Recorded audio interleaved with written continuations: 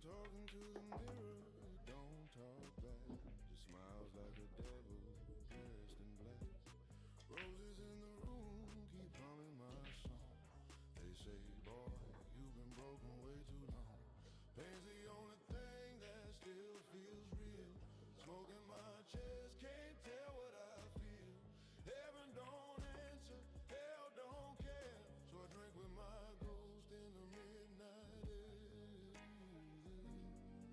He whispers truth when angels lie. Walks every step right by my side. The devil sleeps inside my mind. He's kind, he's cruel, he's one of my kind. He tells the truth when angels lie. So I keep him close till the day I die.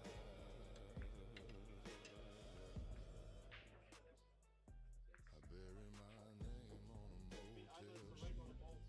Walls remember all my defeats. No saving knocking on my door. Just rain on the window, whiskey on floor. No halo fits a man like me. Just scars and smoke where dreams should be.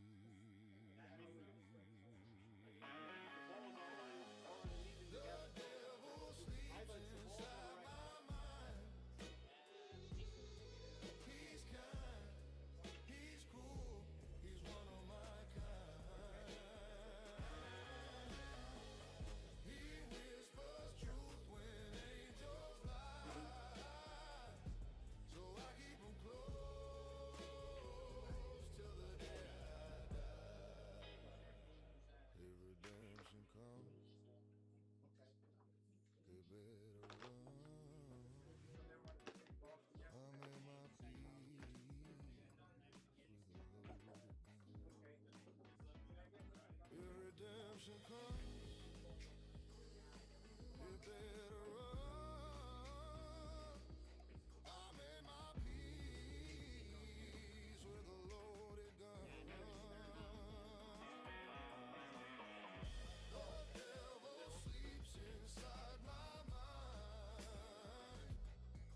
He's kind, he's cruel, he's one of my kind. He tells the truth when angels lie. So I keep him close till the day I die.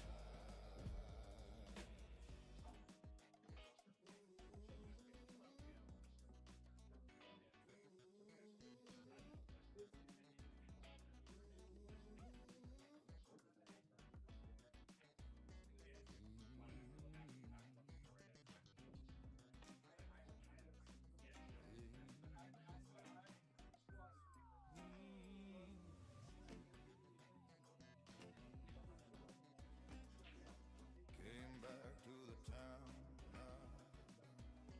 Every corner whispered lessons learned. Faces change, but the streets still know the man I was and the debts I owe. The wind hums low, like it knew my song, telling me I've been gone too long. I'm back.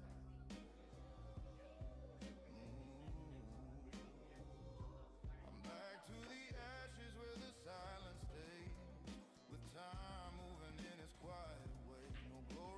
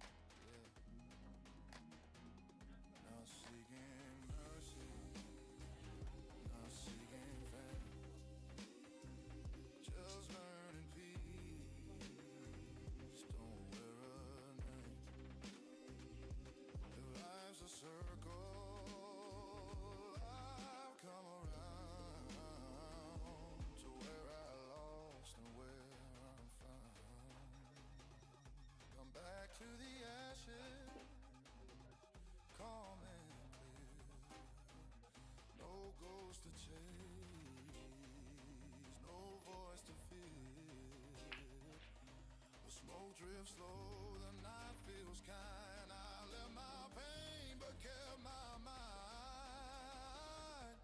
Back to the ashes. Still a light inside.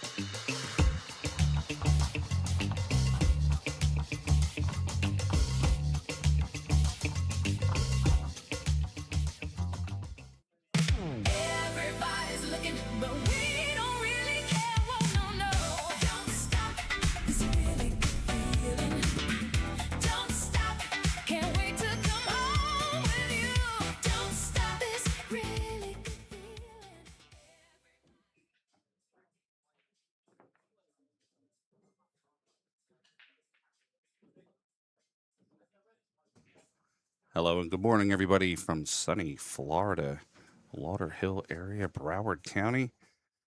The WNT is in the building for day 4, Elimination Day. I am joined here by my good friend, Scott the Freezer Frost. Scott, how's it going, buddy? Franks, thanks for having me. I wouldn't have minded sitting on that beach there in an hour or two, but I'd rather be here right now commentating this match. All right, we have this matchup here, Scott. It's going to be a doozy. This could very well could have been your final. If Duong Quoc Hong from Vietnam, living in Ho Chi Minh City, 39 years old, and number 20th currently right now on the WNT Tour. And he is going up against none other than this guy. Yeah, the German. Bone in Germany, by the way. 28 years young. Fargo 864. That's insane. He's ranked number 5 on tour. That's a little misleading as well. I'm sure we all know. They call him, at times, the GOAT, Joshua Filler. All right, and we're going to get ready to get started here. Yeah, one thing I wanted to touch on real quick is just take a look at the Fargos. 831 versus 858. Once it gets to that point, I think it's fairly negligible. That being said, Filler's played pretty solid the whole time. Duong, he's had some struggles.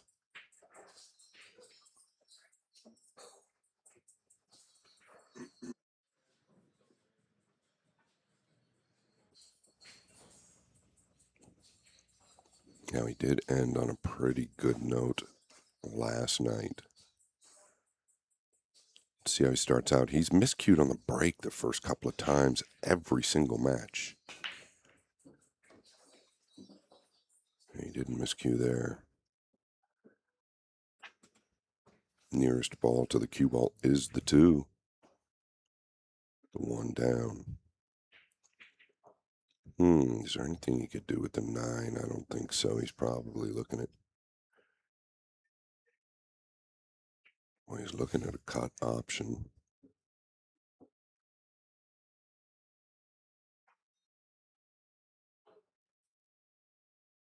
He's so close to it, he can judge it quite well. He's going to crash into the 3, but I mean, I'm looking at some type of safe behind the 3. I don't think it's any better than cutting at the 2. He's going to take the 2 on.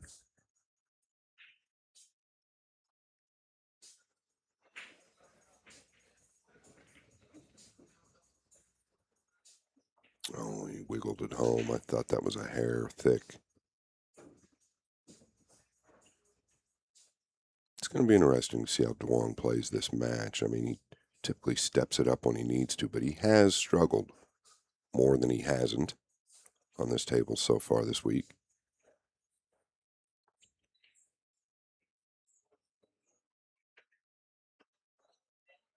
Yeah, does he use a low outside ball so he can just assure the make here and avoid the 8? Go under the 4 and back out towards the middle? Or does he just cinch this with a follow?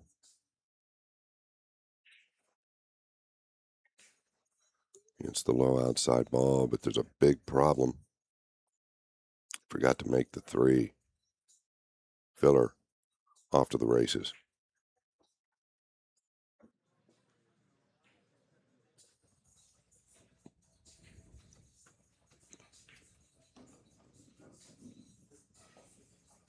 It just, a lot of people when they're playing. It's not an early morning match, but it's 11 a.m. here. A lot of people really, or a lot of the top players really need to get loose, right? Well, Josh Filler just always seems loose. He just seems ready every moment he's at the table. And these balls here couldn't be any better to make that happen. Sounded like a miscue there. I didn't see any movement on the cue ball. I mean, he got it back 4 inches. And this has caused a funny angle.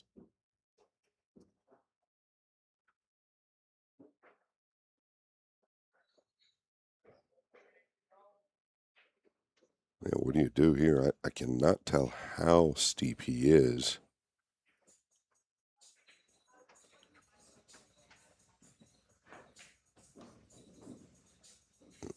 Yeah, this was far from where he wanted to be as well. Maybe scared to draw it to the right side there.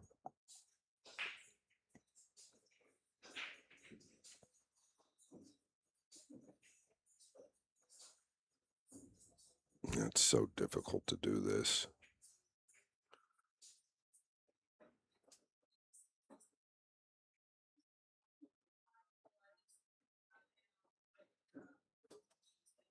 You know, what a great shot.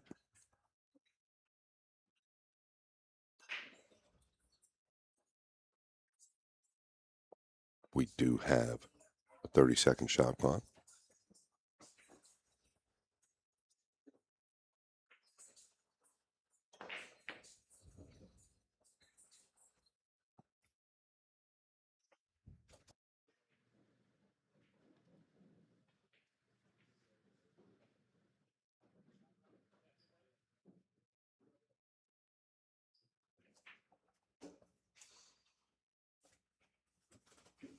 All right, going to go steep out of the upper left. Playing this ball to the upper right, clearly. He's going to come at the 9, maybe, if he can get into it enough. Oh my gosh, he got into it better. So well that he avoided the 9 completely.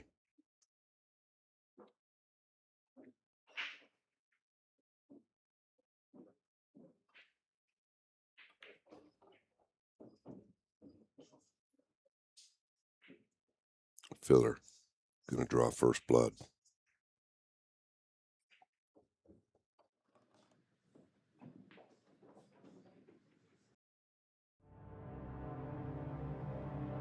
Power, precision, prestige, unleashing tour-level performance, built for the biggest stage. Powered by Q-Tech, inspired by Matchroom, the 9-ball series.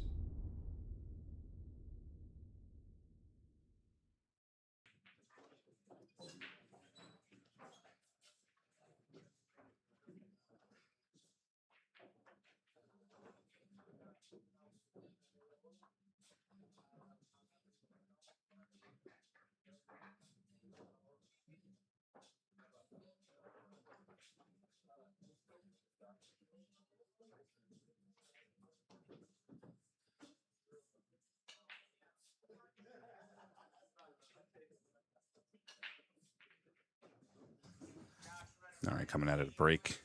We'll get our score updated here for you momentarily. Josh Filler leads 1-0 against Juan Kwakhan.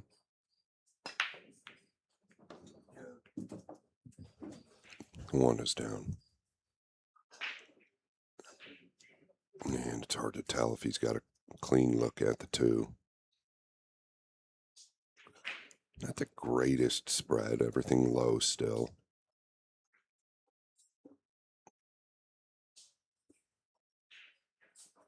I believe he can get to the 2 here. He's elevated over the 6. This could be a filler special. Just going to float it in. Takes a real steady arm to hit this ball like this.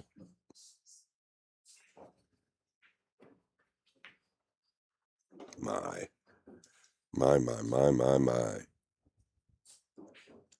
3.9-inch pockets.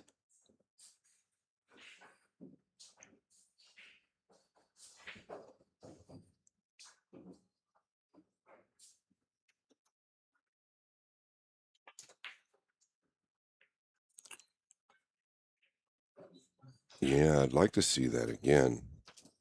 I actually saw, and I don't know that I've ever really seen it, I saw a little movement in the back arm. I don't know exactly what that movement was.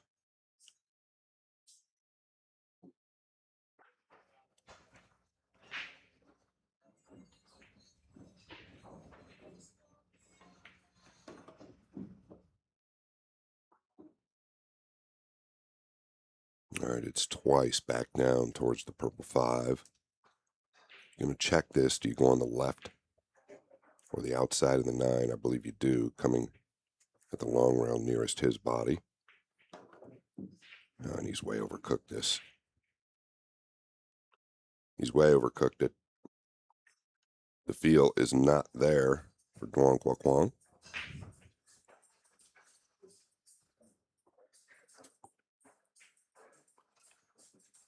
He's been great with the jump cue, but you don't want to have to be great with the jump cue. The other problem is the cue ball is tracking away from the green 6 here. If he makes the 5, I believe white will be up table somewhere.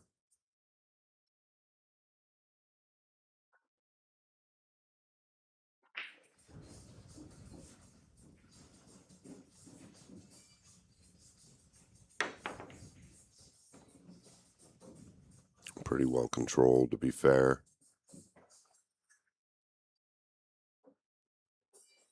Going to be hard to get him up behind the 7 due to how far over the cue ball is. If the cue ball was a little more center table, the 7 is easy to get behind. In this case, not so much.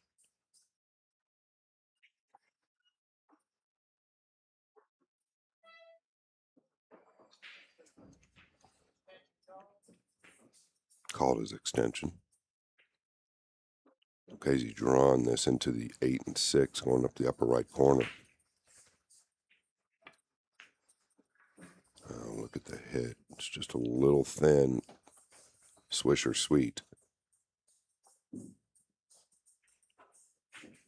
Drew it right into the 6 and 8.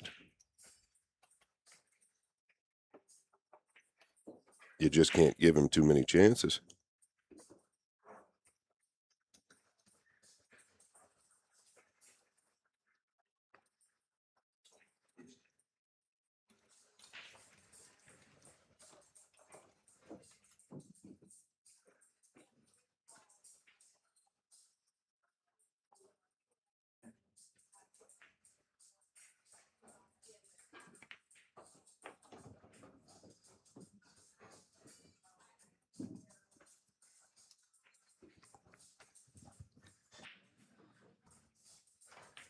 All right, Josh Filler's going to sink to 9 and make the score 2-0 here in a race to 11 in the final 32 of this event.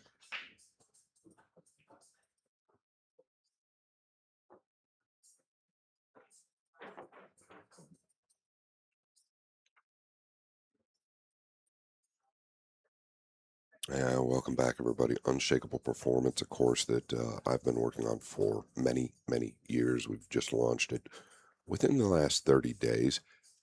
Do me a favor, check it out. The link is in the bio. Go check it out. You can use code Florida10 or Vice10.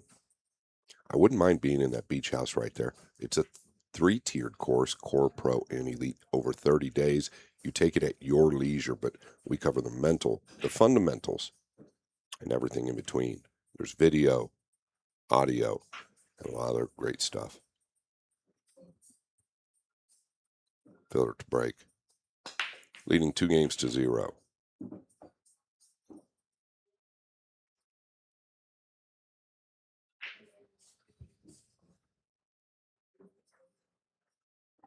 And speaking of 2, he has a great look at it.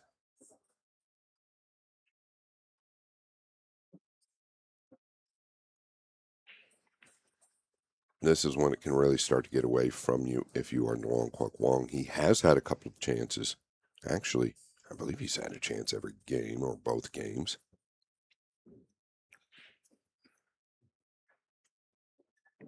You can just park right here.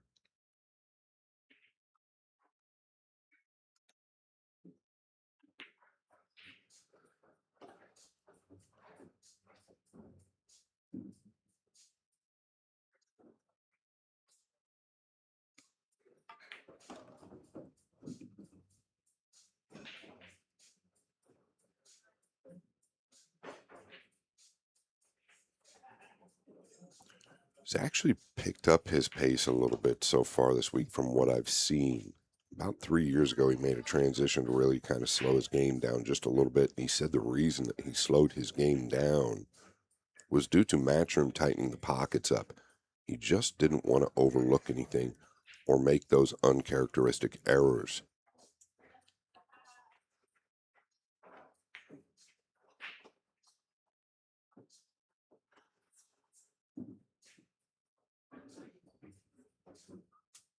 I feel like his tactical game or defensive game has gotten so much better over the last 3 or 4 years.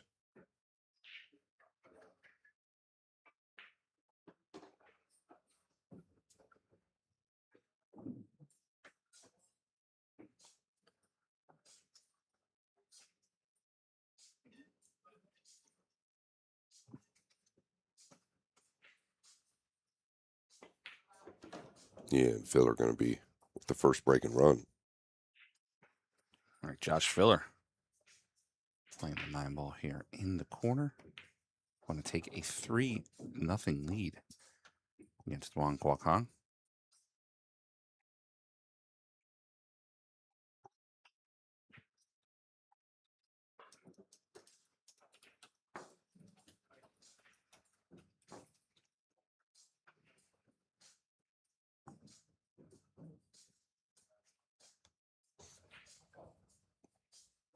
Look at our stats here. The matchup.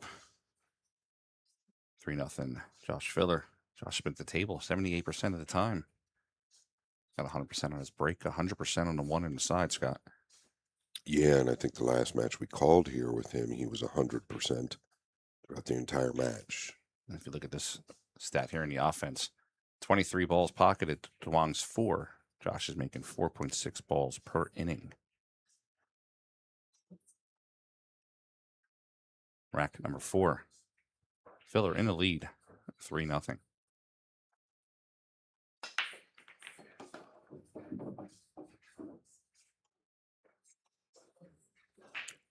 He's going to have a thin snip to the upper right. All is well. It's fine.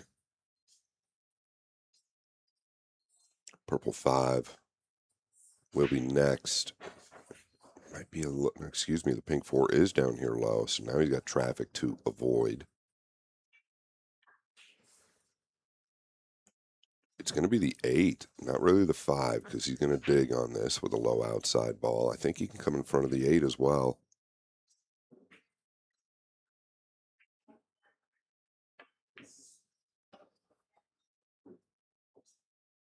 He could use a bump,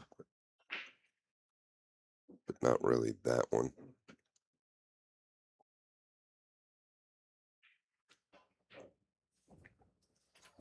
Might have a two-way look to the upper left corner. It's not really free if you hang it up.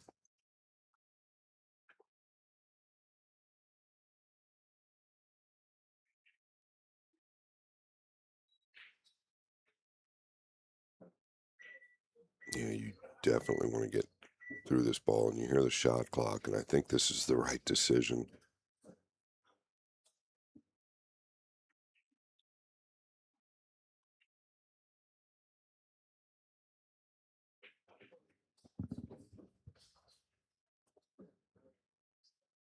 These players will be going from here to Orlando, Florida. We're about 3 hours up the road.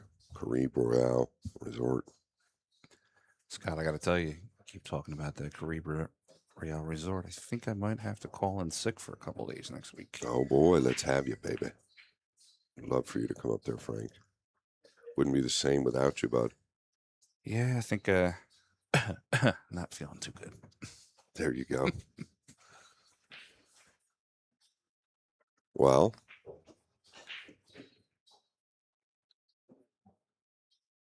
yeah. Is he leveled out? He is, so he's just going to try and float this in with a high outside ball coming over the left long rail. A little thin, just a tick thin.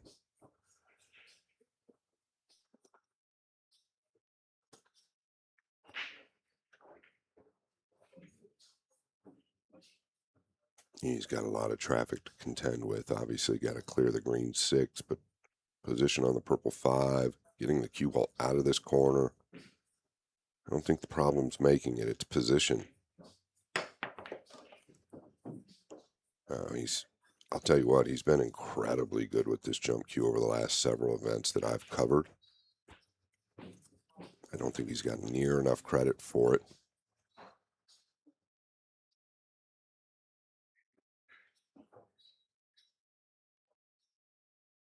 You have to take advantage here. You just cannot fumble at this point anymore. Filler will eat you alive. This is a WQ winners qualification. These guys are in. It's a race to 11. Single elimination. My. That was surprising. Just everything was wrong about it. Everything. Got down on the ball, was way quicker than normal.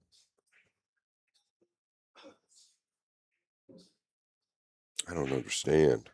I felt like yesterday maybe there was jet lag still at play, but you had said that Duong has been here for quite some time. Yeah, he has been here for a couple days. He's been practicing, and he has not really been here late at night either, so I'm assuming he's going and getting rest. Yeah, I just think he's struggling a bit. Probably more mentally than anything else. There's no question he can get a piece of the purple 5 here. How much is the question? 6-9 is potential.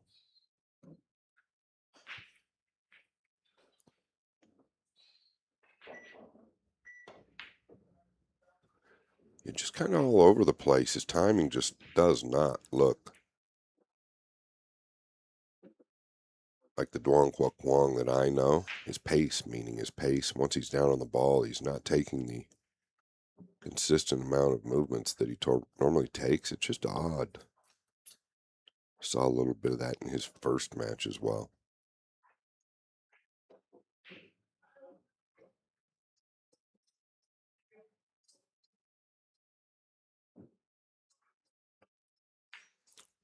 Sending this back down. I wasn't a huge fan of it. Felt like Duong can find a ton of protection. I thought he would chip it to the left long rail and up to where the cue ball is now. Bring white down table. Harder to find protection that way if you're Duong. But here he's got big cover with the 6, 9, and 8.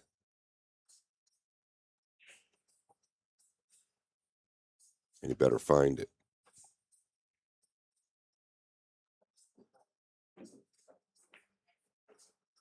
Oh, I thought he'd go the other way.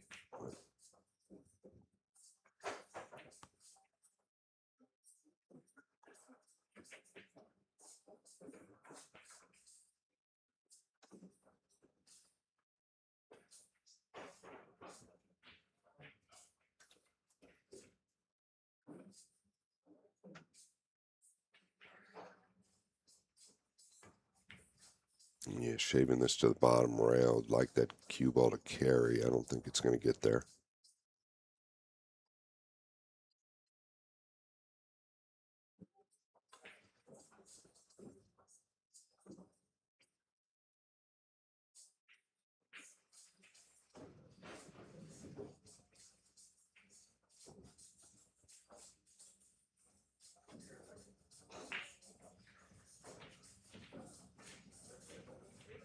Speed a lot better there.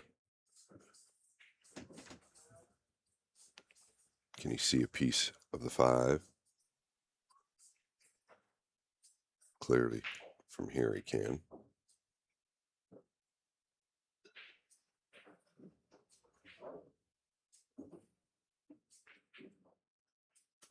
It's going to take his extension, I would assume.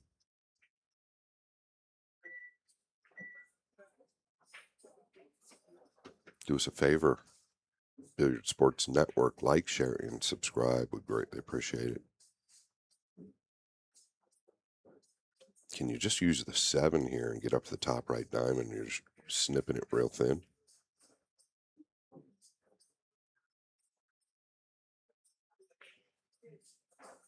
Okay, he's going to try and use the 8. How good's the speed? My.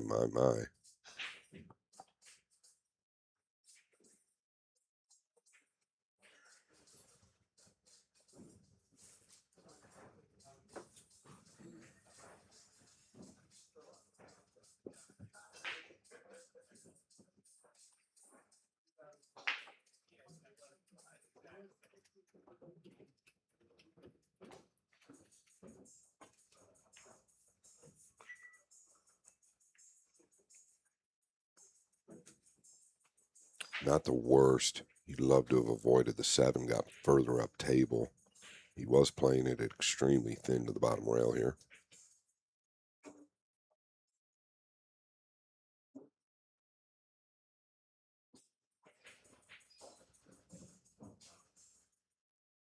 Does he want to bank it between the gap of the 6 and 8? He could just shave it as well.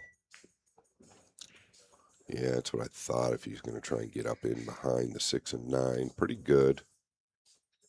The jump is fairly easy, not the make.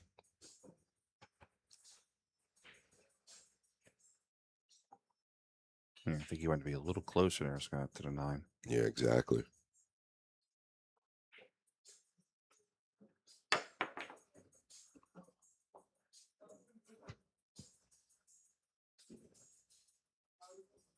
Oh boy.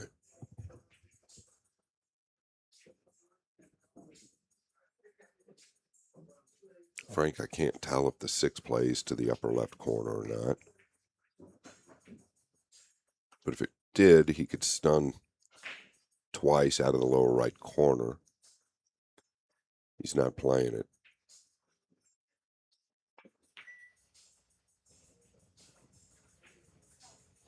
He is just too clever.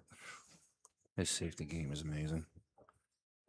Yeah, and it's just really come up in the last 4 years.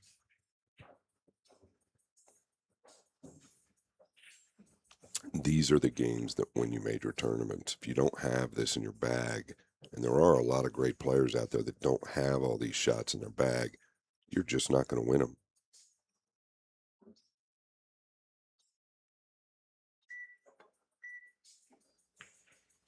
This is a really good hit. I mean, really good hit.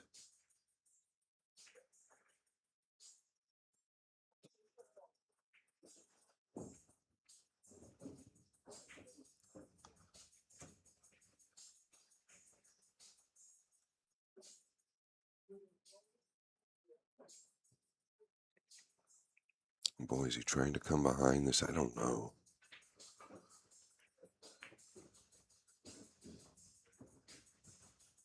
All right, Duong with a real opportunity now. He's got to settle down and take advantage.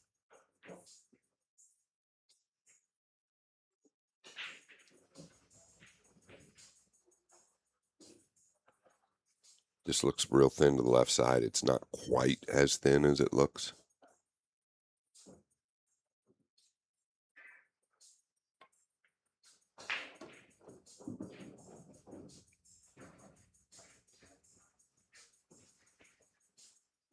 He'd have liked to have been more center table.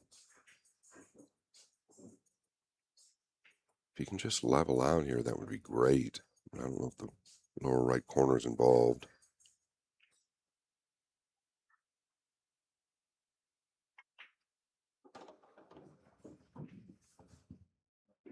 Don't want to be straight. Yeah, he got a little tough on that one. Not tough, but straight on the shot, like you're saying. Absolutely. Yeah, so now he's got to come all the way back past the 9. I mean, you don't have to get past the 9, but the 8 plays on the right side. You don't want to stop there.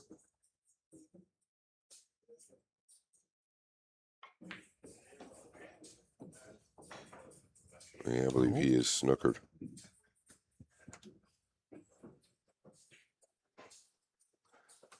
You'll notice when he's down on the ball, sometimes he just one strokes it, sometimes he takes 3 or 4 seconds. That's not typically him.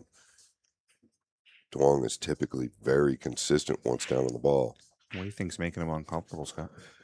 I was just thinking maybe the introduction to the shot clock, maybe he wasn't expecting it this morning, you know, on top of everything else. Not There's the whip. The cue ball. Not the whip.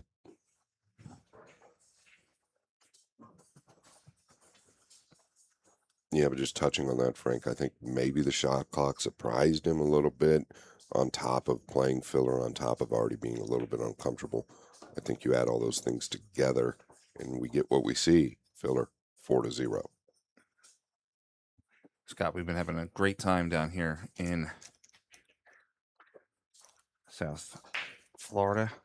Events like this are always take a village to put together, and BSN, like to take a second to thank a few people. First being our friend Michelle Griffin. Michelle was very instrumental in making sure that all the players and the staff had rooms to stay in. She found us some great resorts and great rooms at wonderful prices. She's a wonderful woman. And our friend over there, Dr. V's Custom Shop, he put together these nice goodie bags for all the players. A little chalk, a couple extra things, bottles of water, things like that for the players. So thank you to Michelle and Dr. V for being a part of the Vice City Classic and helping us along the way. Filler leading 4-0, and his opponent has had many opportunities.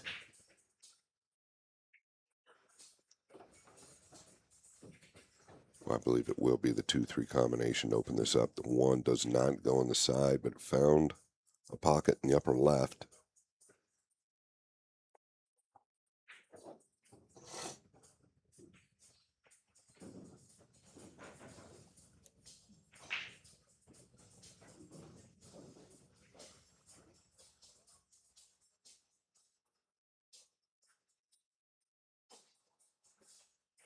Yeah, so once he finds his spot on the 3, it's all focus on the 2. You almost pretend the 3 is gone, or you really do pretend the 3 is gone. For the amateurs at home, combinations can become overwhelming. Find your point at which you need to hit the first object ball into it, and then forget about it. Stay on that aim point.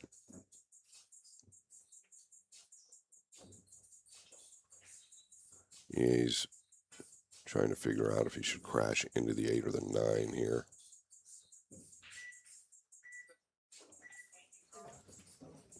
Extension taken.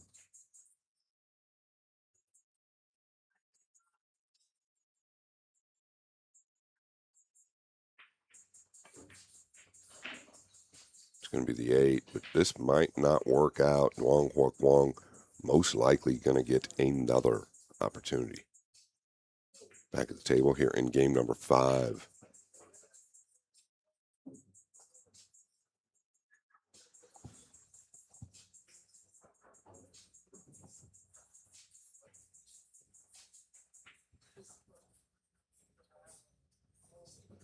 Can he get enough of the 4 to bank it back down table and maybe use the 5 and 7 for the cover?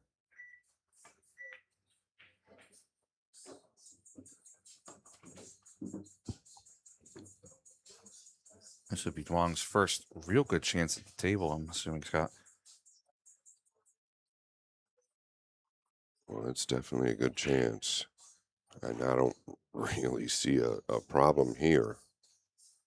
You've got to be able to get in this position. If you can't get out in this position, maybe the beach is better for you.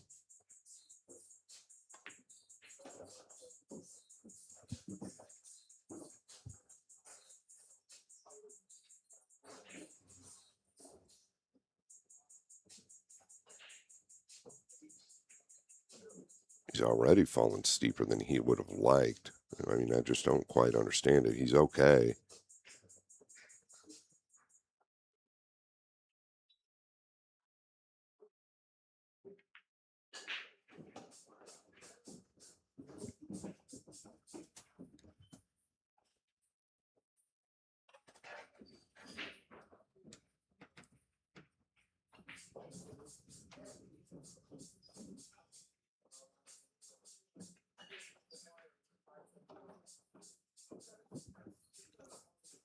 It's a nice strike. He's just quicker.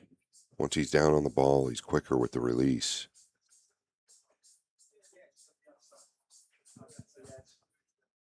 There's not a lot of consistency there. Like normally he is very repetitive. Everything looks just always the same.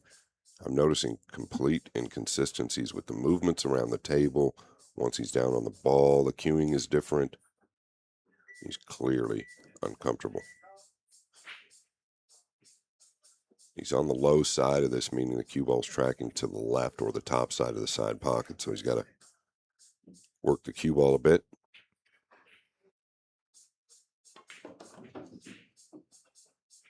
I think this is a savvy play.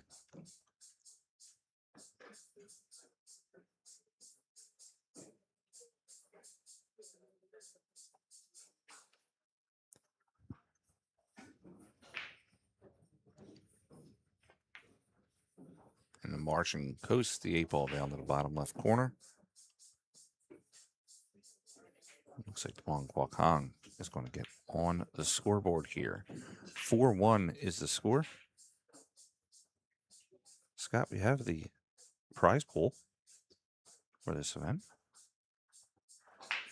$10,000 to first place, $6,000 to second, $4,000 to third. That's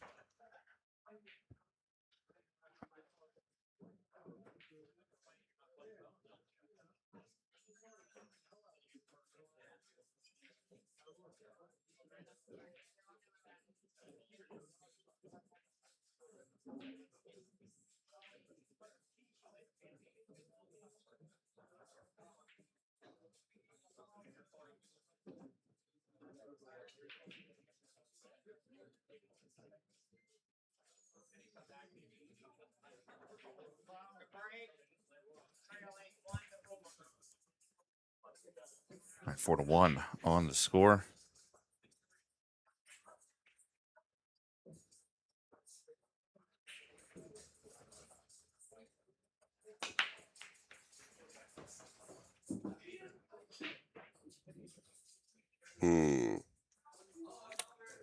pretty good defensive play here if he can get enough of the two. Looking at the cue ball, didn't get a good look at if it got a kiss or not. I don't know that it did. Well, it probably had to get there. But it looked like he caught him a little thick to me. Can he use the 7 here? I don't know. He'd like the 7 to be over about 6 inches to the left. Here he's looking at trimming the 2, I believe. That's danger. All right, now I'm going to bank it up table towards the green 6 maybe.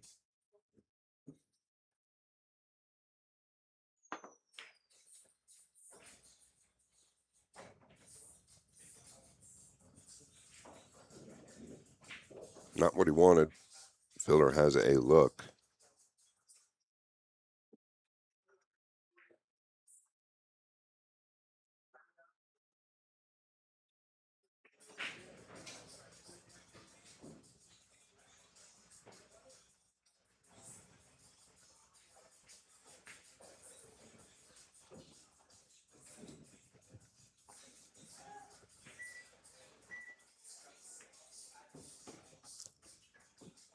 Very, very good.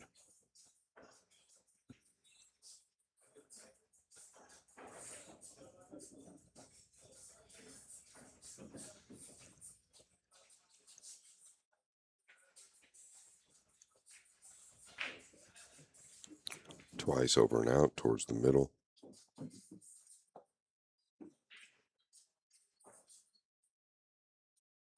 Something Josh is very good at. He uses all 6 pockets very well. What I mean by that is he's very good at keeping cue ball movement limited or as limited as possible. And this is what I'm talking about. He has no problem going to the corners, whereas a lot of players will avoid that position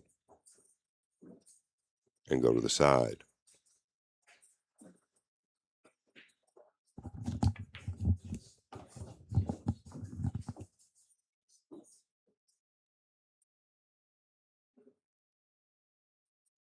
Gonna have to work the cue ball here back and forth.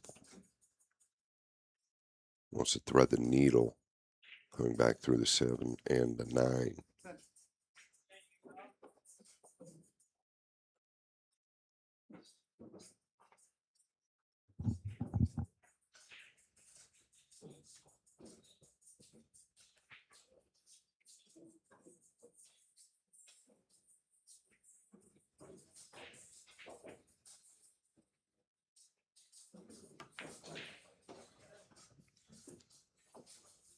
Does it have the speed, or did he land on top of the 7? He did. Another potential chance at the table for Duong Kwok Wong. He's had a chance at the table every single game but one.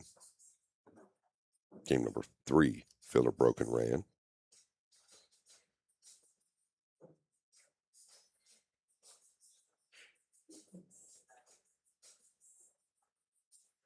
Didn't get him snookered here either.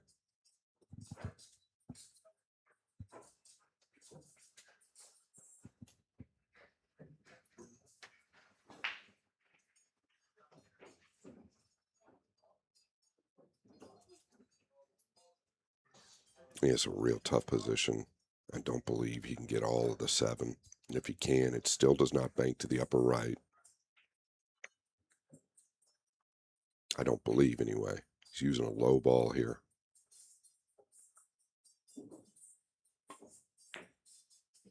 Wow, it did bank Great shot by Duong. into the gut. What a great hit. You're correct, Frank.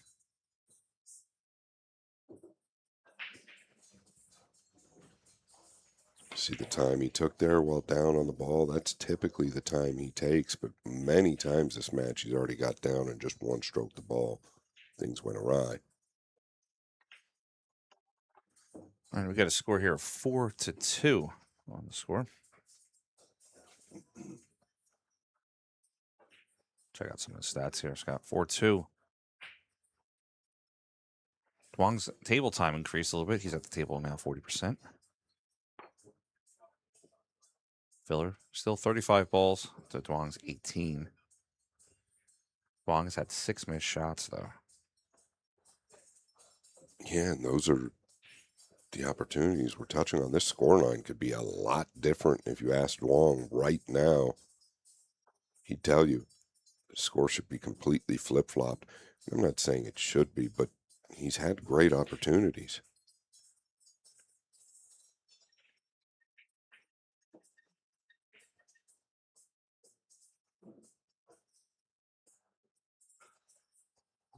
Thank you all once again for tuning in. No better time than now for an open look after the break and potentially a run out.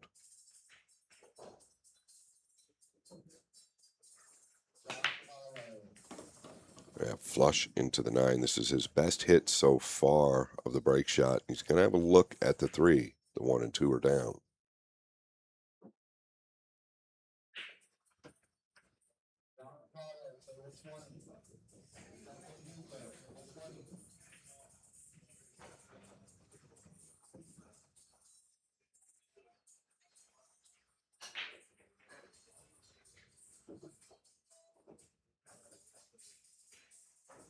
Yeah, can you bend around? Playing the 4 in the lower right corner. If not, you're just going to float this in. But I think he's got to power it and kind of arc the cue ball. You really got to smoke this, though.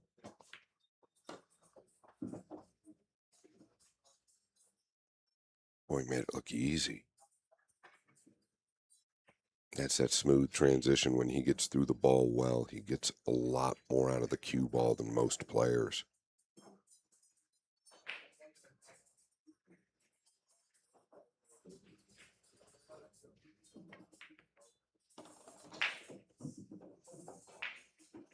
See how quick he was once he was down on the ball there.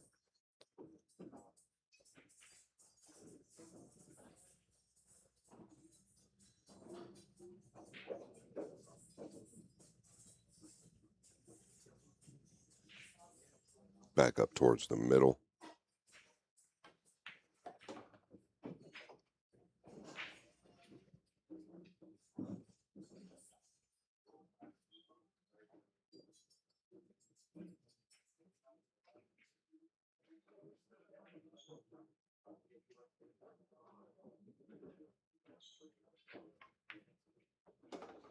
Good hit.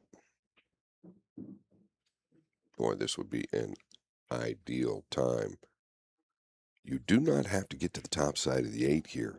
You can stay below it. It plays to the upper right. The 9 is laid up to the lower left.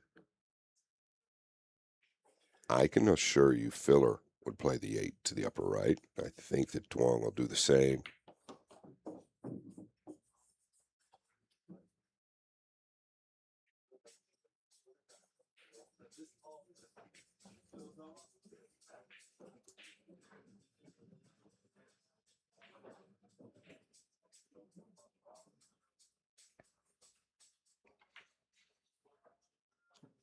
Yeah, he is not out of this match by any means.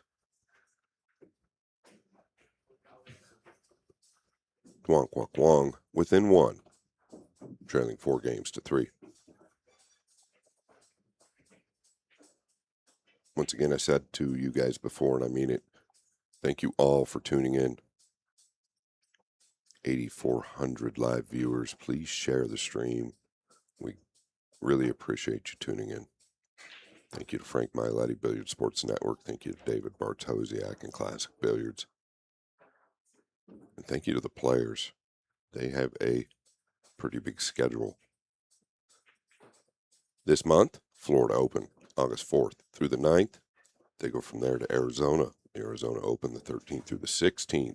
Then the Phoenix Open, the 18th through the 22nd. And then last but definitely not least is the U.S. Open in Frisco, Texas for the first time ever, August 25th through the 30th.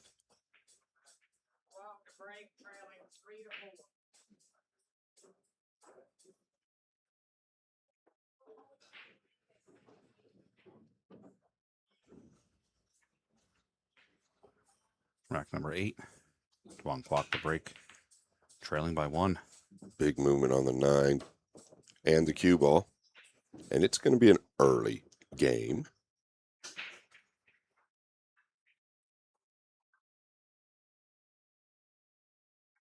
Actually, a pretty sick kiss there on the cue ball. Flight 29 leaving Fort Lauderdale, Florida at about 11:48 a.m.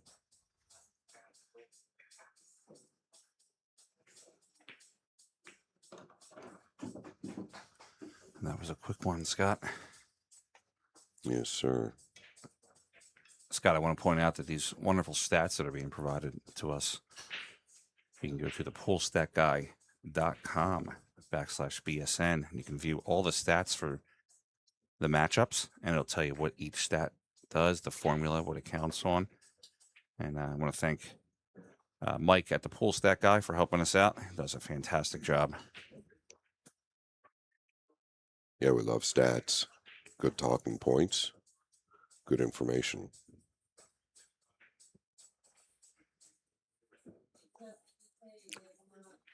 Yeah, that stopped the bleeding. It wasn't bleeding too badly for Filler, but you could almost sense that things were about to change.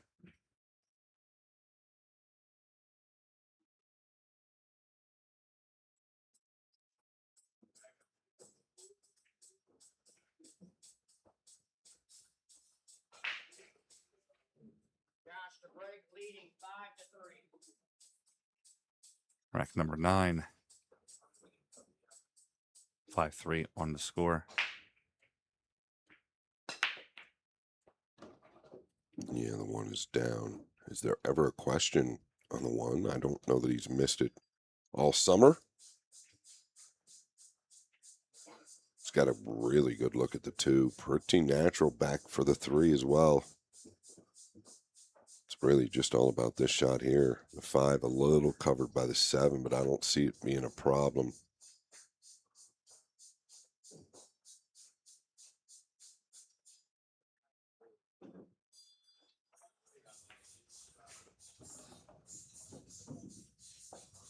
Yeah, a little body movement at contact. Just wants to make sure he gets an angle on the pink 4 here for the purple 5.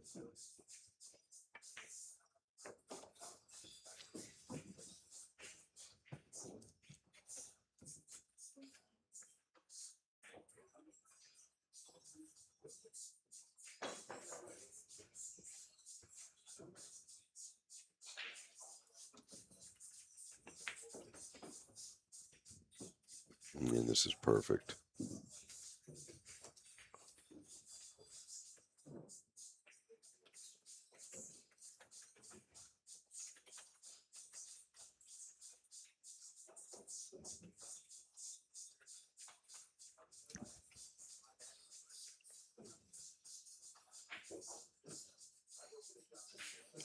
Guess he's a little concerned at falling on the right long rail. Did as good as he could there.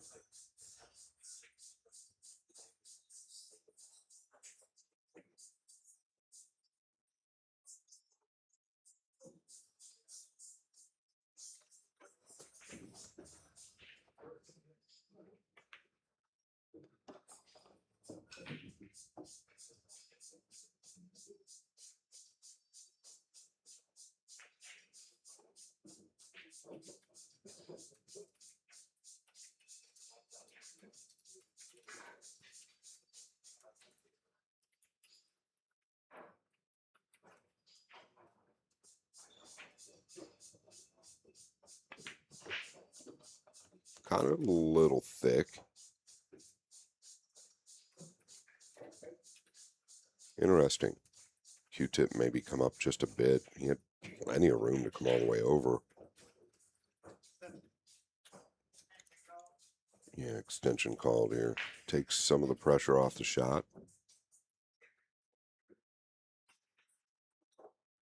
Does he just come around?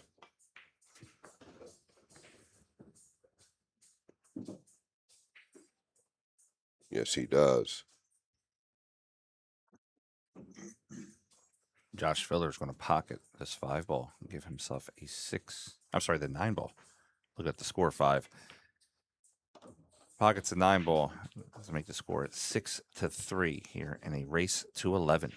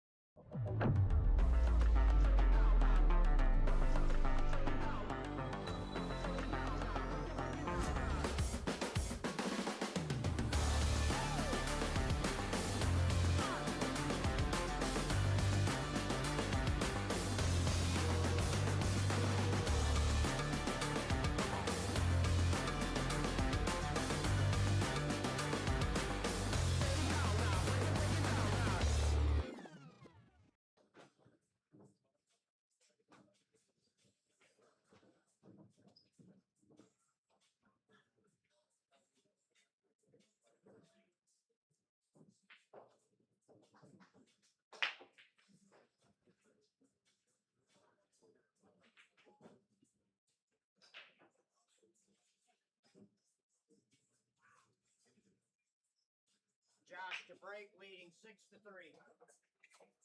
Yeah, Filler back at the table to break. He's been 100% with the 1.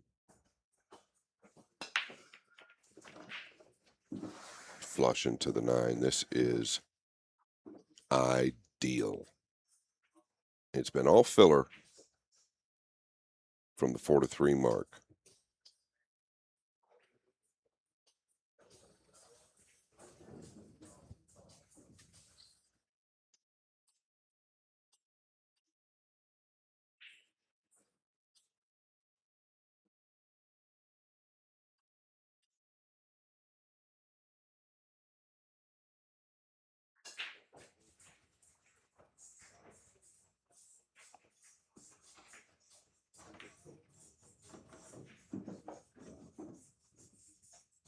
Yeah, he's landed perfect here. Could have used one more rotation. Pink 4 next in the upper left.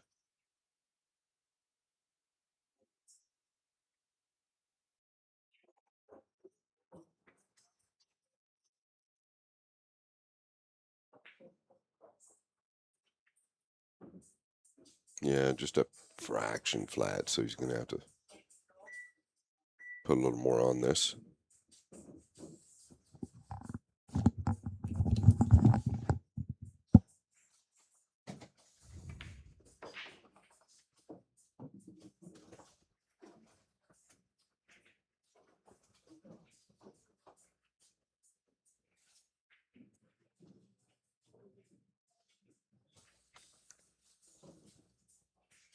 Yeah, I expect Josh just to take the distance on the purple 5. I'll be surprised if he comes back past the 9 here. Looks like he is, though. No, he's taking the distance.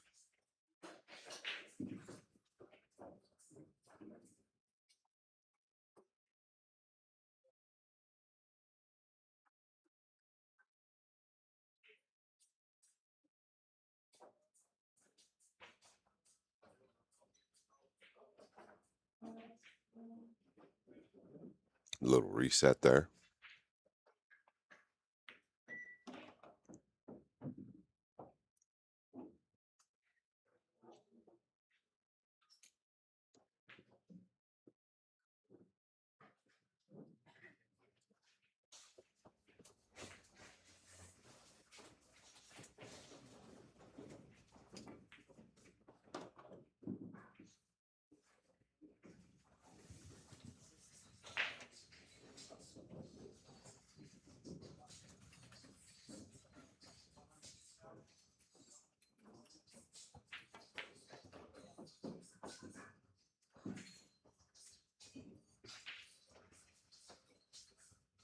Josh Filler firing all cylinders right now.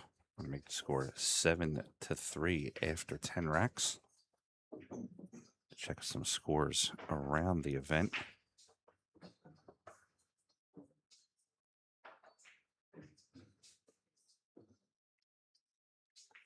Alexa Pizelj is up 4-3 on Aloysius Yap. Mario He 4-3 on Gerson Martinez. Dennis Graba out to a pretty big lead on Victor Zielinski.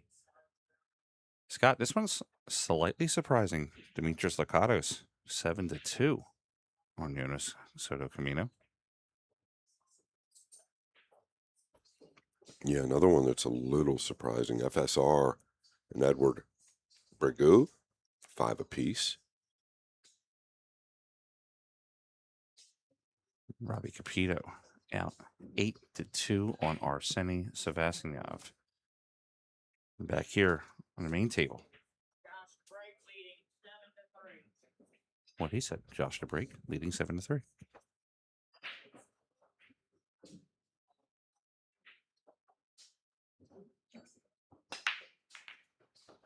It's still 100% flush into the 9 again. The 1 is down. He's going to have some type of look at the 2, I believe.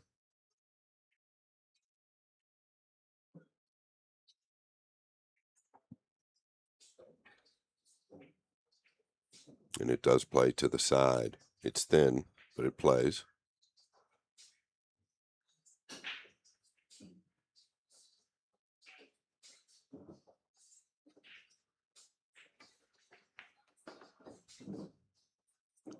And that'll get it done.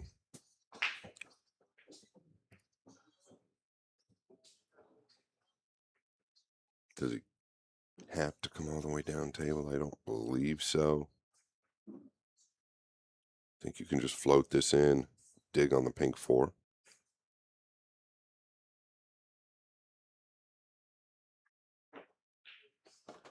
Scott, I got to tell you, I was very surprised when you did the Boom and Freezer show with Josh Filler, how much he spoke.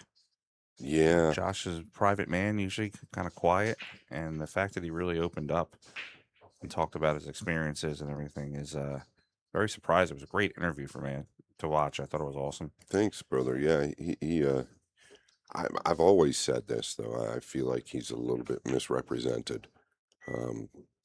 He's actually always been a gentleman to anybody that I've ever seen him talk to or work with. He's actually a really good kid.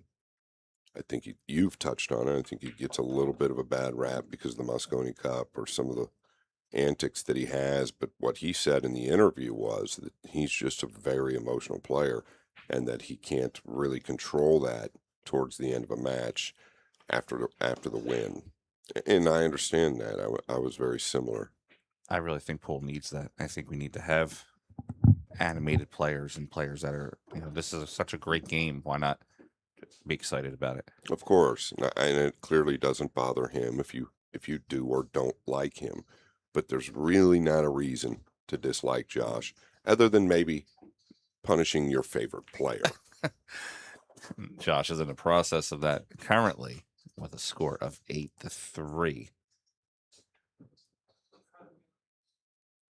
Let's check out our stats here provided by the Pool Stat Guy. Also, a good friend April working the numbers there for us. Josh Filler up to 65% of the table time. He's 100% on the break and 86% on 1 in the side. 63 balls to 27 of Kawan Kwok. That's the major difference here in this matchup. 3 balls per inning. And Josh is still at that 75% safety efficiency.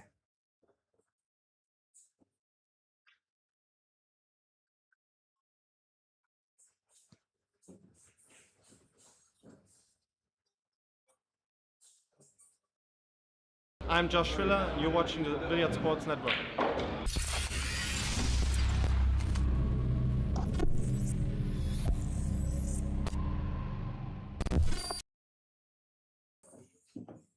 Rack number 12, Filler. Breaking. Score of 8-3.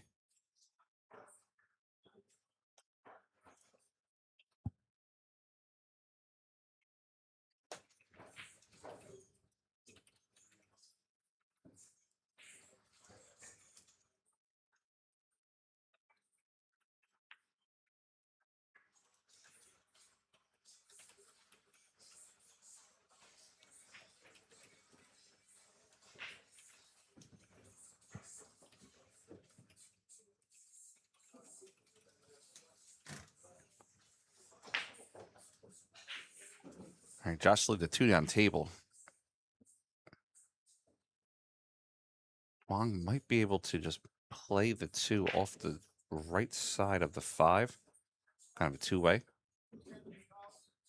Also has a save opportunity by rolling the 2 down to the bottom rail, letting the cue hit the right rail and try to sit up next to the 8.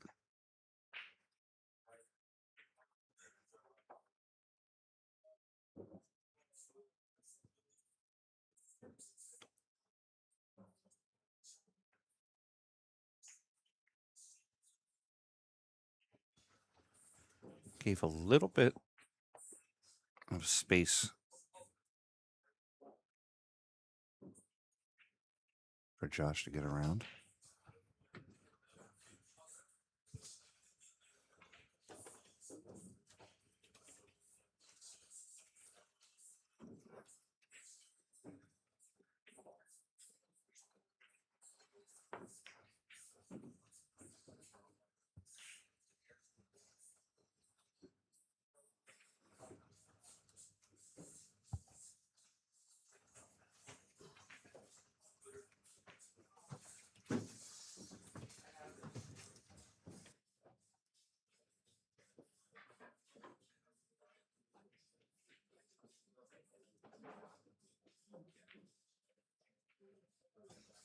Boy, it looks like he's going to the upper left here. That's just a tall, tall order.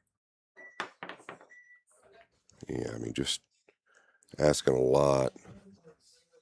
He's going to get some help, I believe.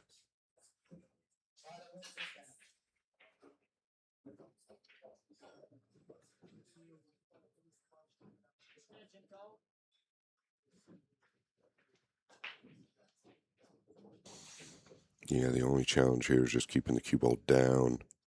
He's going to cut the 2 to the upper right with the jump stick here. Would love to come over and crash into the 3 and 4. Making the ball is the key. And if he catches it thicker where he's making the ball, he's going to go into the 3-4, but another opener for Duong Kwok is it too little, too late. Race to 11. Single elimination.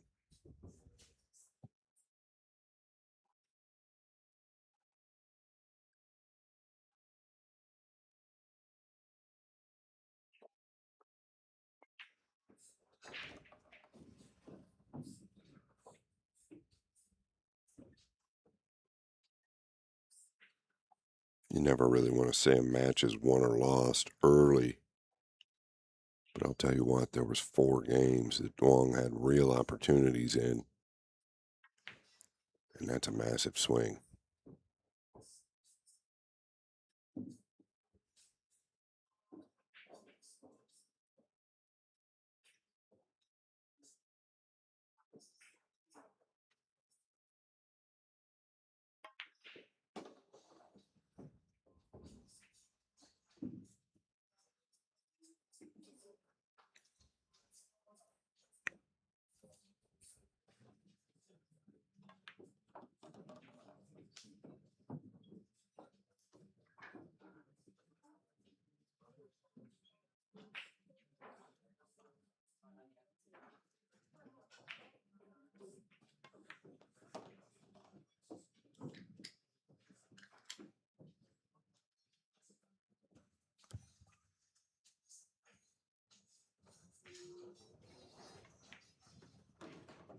Duong making good work of these balls. Going to play the 8 to the corner.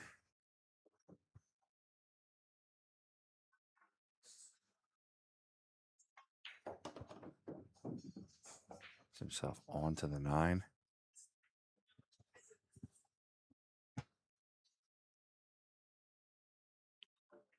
Duong Kwok Hong is going to take rack number 12. Scott, if we look at the timeline, Filler won the first 4 in a row.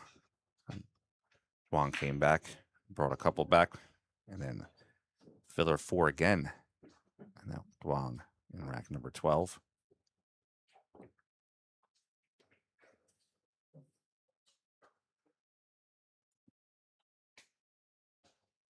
Yeah, it was the first 4 games. I believe Filler broke and ran game number 3, but the other 3 games, real opportunities for Juan.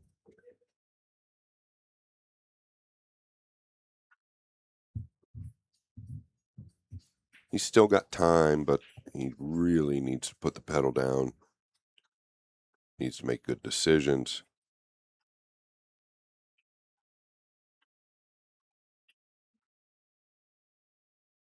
Break, trailing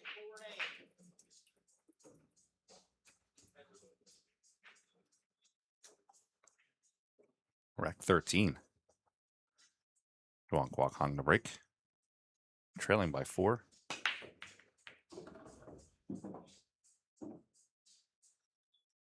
Yeah, could have used a little bit more out of the 2 there. The 6, 7 are a little funny up on the top right side. Overall, a really nice hit. Does the scoreline press him to bank at this or cut at this? I don't think it's that time yet. You've got big cover if you want to come down towards the 8 or go up past the 6 and 7. 6 and 7 are pretty basic to get there. Scott becoming a little trendy with the 6-7 over there. Yeah.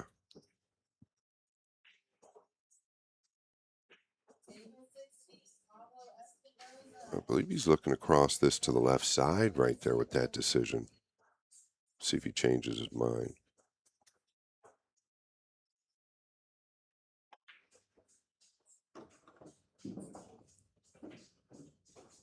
Yeah, and the scoreline really made that decision for him.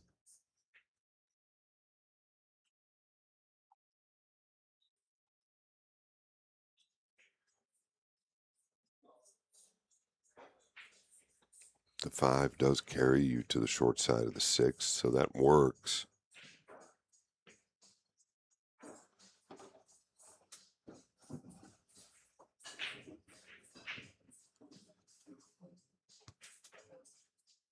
You definitely didn't want to fall straight. On the 4, I felt like that was a bit lazy. You could have been much further down to carry yourself closer to the 5. Yeah, and these are things you've really got to think about, right? I mean, I don't know that it's a major problem, but the 6 in a funny position. Just really awkward to me the way he's played these last 2 balls. I just don't understand.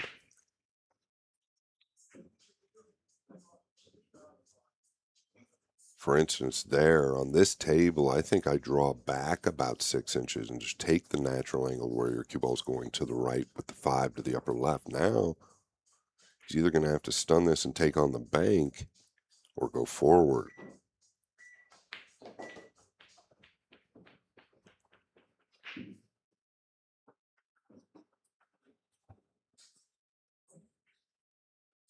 To make matters even worse, I believe he's got to go into the 7 now as well.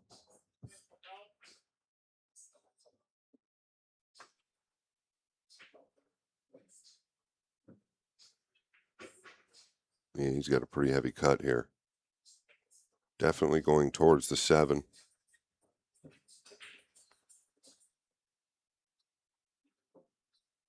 You're never going to miss this long.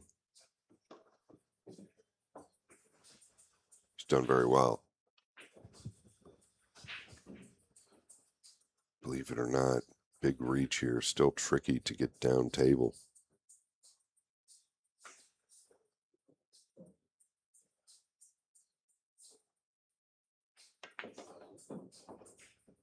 Well done.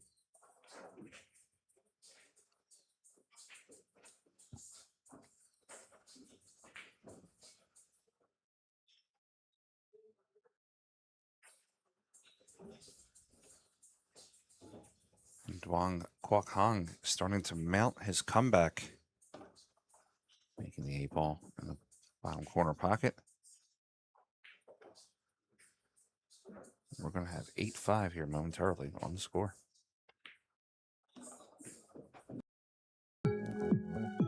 Whether you're new to pool and practicing the basics, or a more experienced player performing drills to improve your shot making and positional play, the drill partner is perfect for you.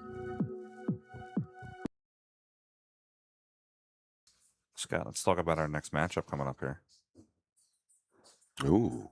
This one's going to have major Team USA implications. Yeah, that'll be a good one. No question.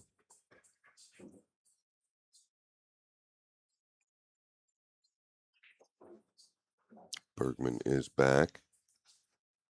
He played pretty good on day one on this table.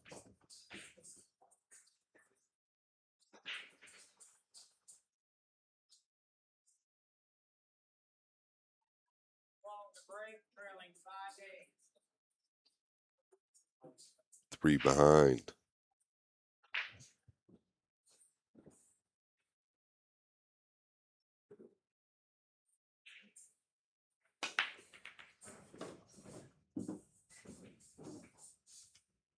All right, it's going to get a look at the 2.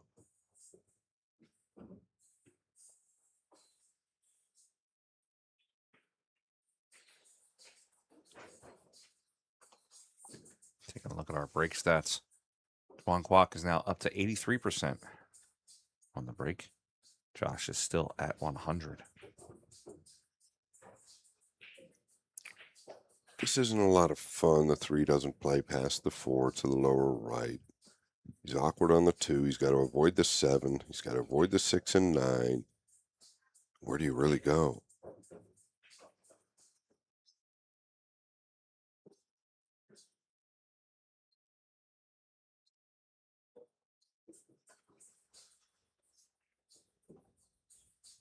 Okay, more leveled out here. I don't mind the decision. Can you get past the 8? Yeah, I was just never comfortable with it. I mean, complete breakdown there. I don't think it was the 2 that was causing him problems in his mind. It was the 3-4.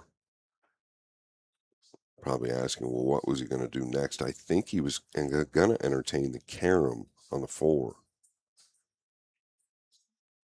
I think Filler coming down table here, trying to knuckle him up behind the pink. Yeah, that's light.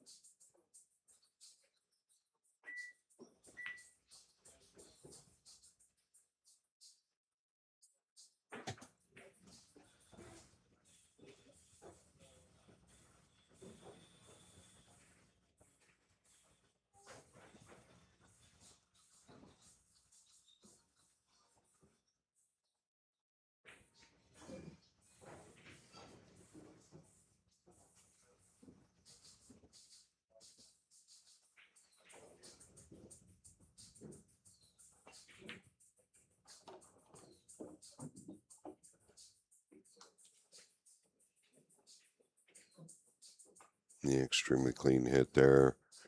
Don't know if he's thin enough on the 3 to be able to make the 4. If he is, yeah, he's just going to butter him up behind the 4 here.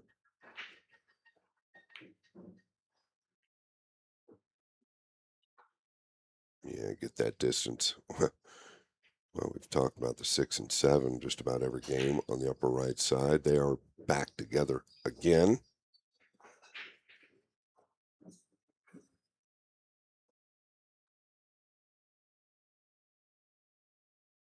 That does give Duong a little more breathing room when kicking at this ball.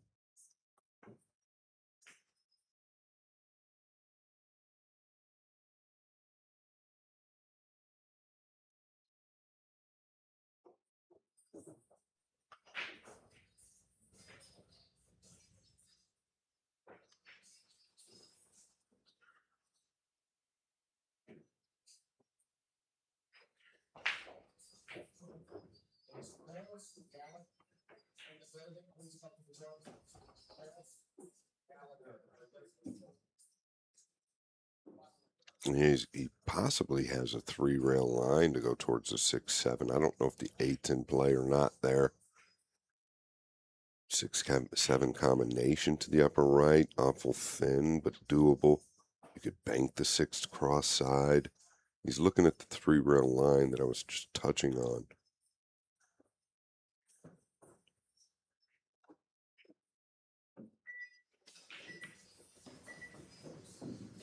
It's not going to be that. And he's not going to end up where he wanted.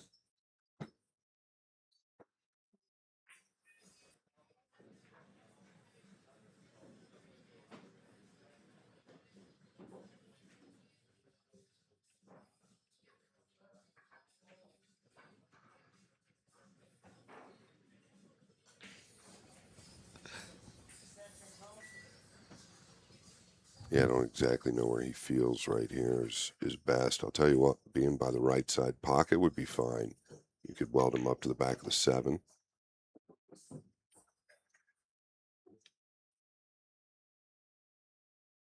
Yeah, I don't think he's going to play this. Is he laying good to play it? I think he just shaves it and uses the 7. He might with an 8-5 score lead. He's got to cut it a little bit.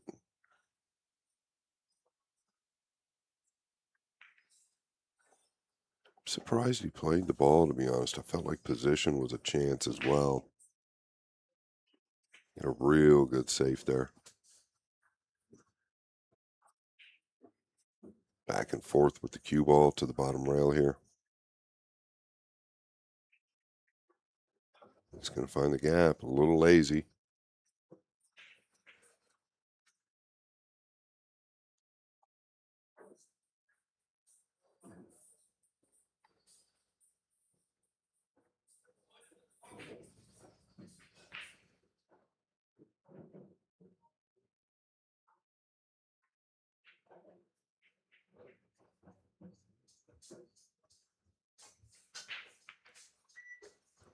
Great contact. Can't do much better. No, he hit that very well. Same shot right here. He's going to try and reverse spin it off the back rail. He got into it too much. Long to the upper right for Duong on the green 6.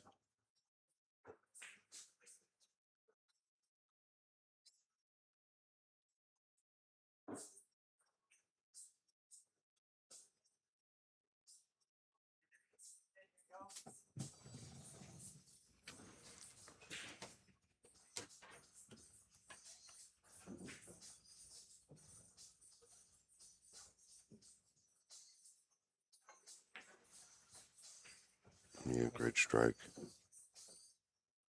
Well, he hasn't made it look pretty, but he's within 2 now.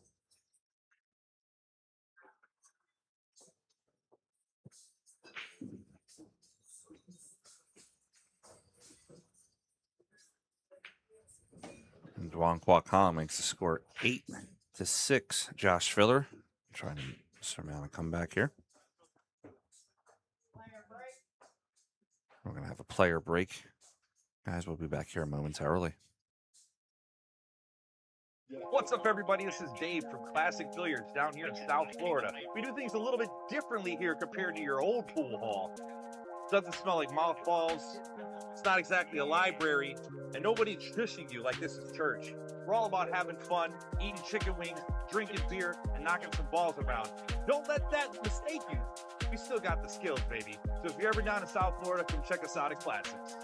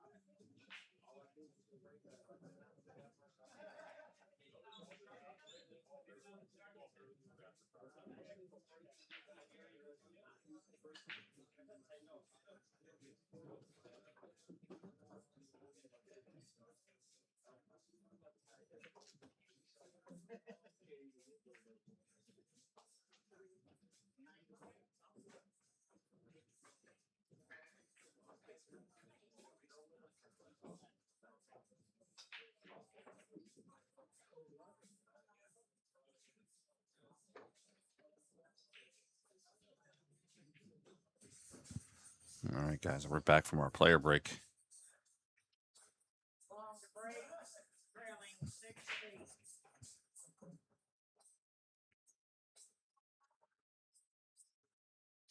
6-8. 8-6, Tuan Kwok rack number 15.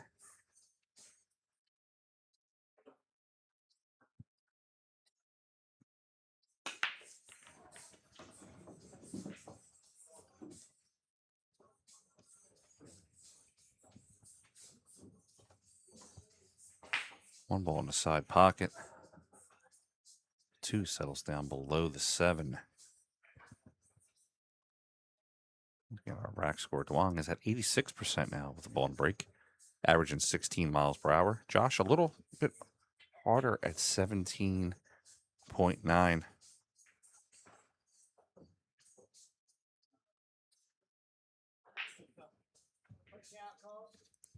Duong is going to play the rollout.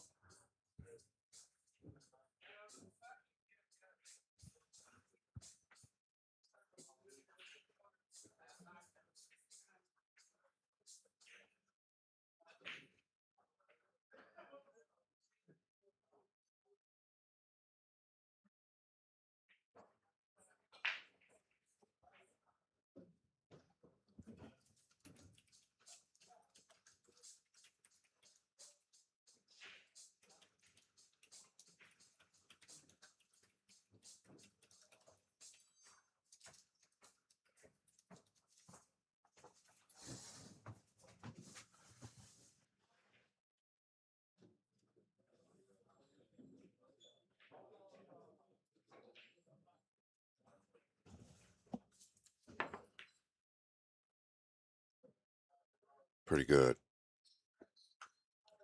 Achieved what he wanted. Here comes the jump cue.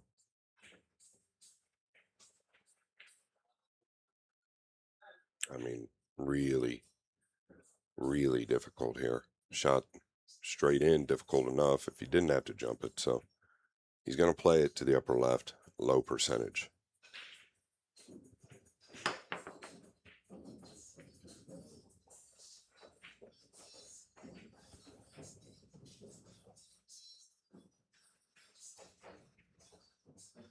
The 6 and 7, once again, it doesn't matter where on the table they are, but they like to stay together.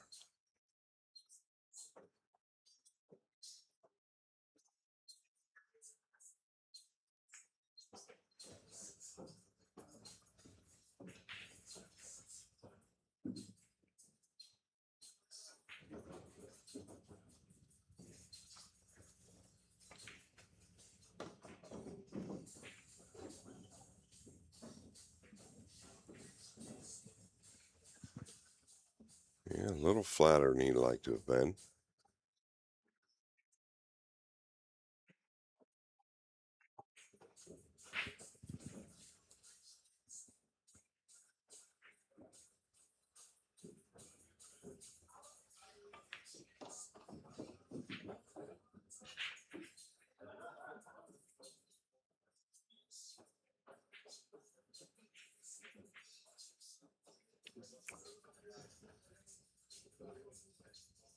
I don't believe the 6 goes to the lower right from that line he's looking at, but he can weld him to the back of the 9. It might go to the lower right, but I doubt it.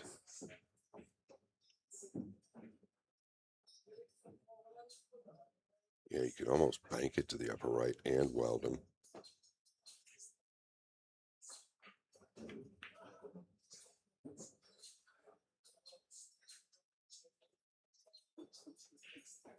Yeah, he got the job done. Thought he could do a little bit more with the cue ball. He just parked it right there.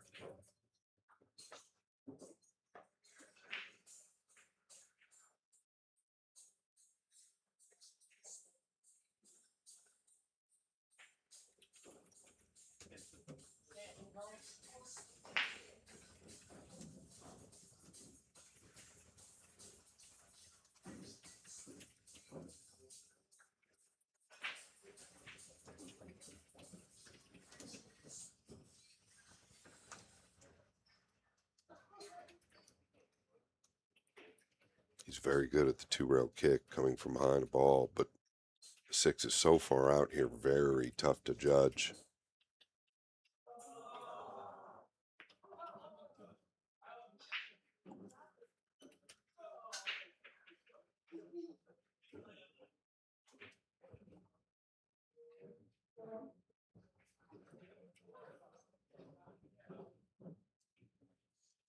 Don't know if he has to go up and down or if he can hold this.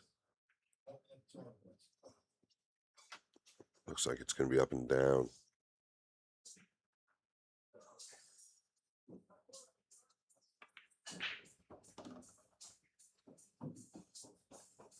Not the line he chose.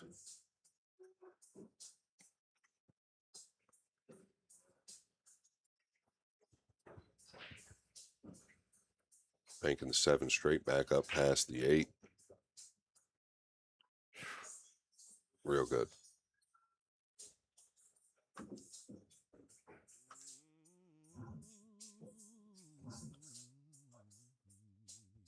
That's what I thought he'd do 2 innings ago.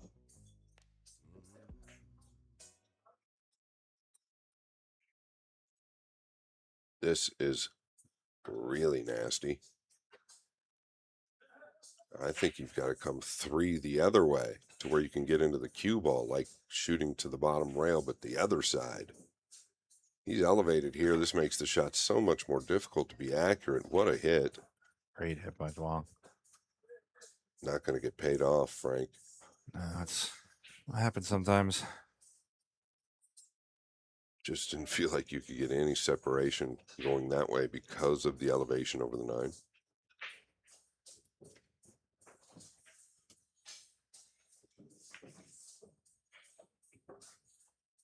Oh, we have a miss, and it could be a big miss. Game number 14. Excuse me, game number 15, but could be really, really big here if he can seal the deal, Duong. That would get him within 1 and actually apply some pressure to filler.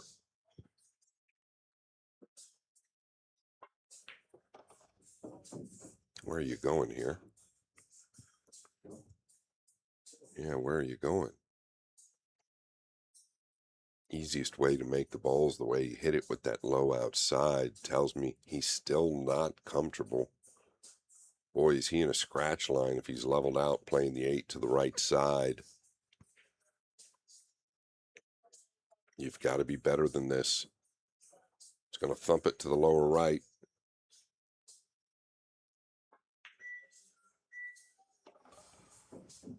Wow. Got it done, Frank. Yeah, he played it well, Scott. And Duong is going to come within 1. After pocketing this 9. We have 8-7 on the score. Hi, I'm Carlo Biado, world champion. Watch live here in Billiard Sports Network. Here.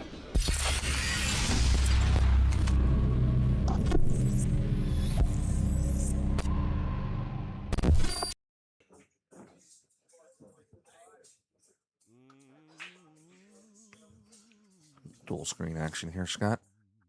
Over on our second stream table at the Billiard Sports Network. Lois's Yap is up 6-4 over Alexa Prizelj. On table 3 on Billiard Sports Network YouTube, Victor Zielinski. Dennis Graba tied up 7-7. Dennis had a lead, and Victor came back and tied it up.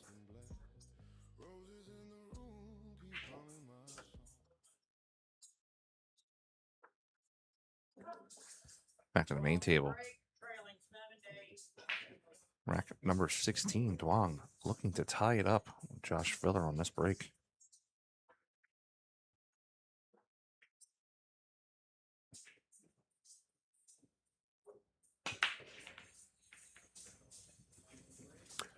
There is no time for a dry break, but now might be the worst time of all. This is going to sting.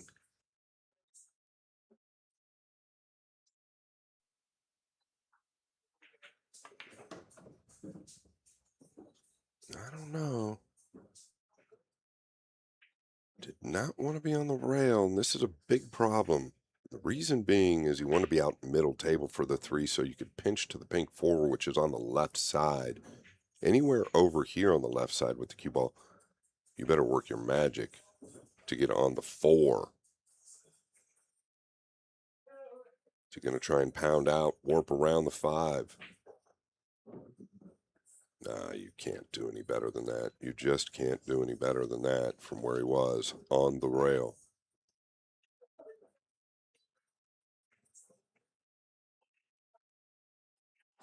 Slow drag with extreme inside.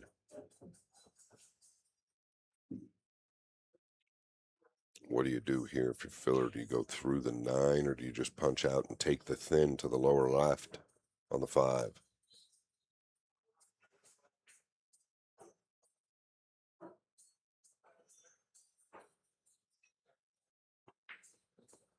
Oh, you can come all the way over. Very well done.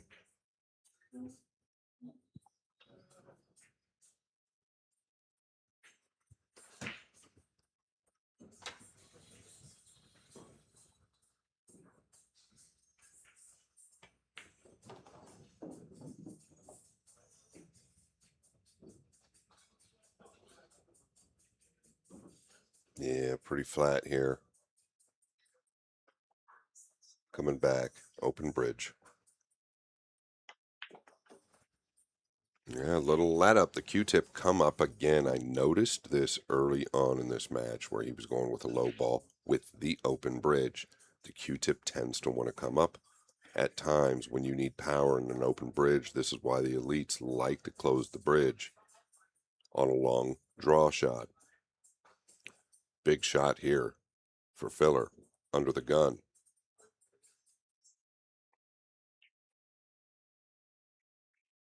Okay, we're seeing a little bit of weakness from the German.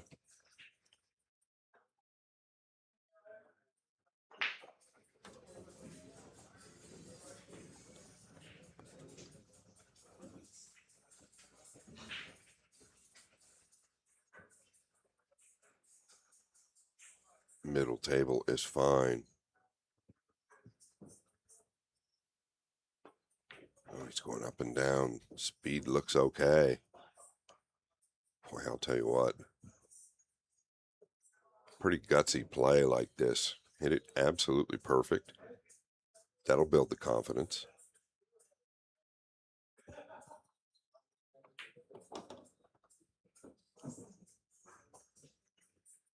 Duong Quoc Hong is going to tie up this match. Yeah, trailing 8-3 at one point. Yes, he just had 4 unanswered racks in a row. I'll make the score 8-8.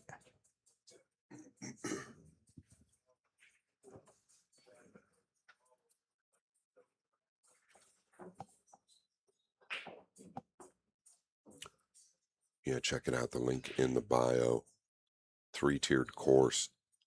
I don't think anybody's done anything like it. This covers the entire aspect of the mental game. Who has problems out there mentally when you're playing pool? I think we all do. Like I said, 3 tiers. There's Core, Pro, and Elite. Check it out. There's a link in the bio. Once you go to that link, scroll down to my video. I explain in depth what you're going to get, and I'll promise you, for the money, it's well worth it. There is a code for 10% off, Vice 10.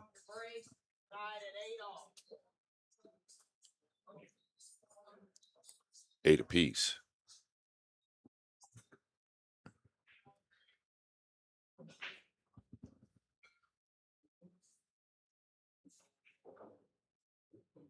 He had a dry break last rack. He's not dry this time, and he's going to get a look on the red 3. The bridge a little bit hampered over this wall down here, the 9, 5, and 7, but very doable. Listen, you've gotten a lot of help from your opponent. You were trailing 8-3. The time is now. Make it happen, Duong Kwok Kwong.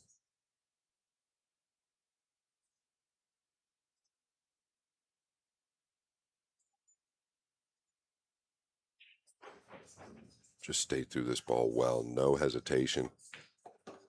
Yeah, I don't mind the way he played it. That's for sure.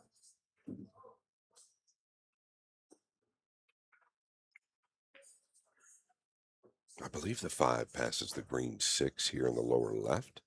If it does, he can come 3 to the lower right side of the table. He's going to take a look. You better take a quick look. The shot clock going to wind down. Might take his extension here.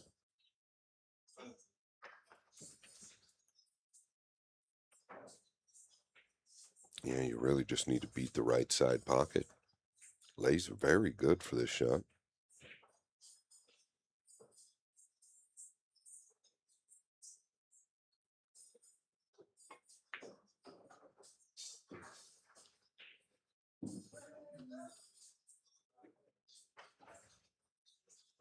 Did he get there?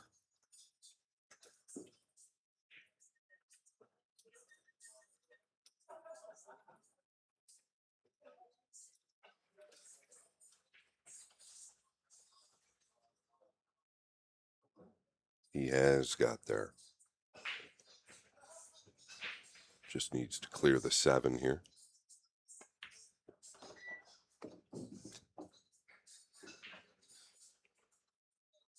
Wow. Trailing 8-3. Filler's had many chances in those last 5 games. The first time in this match for Duong Kwok Kwong, a potential break and run. It couldn't have come at a better time.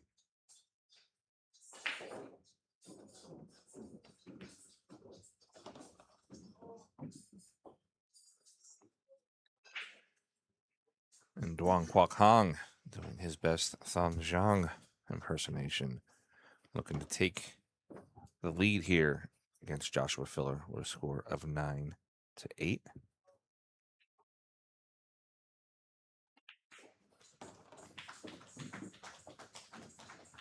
9-8 on the score. Hi guys, I'm Johan Chua and you're watching Billiard Sports Network.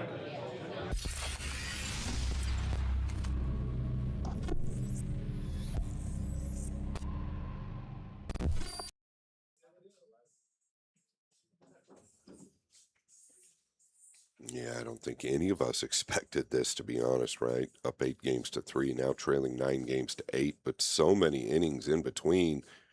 You just don't typically get that type of opportunity versus Joshua Filler. I'll be honest, I don't feel like Duong's played anywhere near how he's supposed to play, and then Filler doesn't seem like he's made a ton of mistakes, but it's just been very odd how Duong's got back into this match, but he has done it, and he is in the lead.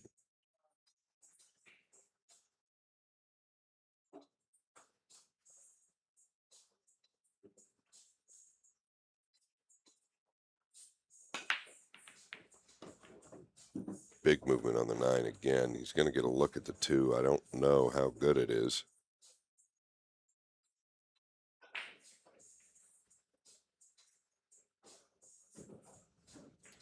He might be able to go at this in the lower right. He's going to crash into the red 3. The problem is there any guarantee on that red 3?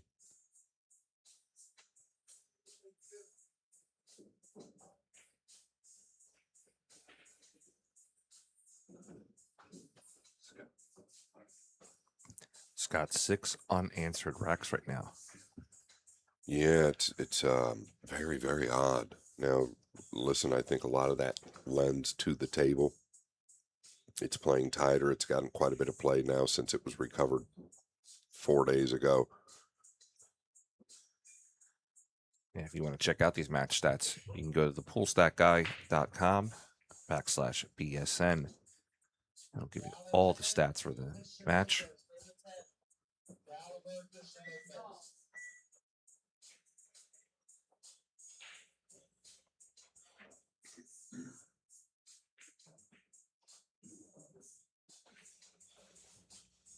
Well, he's used his extension. Is he looking to stay passive here?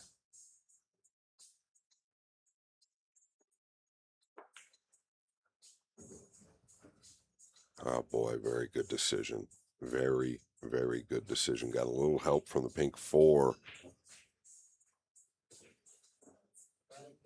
Did he cut him off from this long rail as well? I think Josh has to swerve.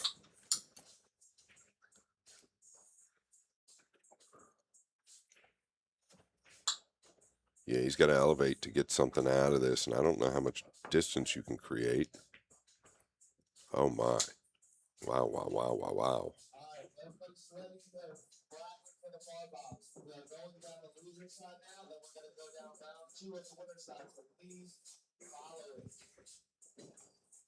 Doesn't have to play it in this lower left. He could just stun up the left side of the table as well. Either one is fine. Just want to make sure you get out far enough here. And he's good.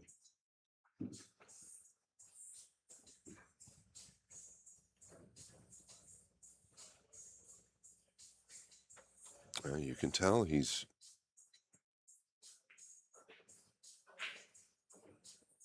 taking this a bit more seriously now. I think Dwan Kwok might be one of the only people in the world that doesn't have to take Josh Filler incredibly serious from the beginning. Yeah, you know what I'm saying, right? Yeah. We could see it like it was like he just wasn't 100% by any means as far as his focus. But he's there now, and he knows that he can win with the help of Filler.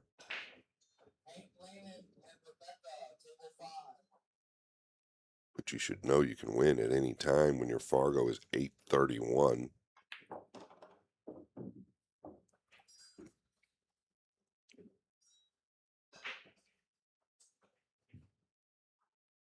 I mean, we have a new leader in the clubhouse, and that new leader is about to be 1 game away from winning this match after trailing 8-3 against the best player alive, in many people's opinion.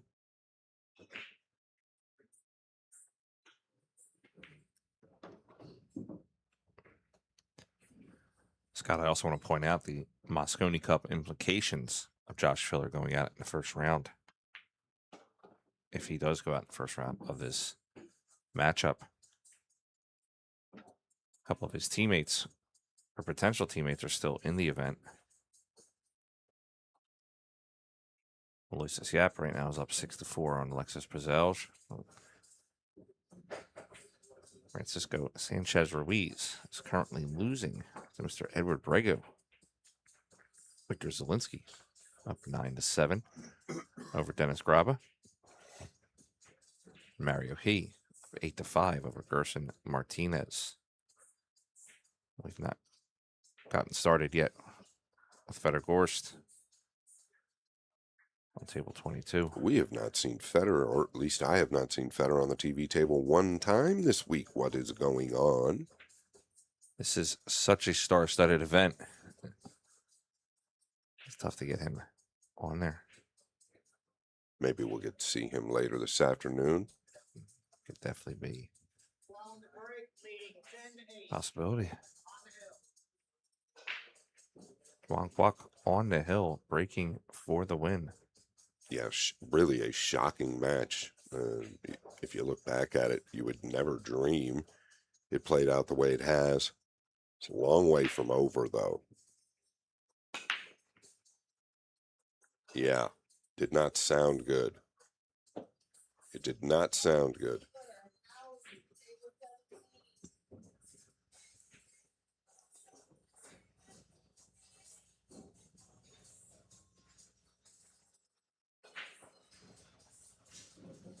Does the 3 play from the upper right side of the table?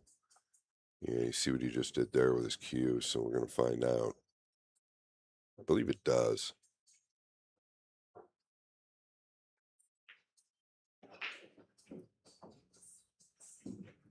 Really interested to see how he performs in this rack after leading 8-3, now trailing 10 games to 8.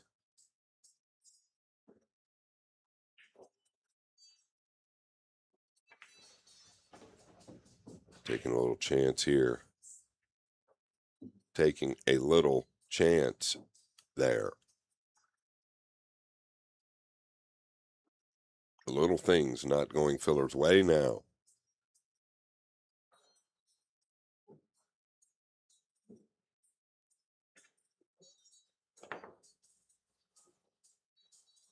Okay. Ball in hand for Duong Kwok Kwong. I don't believe he's got an open pocket.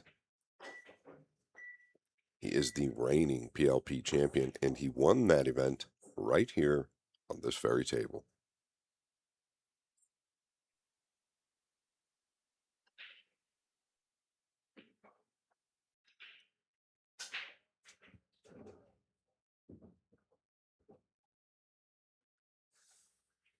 I'd look to put him in jail here, Scott. Yeah, and I really like how tight he kept the cue ball. You've got to put emphasis on it in those positions.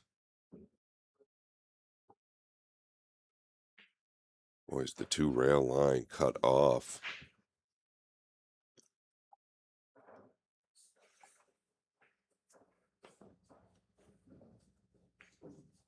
Excellent hit, Josh Filler. Excellent hit. Excellent hit. Had to arc the cue ball to lengthen it out off of that first rail.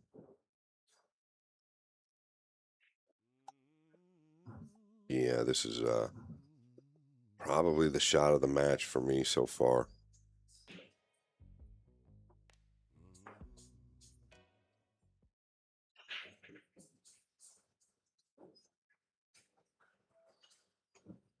It's got the jump cue.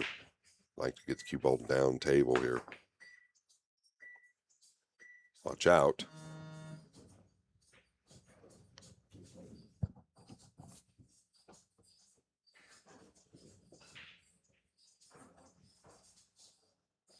Might have to draw back for short side position here.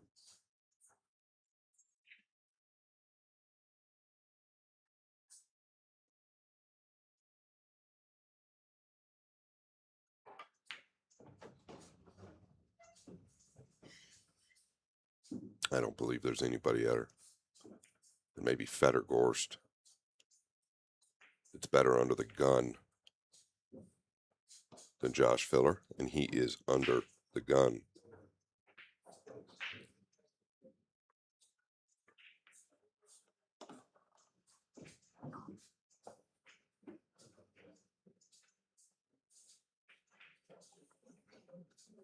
Big stretch here. Wanted to get a little straighter on the 6. He's got to dig into this. Is he competing with the 9 now? Or can he beat the left side? See the angle.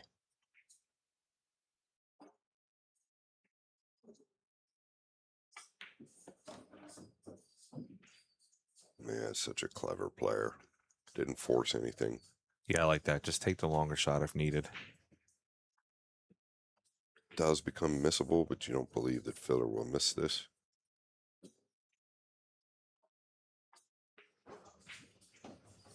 Used all of the pocket, Frank. Yes, he did. Josh Filler is not going down without a battle.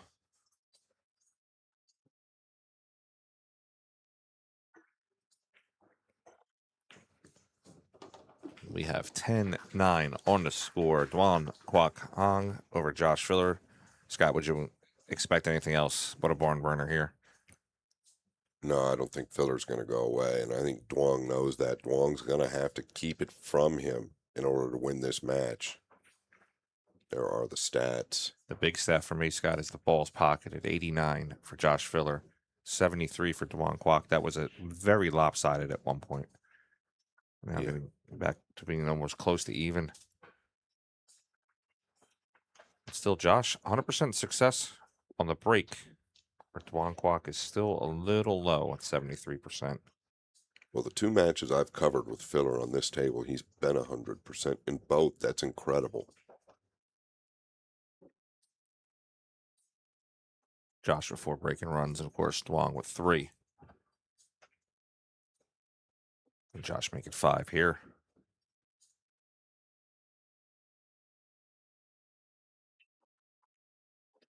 Break trailing 9 to finish.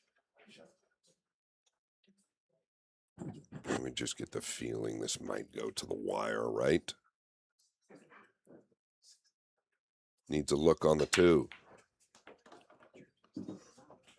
Yeah, he's got a look, but it isn't great. He's going to be electing to play safe here. I don't believe he banks this to the left side. A couple options. He could send the 2 like towards the back of the 9 and go up on the 8, potentially. Maybe use the 4.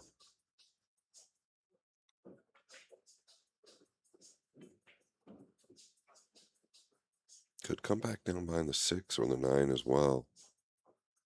Hard to tell unless you're at the table. He did not want to catch the 5, but it helped.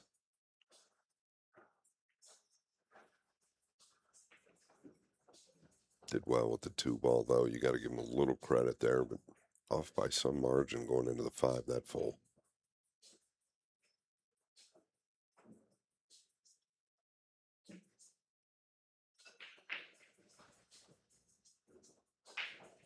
Two not frozen, so in what we would like to call a big ball position, does make it a little easier to pocket. But with the cue ball where it's at, I think he's got to kind of bend it a little bit if he wants it to come in at a straighter line. I think you got to go with the make here. I'd rather do that than try and catch this full and create distance. He's spinning down into it here.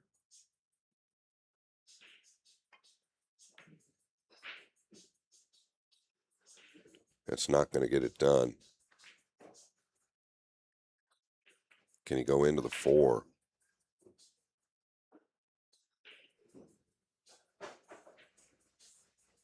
If not, just drift in.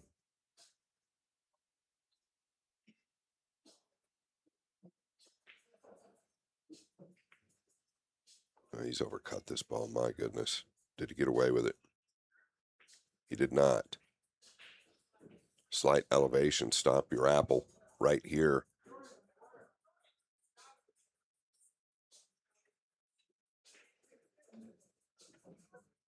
It's in your hands, Duong.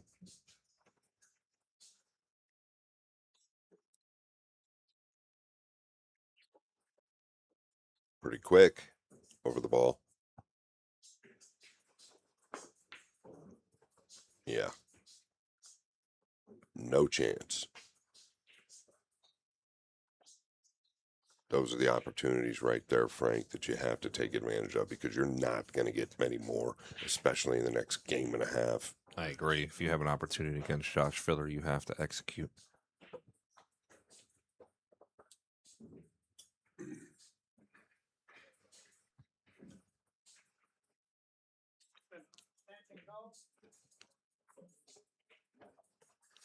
Josh taking his extension.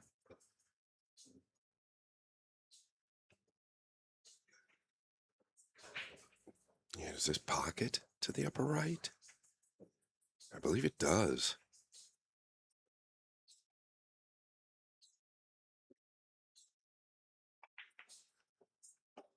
Oh my.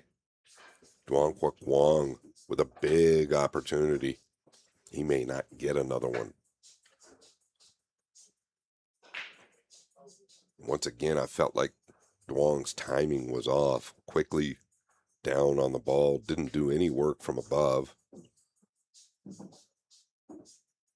Filler has bad intentions.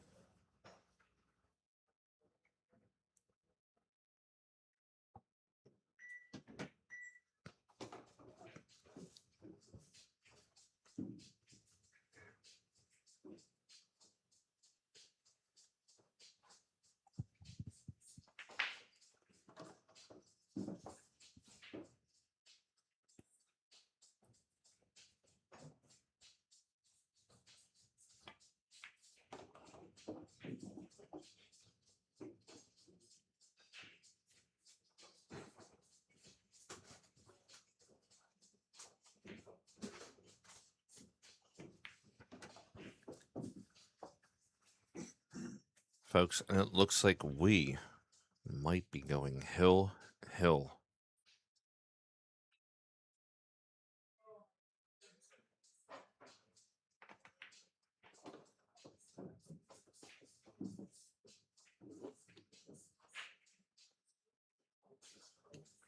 Yeah, we're going to be knotted up at 10. One game for all the money.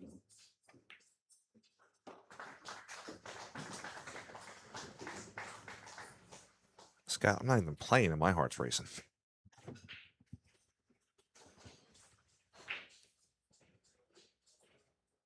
Yeah, I think Duong would like to have had that long ball back. The blue 2.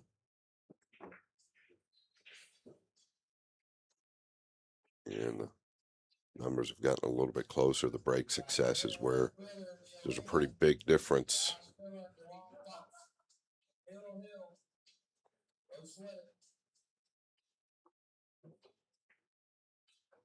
Another number that stands out to me is on the defensive part. Josh with the 5 safeties drawn.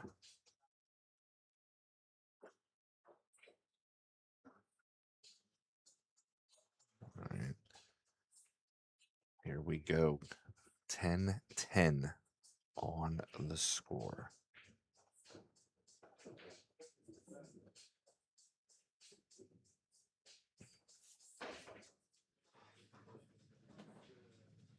Josh to break, hill.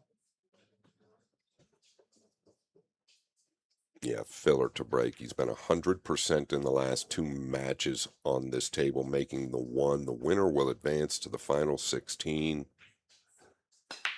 Does he have a break and run in him? The 1 did not go, but he's made another ball. And if this match is really hill, it would tell me that there is no chance he's got a shot on the 1 because it's never that straightforward. The pool gods play cruel jokes on us, Scott. Yes, sir.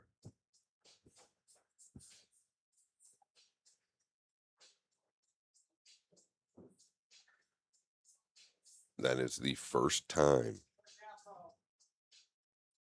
in 20 break shots that I have seen on this table that he has not made the 1.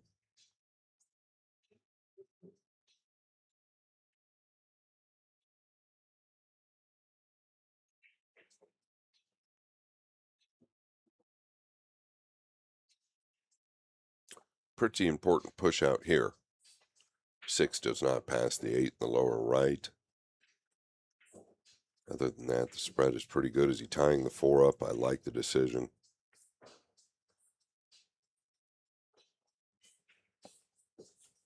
Yeah, it's going to be the jump cue. I would not be surprised if Duong took this.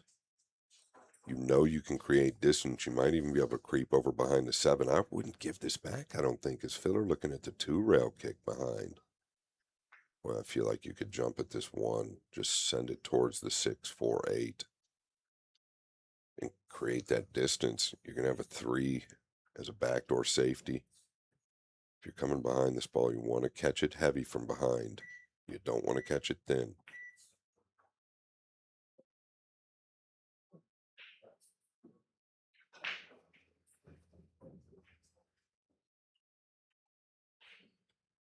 Yeah, I think you've got to send the 1 up past the 2 here and use the 8.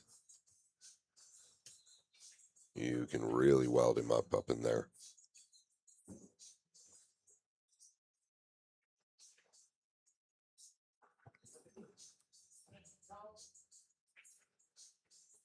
It's a high left ball. You got to catch the 1 pretty thick, but you're not going to hit the 9. Looks like he's drawing it.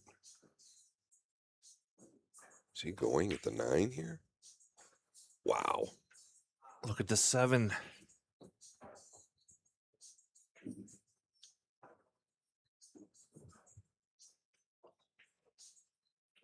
All right.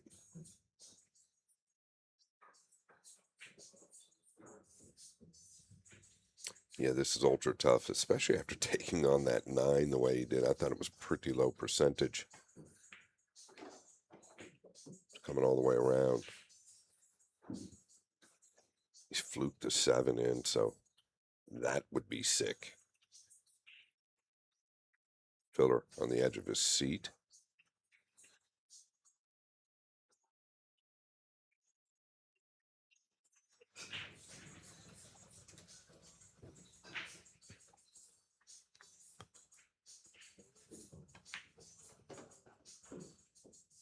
Yeah, where are you going with the 4 now? Is he able to get in behind the 4, Scott? Played up to the top pocket with the 3. Seems like a big ask from here. He just looked at the 4-8, I believe. Well, I would like to get down here if I can. If you don't land good, you've got a couple of balls you can get behind. Boy, it doesn't play past the 8. I would really think this one out. You could send the 4 down to the back side of the 9 and wedge him to the 8. It's a little dangerous, though, because Josh is going to have a 2-rail escape. I don't know if I like that one, giving Josh an opportunity at it. I understand why he didn't want to just lay him down on the backside of the 8 and leave the 4 around the 9. I get it.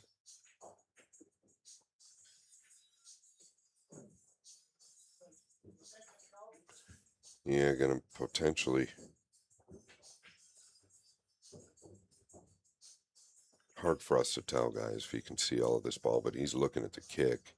Doesn't like the jump because of where the 8 is at. You do not want to foul.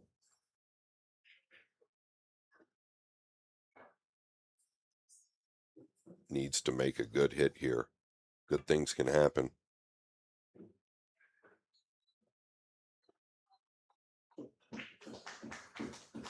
I'll tell you what, though. This is pretty natural to come in between the 6 and 8 if you need to. He's looking to see if the 6 passes the 8. Forget about that. You've got to make the 4. All things considered, that was a great hit by Josh.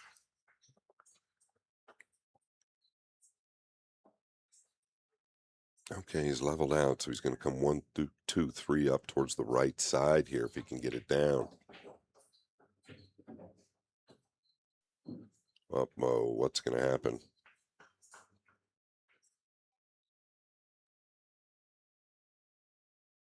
That's why I felt like a low left ball would have been a little better.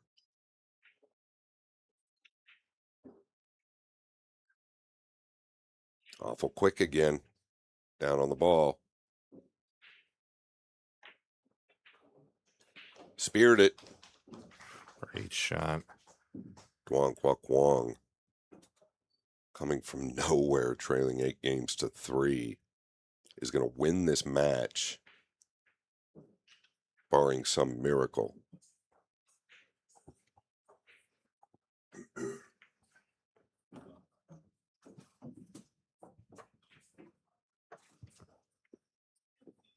One left. Excuse me. One left for Duong.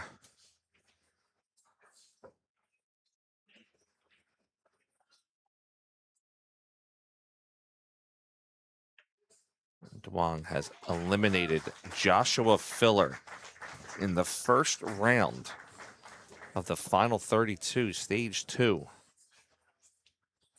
Let's check up here on the match stats supplied to us by the poll stat guy. Our wonderful April typing in all the numbers. 54% of the time Josh was at the table. 100% on the break success. 80% with the one in the side. Moving over to Duong. Numbers are a little lower, but the only number that matters here at the end is that 11 at the top. Guys, we'll be back here in a few moments with our next matchup. Justin Bergman versus Tyler Steyer. We'll see you in a few moments.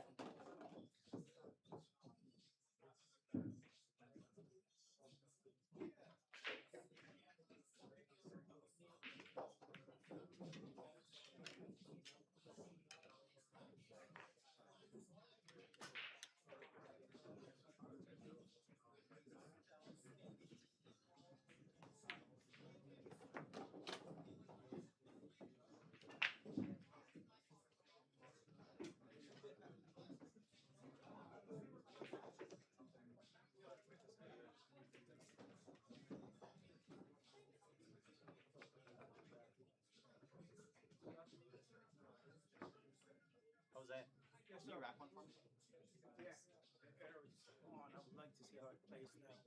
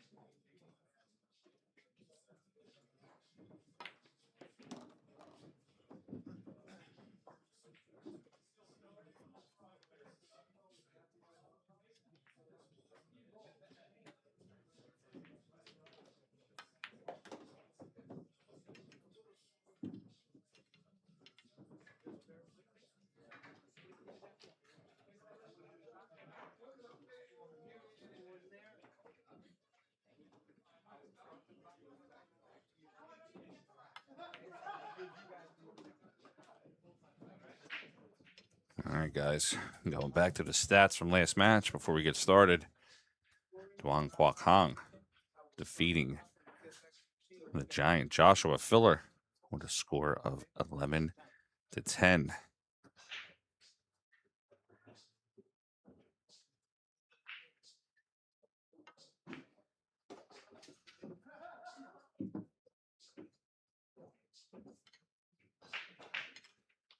Tyler Steyer, Justin Bergman warming up. We'll be back with that matchup here in about 5 minutes, guys. Don't go anywhere. Justin Bergman, Tyler Steyer, U.S. Moscone, and some bragging rights on the line.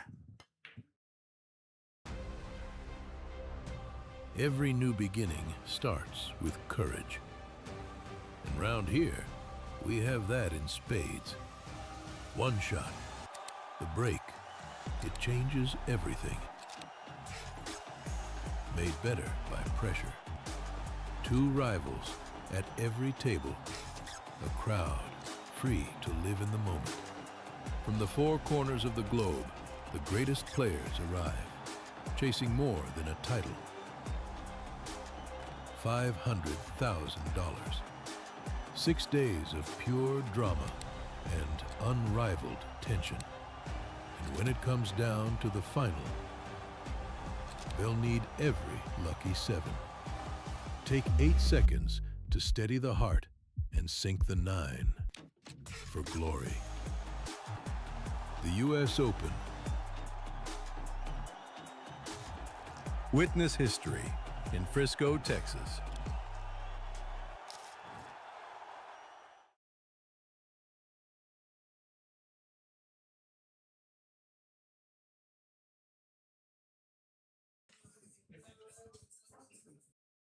I'm Justin Bergman, and I'm watching Billiard Sports Network.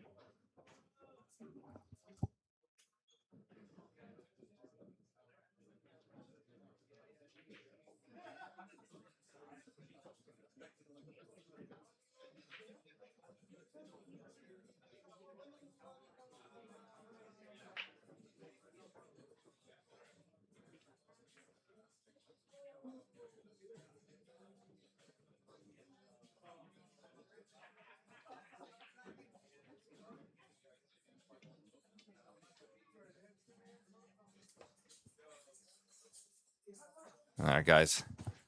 We're going to get started here in a few moments.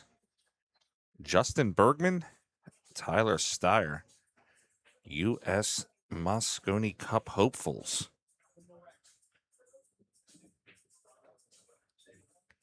Besides being friends of mine, me, Justin, and Tyler all share some cool things. We're all league operators for Ultimate Pool League USA.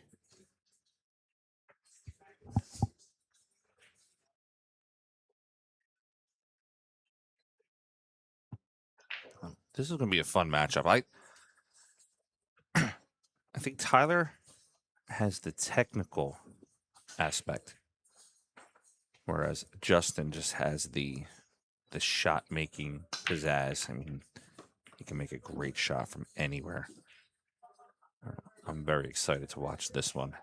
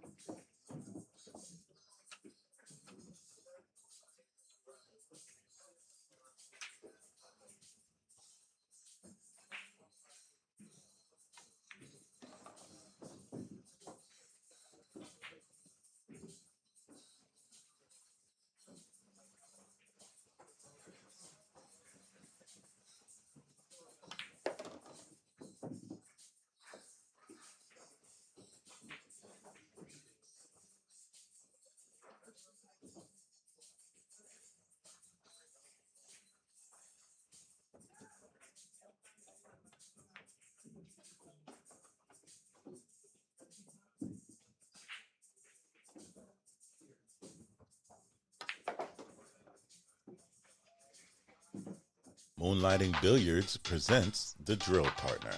Whether you're new to pool and practicing the basics, or a more experienced player performing drills to improve your shot making and positional play, the Drill Partner is perfect for you. Use the Drill Partner to set up drills anywhere on the table. The Drill Partner allows you to set up for drills with balls in a straight line, in an angle, vertically, horizontally, with varied spacing between balls. The Drill Partner is one partner that will never let you down.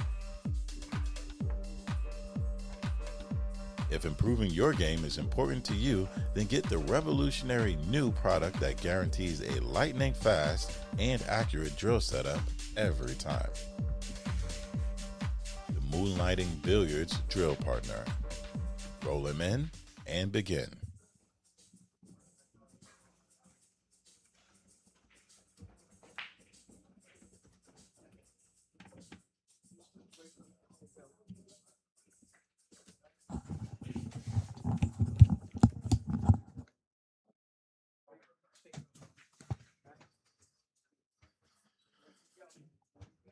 All right, here we go. Justin Bergman, Tyler Steyer. Let's start it off. I'm going to be joined by the freezer here momentarily. Get the action underway.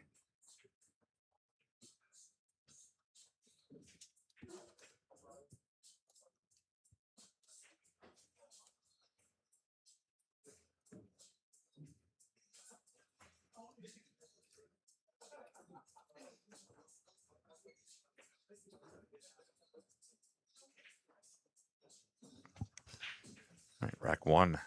Tyler Steyer to break.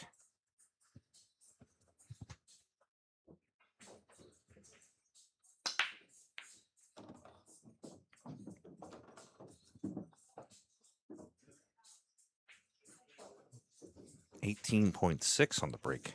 Tyler goes into that one pretty well. Cue ball will land behind the 6. Tyler might have to go to the air on this shot.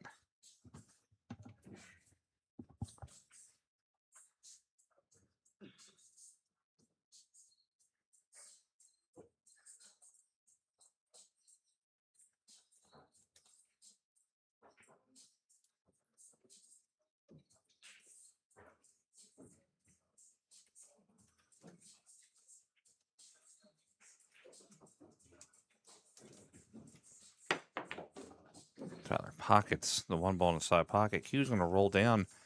Should give him a shot. The 4 in the side pocket. Checking on our side angle. Little thin. And Tyler should be able to play a little high off the 7, using it to straighten out for the 5 in the bottom corner.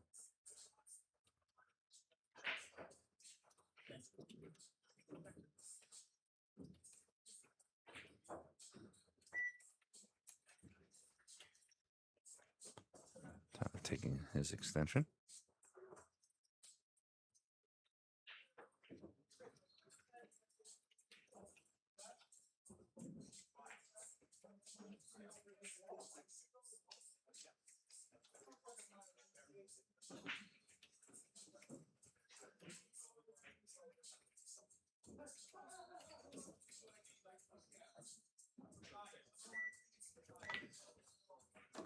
Tyler playing the bank instead. Gets on the 5 ball.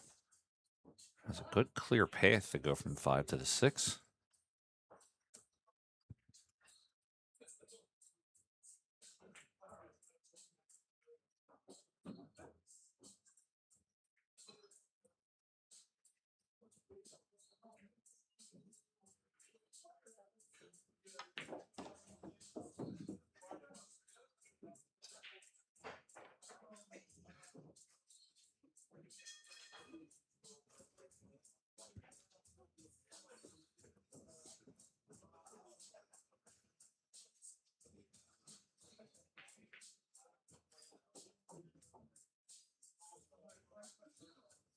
Six ball will play into the side pocket. Tyler will hold for the 7. Just playing the 7 ball to the bottom right. Stunning the cue ball to the left.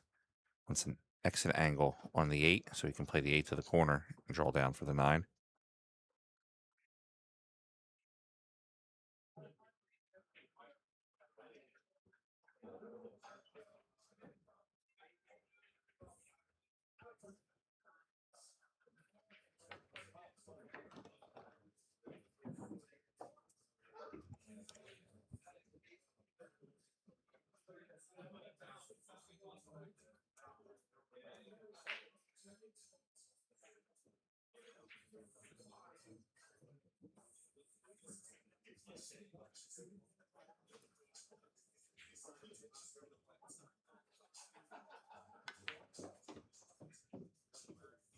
Eight ball to the corner. Tyler's going to take a little longer shot on the 9.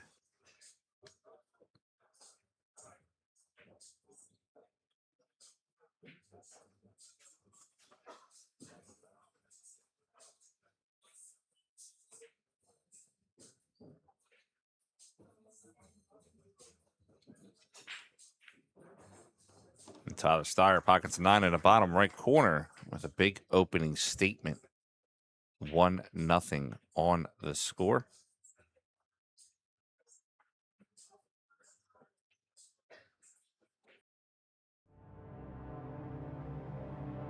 Power, precision, prestige, unleashing tour-level performance, built for the biggest stage. Powered by Q-Tech, inspired by Matchroom, the 9-ball series.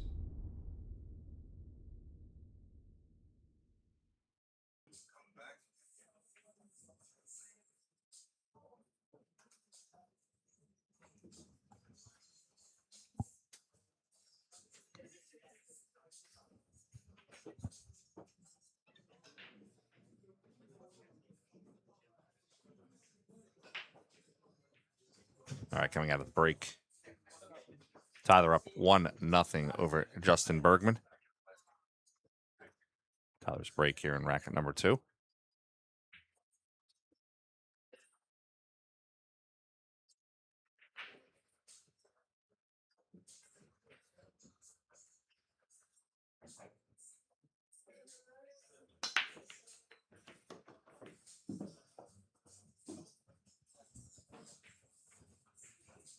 Tyler on that break amped it up a little bit, 19.20.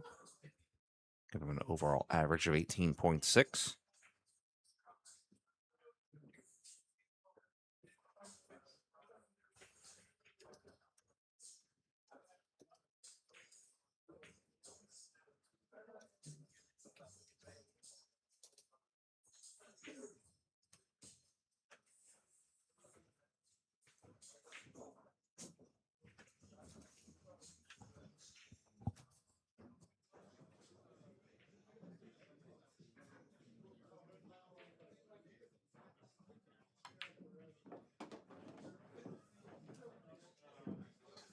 Tyler with a nice rack here again to open up. 3-ball goes into the corner. We'll just look to bring the cue ball up for the 4 in the same pocket.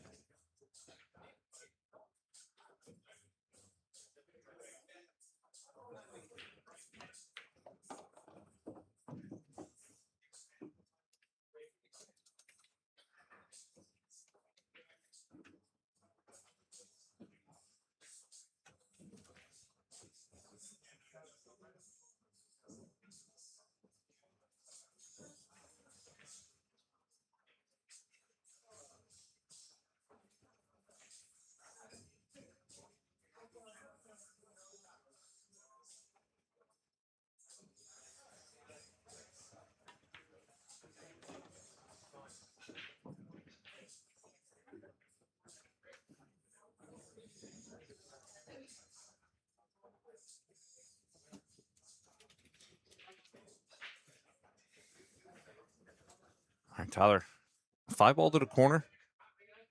We'll just kind of float the cue a little bit. Might even pull it back.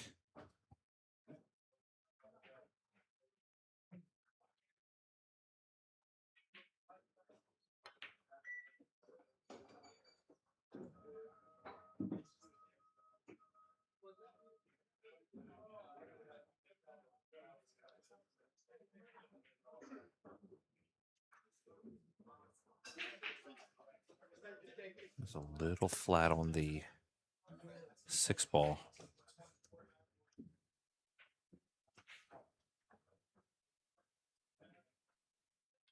I'm going to have to punch it. Those 2 rails punches it out. Gets over for the 7 to the top left.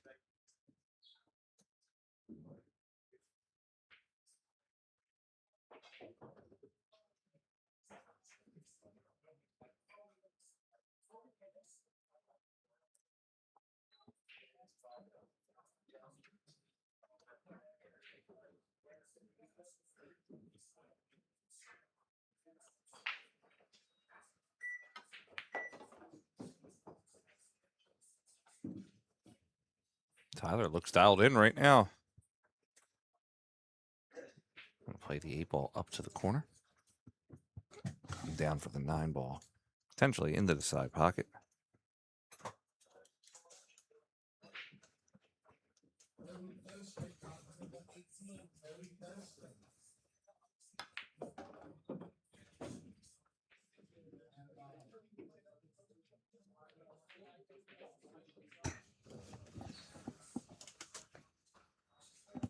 All right, Tyler shooting at 100% for the first 2 racks here. What do you think about that, Scott? Yeah, it's 1% better than 99. And it's 99% better than the one that I can do. Yeah, not too shabby. Especially on this box here. This box is awfully snug. All right, going into rack number 3. Tyler in the lead, 2-0. Look at the Fargos. Identical. Dead even. 7-9-2, 7-9-2.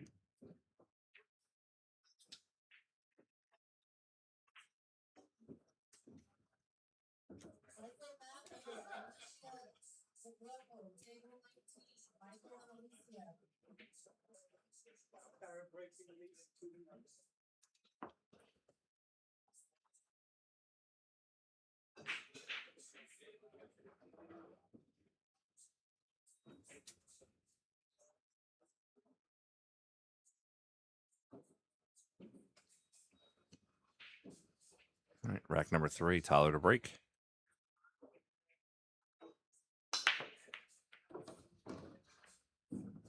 Yeah, really good.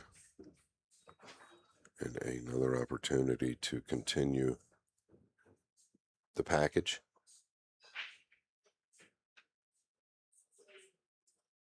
Presents the drill partner.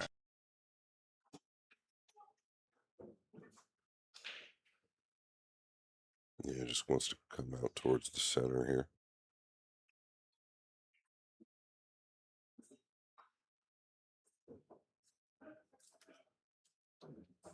mean, what a great layout.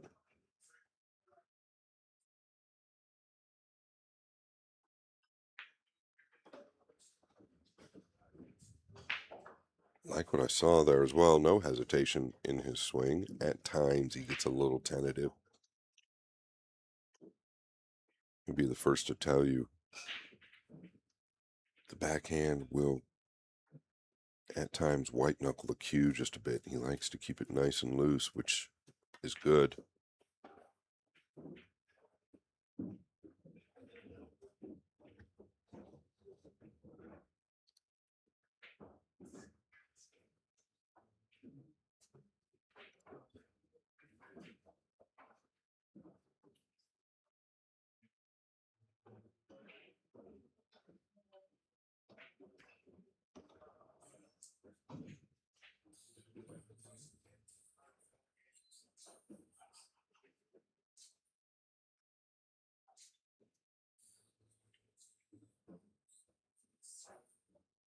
Yeah, I like that decision.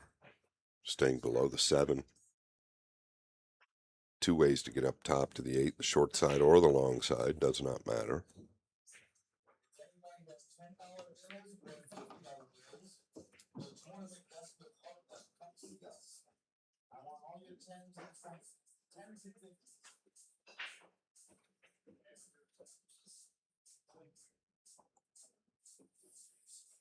Just get off the long rail. Perfect. He looks as good as I've seen him in a long time, to be Looks honest. focused, Scott. Yeah. Maybe trying to send a little message to JB.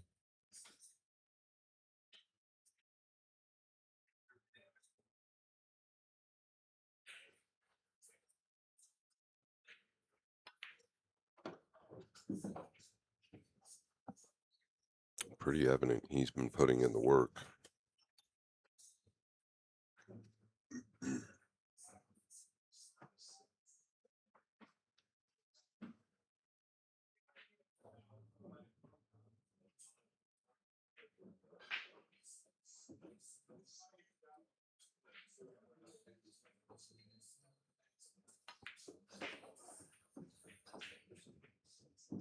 And Tyler Steyer, usually when you order up a 3-piece, you get a side of corn and mashed potatoes. About to take a lead here, 3-0 with this 9-ball.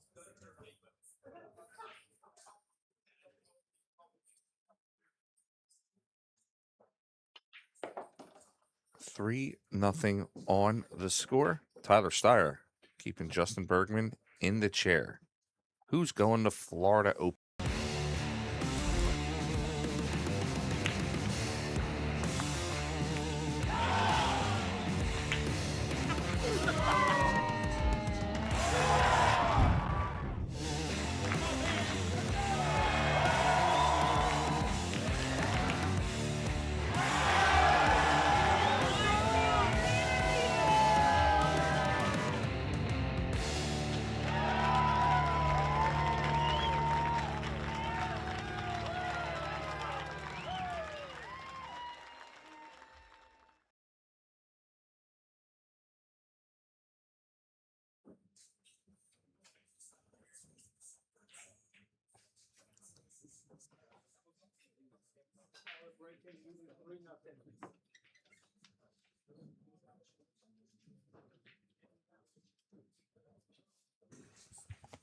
All right, coming out of the break. 3-0. Tyler Steyer. 100% of the break so far. 75% with the 1 on the side.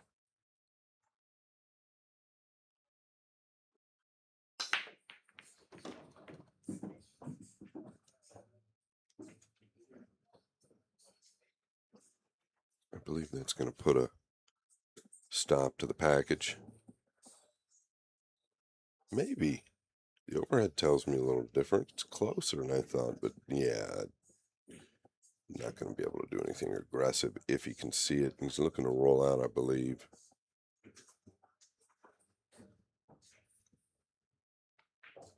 Tyler hitting him a little firm, averaging 18.8 on the break. Yeah, he's able to get into him a bit better. I felt like he could see a piece of this too. It's obviously not cuttable.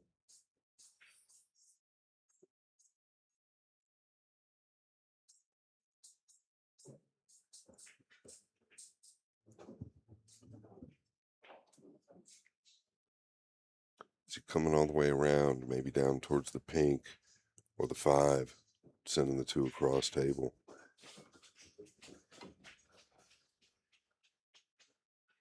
Just using the 9 here. All right. And in rack number 4, we get to see our first chance of Justin Bergman at the table.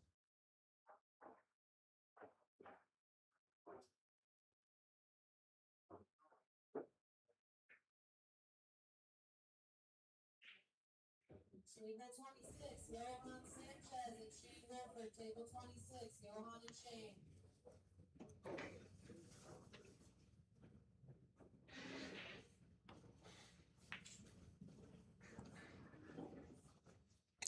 Yeah, real good hit there. Getting him nice and full behind the 8. It is jumpable. Problem is, you're not going to get anything as far as separation from the 2 and 9. Scott, I'm going to give you the upset alert of the tournament that happened last round. Edward Brego defeated Francisco Sanchez Ruiz on the hill to eliminate FSR in the first round.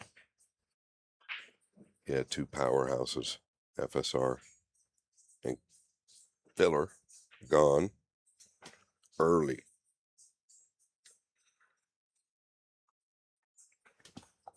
All right, one of our second round matchups will be Aloysius Yap versus Mario He. Dennis Graba versus Demetrius Lakatos.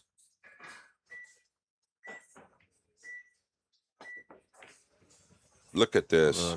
Wow. Look at this. He has been flawless after game number 4. He spent all of his time, the extension put into this as well, down to the buzzer. My, I believe he was actually playing this.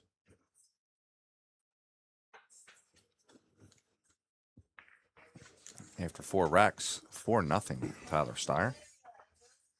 Looking at a 1,000% player overall performance. 100% on the break, 100% on the shot after the break. Tyler pocketing 6.2 balls per inning. Small sample size from Bergman right now, but I expect all those numbers to grow momentarily.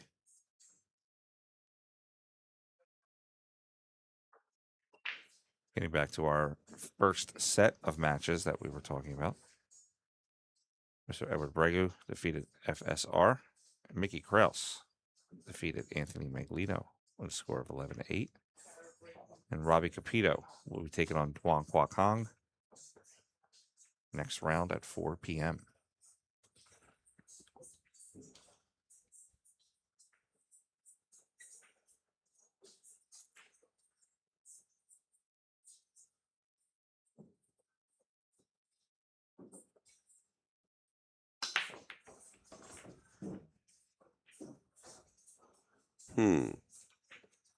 One down, of course.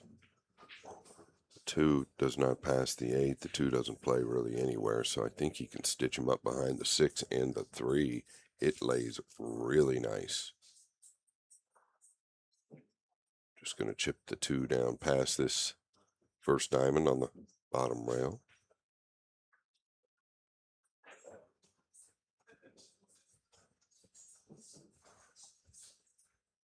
You'd love to be able to glue him up behind the 6.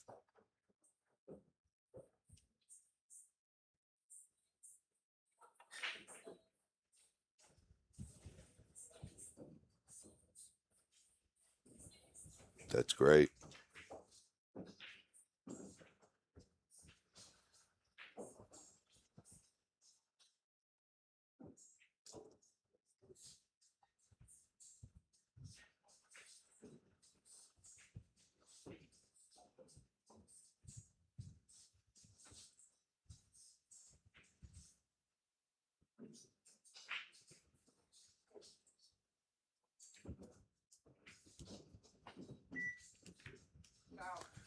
Yeah, cut the 8 first. Steyer has earned ball in hand.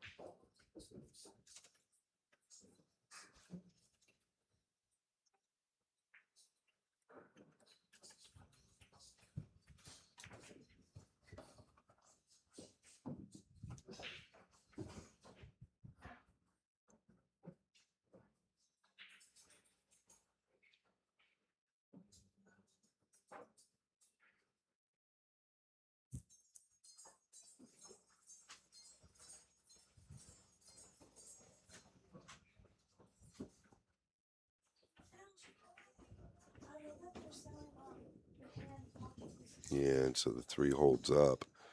Maybe a bit firmer than he would have liked. I don't think he wanted the 3 this deep. He can come straight out of the corner. That's what he'll do. Playing the 4 to the upper right, more than likely. I can't imagine him playing below the 4 here.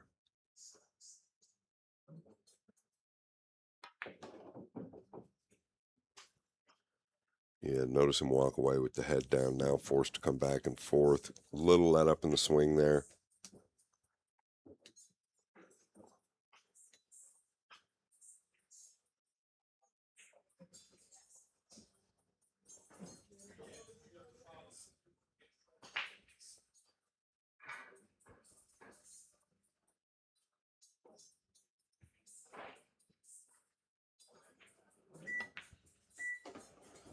What a positive strike once again. Really taking his time throughout every shot as well, like putting max effort into this.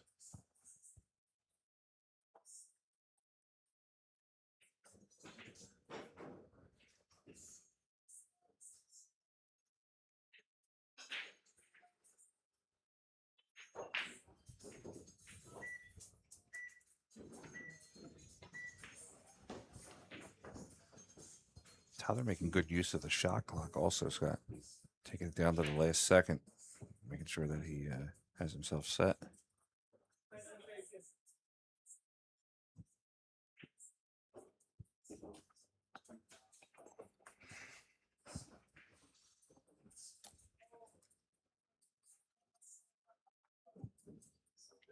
Didn't want to fall on the rail there. He can come 2 rails out towards the middle. Doesn't mind more distance from where his cue just was.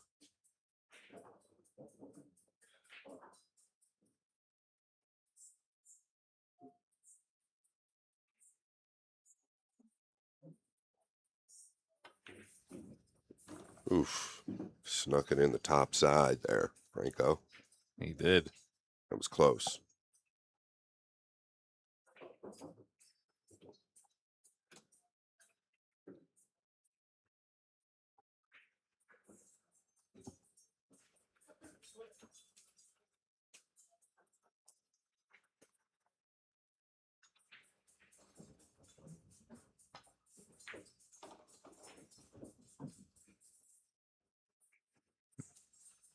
Tyler Steyer taking a commanding 5-0 lead over Justin Bergman here in a race to 11 in the opening 32 of the final stage of the Vice City Classic.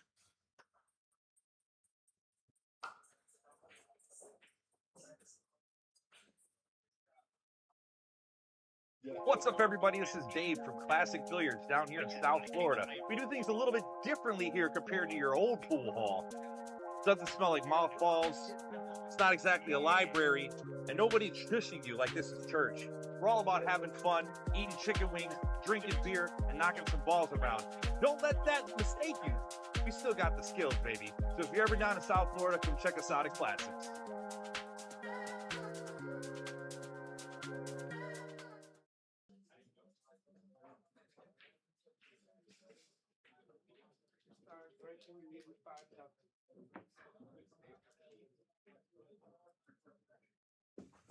Rack number 6, Tyler Steyer. Holding perfect, up 5-0.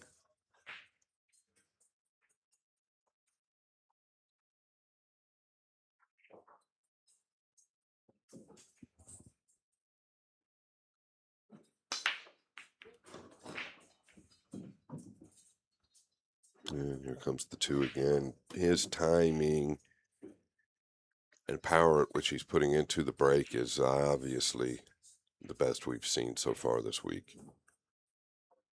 I don't think there's a player on tour except maybe the likes of Gorst, Kachi, Yap that wouldn't take Steyer's break.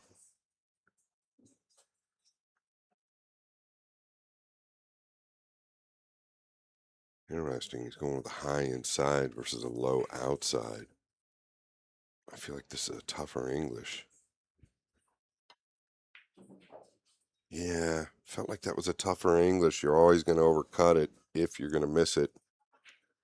The low outside wrapping around the upper right, just coming back out towards the middle, is natural. It's easier to make the ball. First real look for Bergman to win a rack.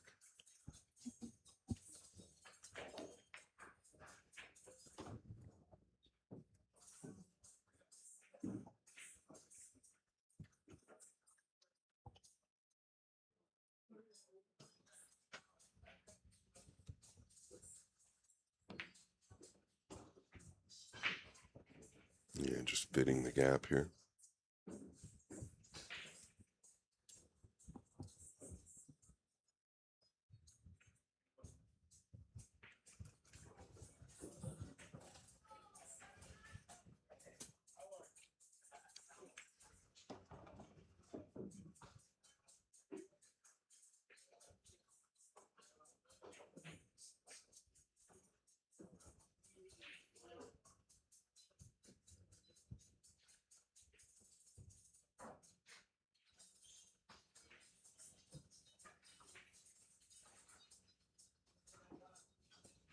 Yeah, fell just a bit on the wrong side of the 6 here.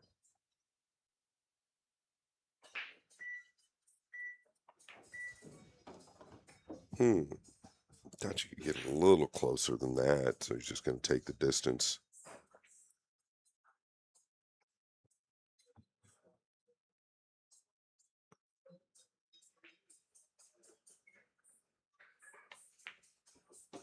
Great hit.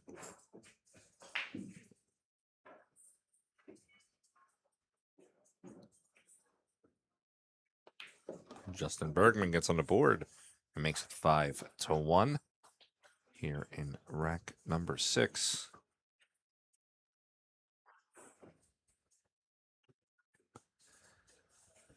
A look at the beautiful Aramith Arena here at Classic Billiards.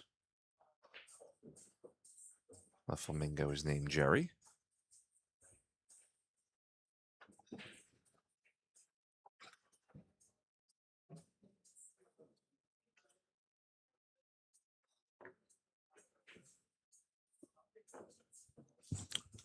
Yeah, unshakable performance. Been working on it a long time. Go to the link in the bio down below. Check it out. There's a video. Scroll down to the video. I described the course in depth. There's nothing like it out there today. We've got hundreds of people that have ordered this course, and I'm being honest. I'm being very grateful when I say 0 have complained about anything within the course. They're all very, very pleased with it. And it is priced beyond well. Thank you, guys. You can use code VICE10 for 10% off as well. All right, rack 10. Bergman trailing 5-1. Looking to cut into that deficit. It's going to be dry. I don't think there's anything positive, meaning aggressive.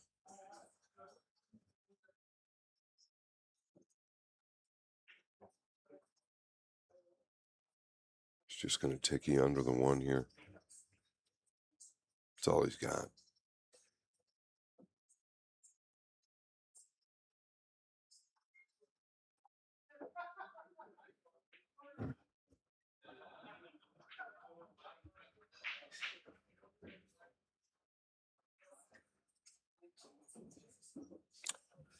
Gonna do the same thing.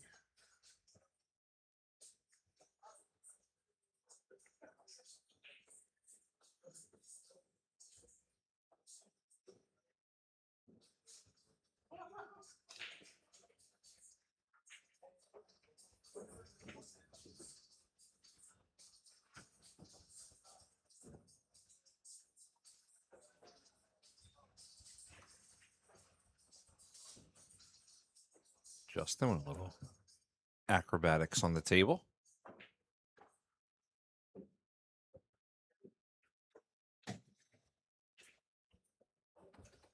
Yeah, he'd like to wedge him here, but on the close side of the one so he can't get to the 8, and I think he's done that. Got to be careful, Mr. Bergman. Steyer will play the 8. I think he just recognized that.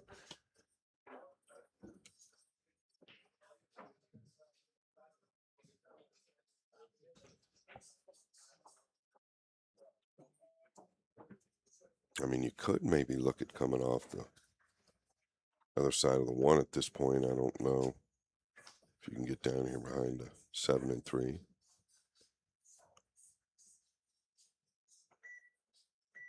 Is he looking to kick this down table? Well, the way he hit the cloth with his hand, I almost felt like he thought he fouled.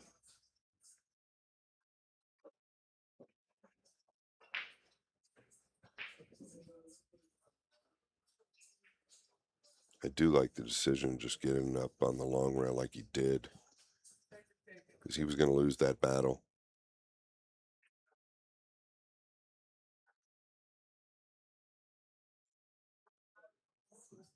I believe he's going to consider coming down below the 2 here. Oh, he just took the bank on. Don't mind it.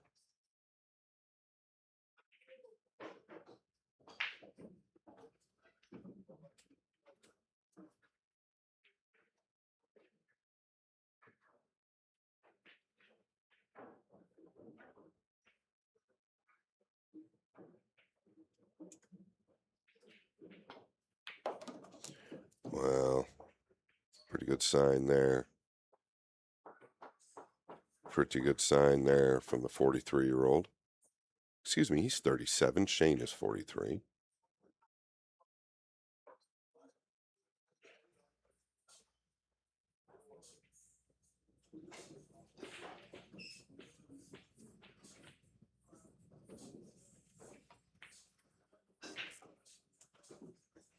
Yeah, Steyer elected to play the cross corner.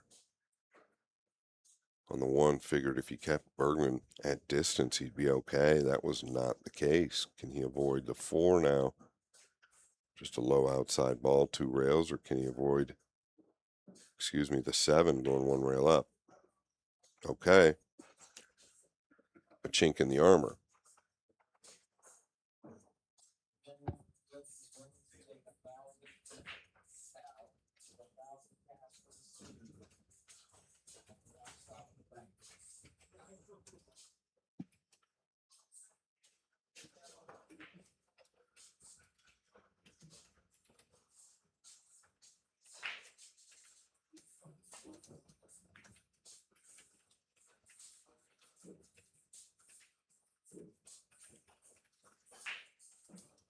Very good.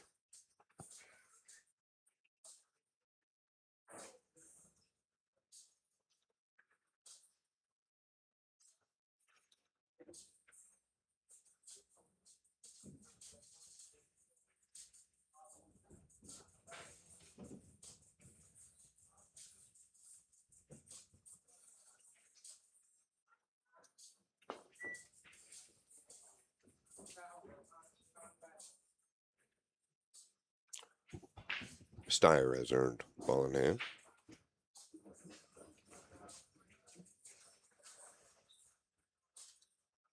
A couple of tricky balls here. You want to maintain an angle here on the 4.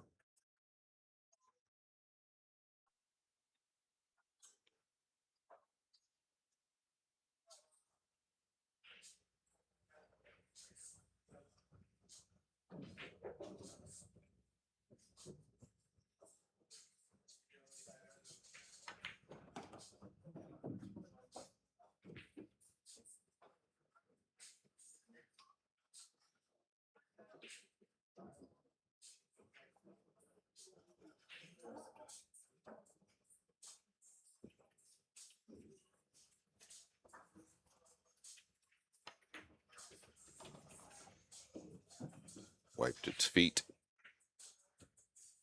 Now you wouldn't mind being straight on the 6. Big exhale from Steyer.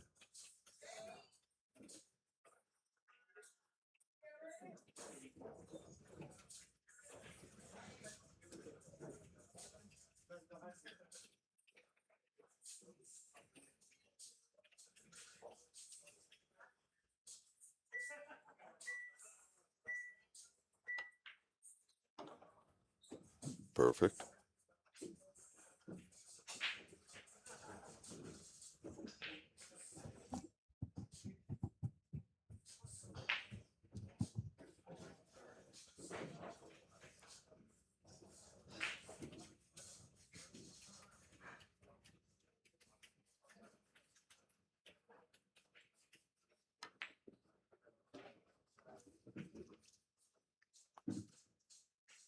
He actually did decide to cheat the pocket there just a hair. So we could keep that line going back to the 7, stay off the rail. Looking really good, Tyler. The best I've seen him look in a long time, to be honest.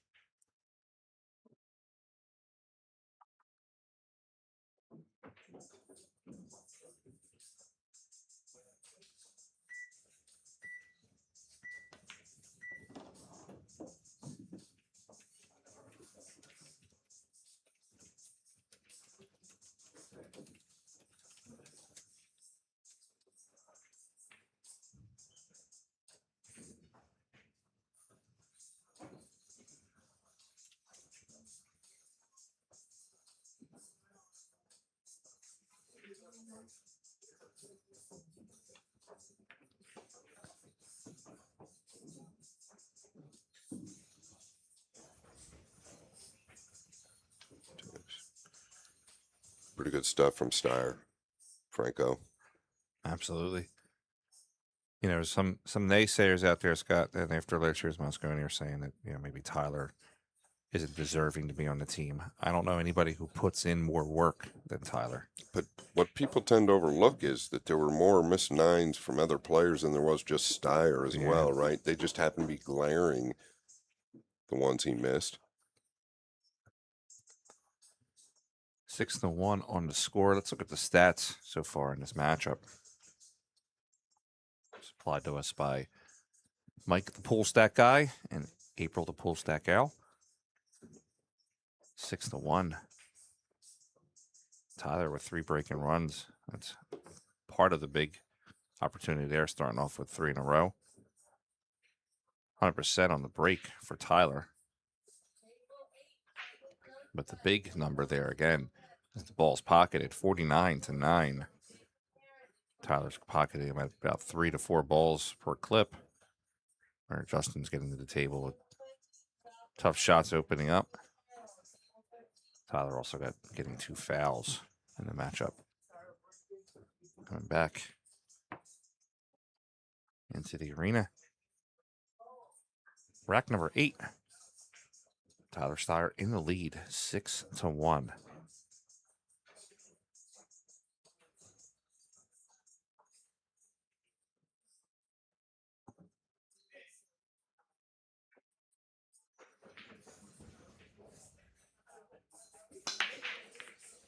Oh, the 1 high, pretty thick hit here, I believe.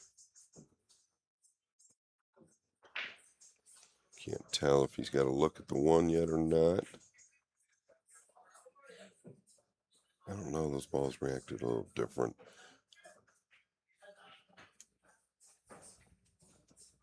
Definitely a good spread. Just this is obviously extremely tight.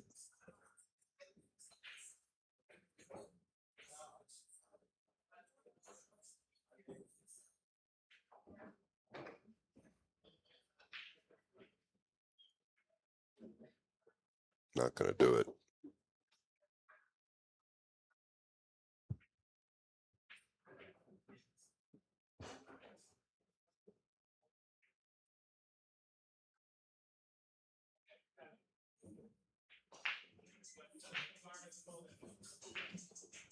Really just about getting on this too. Everything else is connecting the dots.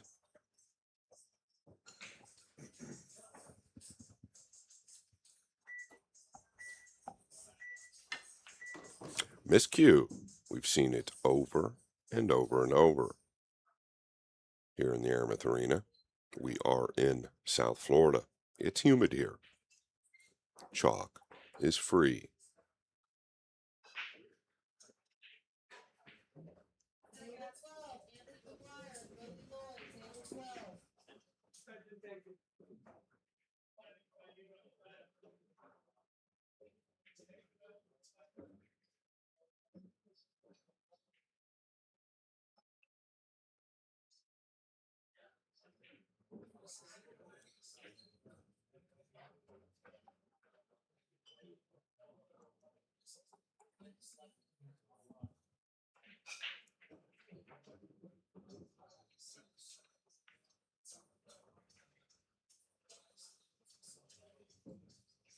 Yeah, it'll do for now, but I think Bergman can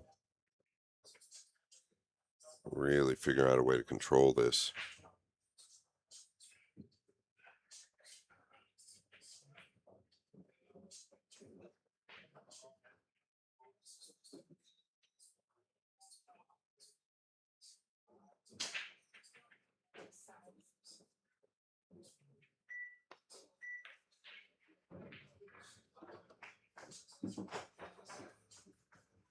Well, he locked the 2 into the side, put his hand up in apology. But the 6 has now covered the 3.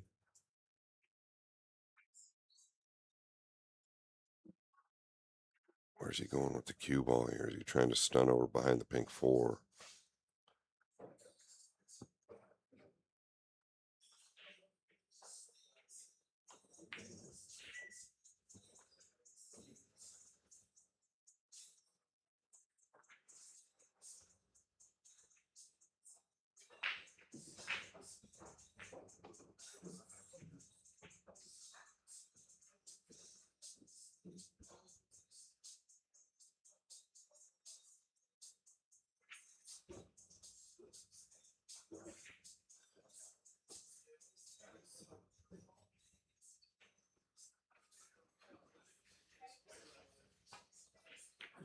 Yeah, looking to come up behind the 4 again.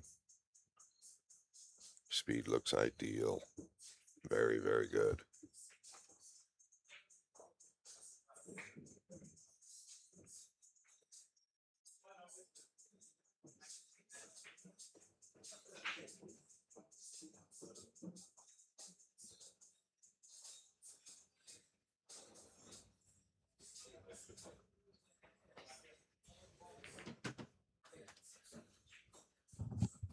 I believe it's on.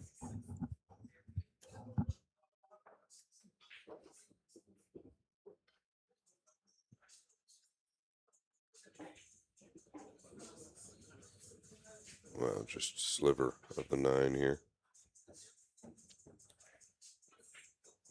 Boy, it sure doesn't look like he has to jump much of it.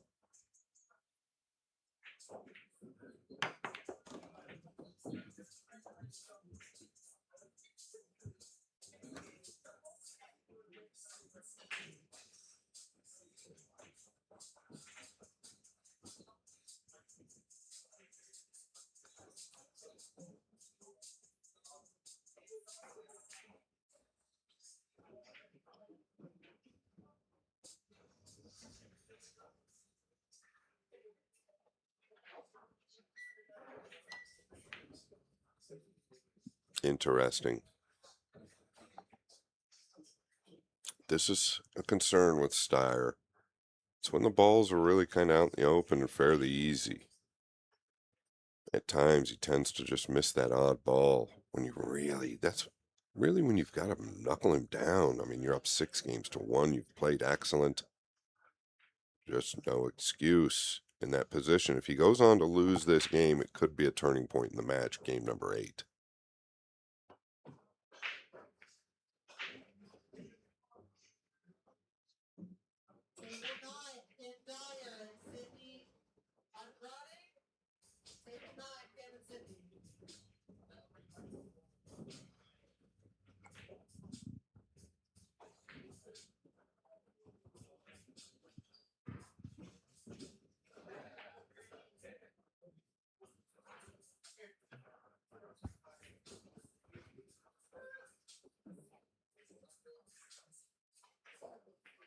Yeah, like cue ball back down here, somewhere below the 9. Oh, he's overcut this. Oh, he got some massive help from the 8. That was going way wrong.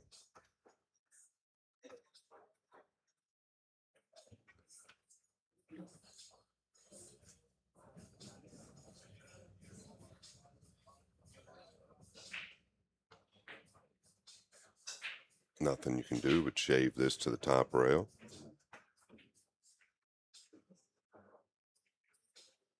No, he's mishit this badly.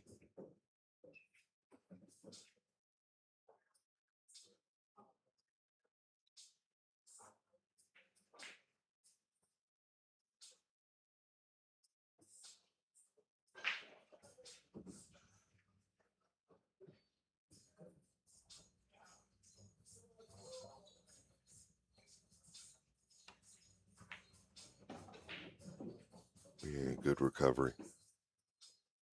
Those are the ones you've got to bury.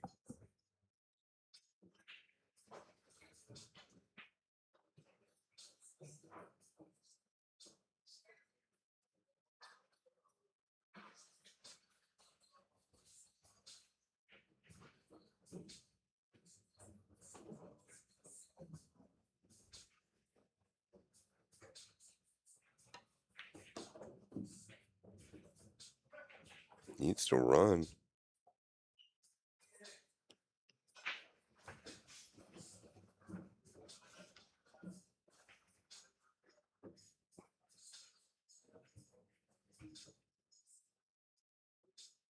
Going to the corner, just stopping there.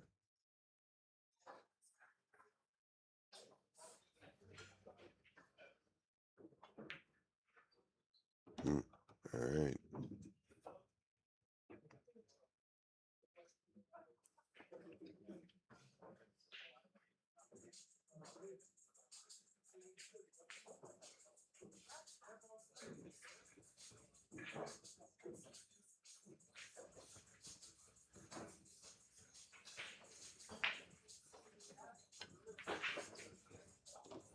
Yeah, wiggled it home, wiggled it home. A little short on the 8. He's got 2 options, take the distance or pound around.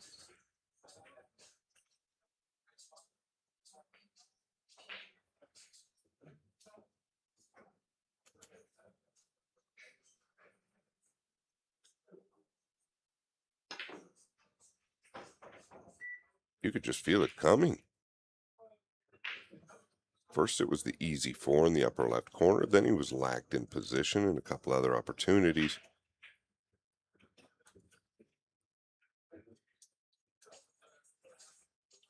And I'll call it what it is. Tyler Steyer, at times known to get a little weak with a lead.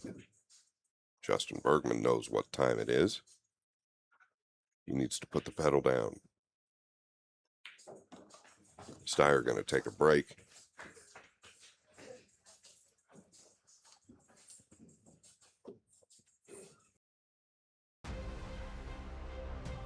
Every new beginning starts with courage. And round here, we have that in spades. One shot, the break, it changes everything. Made better by pressure. 2 rivals at every table. A crowd free to live in the moment. From the 4 corners of the globe, the greatest players arrive, chasing more than a title. $500,000. 6 days of pure drama and unrivaled tension. And when it comes down to the final, they'll need every lucky 7. Take 8 seconds to steady the heart and sink the 9 for glory. The U.S. Open. Witness history in Frisco, Texas.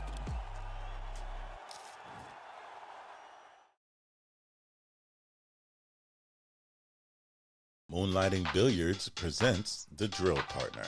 Whether you're new to pool and practicing the basics, or a more experienced player performing drills to improve your shot making, and positional play, the Drill Partner is perfect for you. Use the Drill Partner to set up drills anywhere on the table. The Drill Partner allows you to set up for drills with balls in a straight line, in an angle, vertically, horizontally, with varied spacing between balls. The Drill Partner is one partner that will never let you down. If improving your game is important to you, then get the revolutionary new product that guarantees a lightning fast and accurate drill setup every time. The Moonlighting Billiards Drill Partner. Roll him in and begin.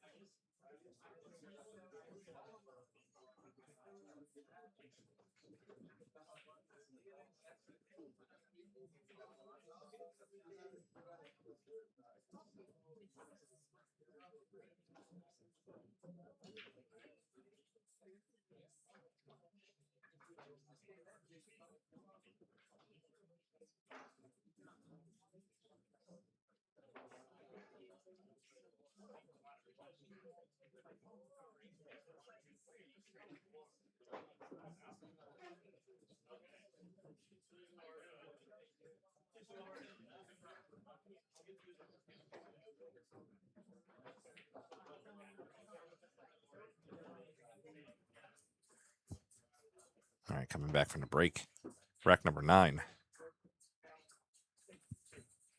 Tyler in the lead, 6-2. Justin still trying to get some success on the break. Let's see what he has here.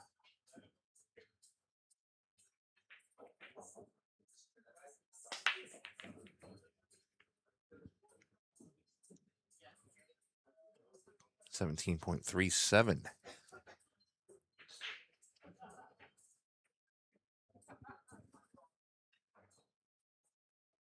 Presents the Drill Partner. Again, after the break, Justin Bergman still has not made a ball yet on the break.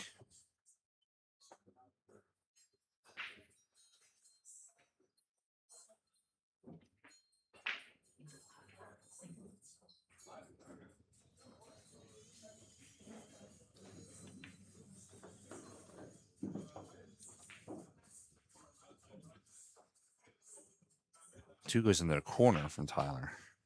He can bring the cue back up for the 3 into the top left.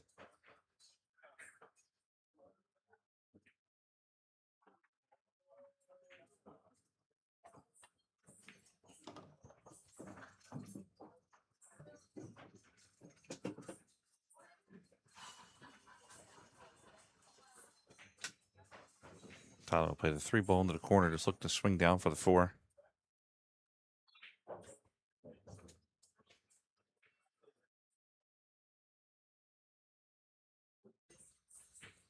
Yeah, let's see how Tyler recovers from last rack. Missed the 4 twice, I believe.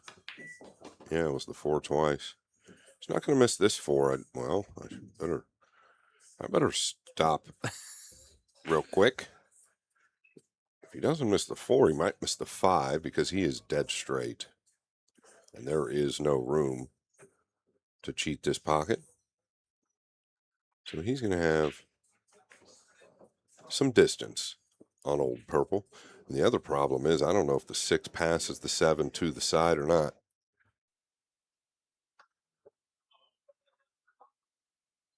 I believe it does.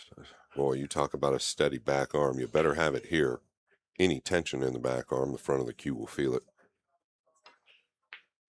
Yeah, this is, things are changing dramatically, and he's getting away with it. Bergman needs to get the jump cue out, and the other thing is, can he even get to this? Can he reach it enough? He can. It almost looked like a full cue there. I think it is. I'll take the pot, and he drew the rock. Here comes Bergman. You do not want to flirt with him.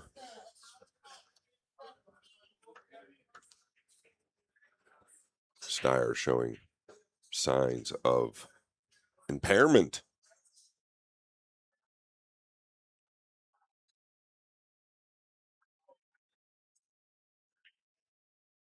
To put it nicely, I will say that 5 was definitely not easy, and he got a little bit of a cold rub there, leaving himself straight on the 4.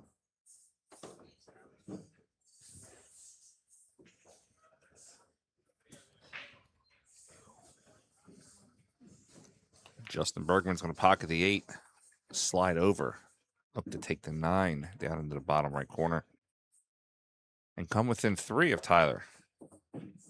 Tyler got out to a 5-1 lead. Now, 6-3 on the score. Let's go back and check those stats provided to us by thestatguy.com. Numbers are changing a little bit now, Scott.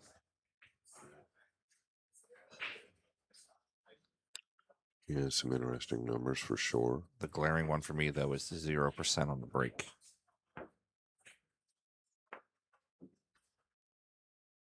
Yeah, it's not a good sign for Bergman. Bergman stood out to me during the PLP.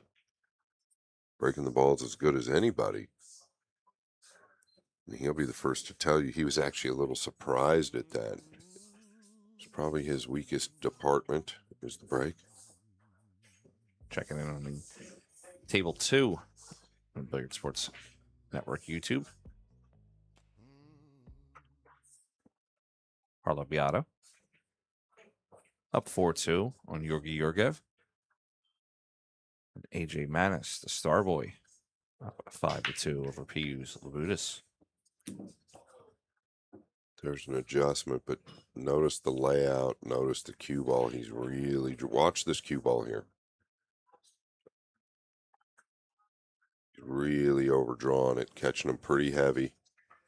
That did not get a kiss. This is just where it finished.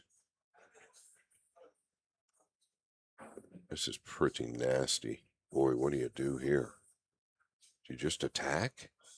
And I don't know. It's really nasty. I think he's got to be forced to almost shoot at this.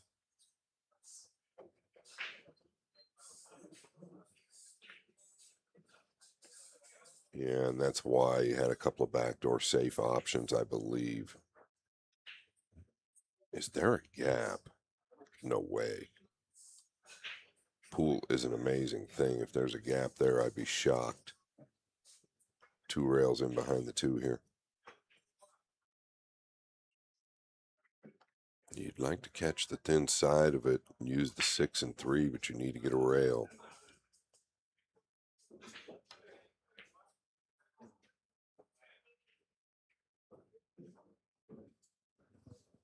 It's close. I think he's open.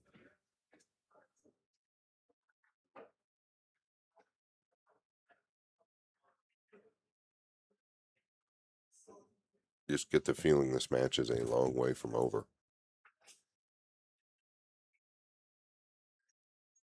Well, it's a long way from over anyway. I guess my point there is I think it's going to be a little bit closer than we thought. Nice strike. Really nice. Justin finished well on that 3-ball.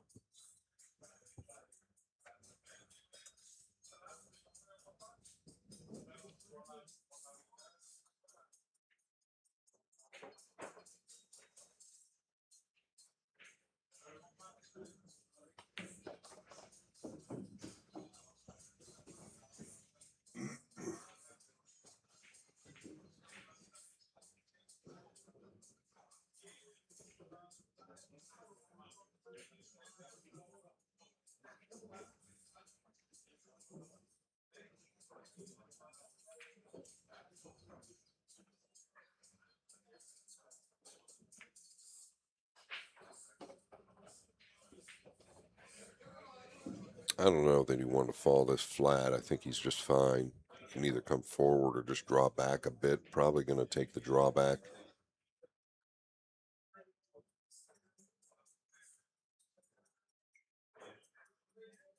You don't want to try to cheat this too much, though. Oh, my. My.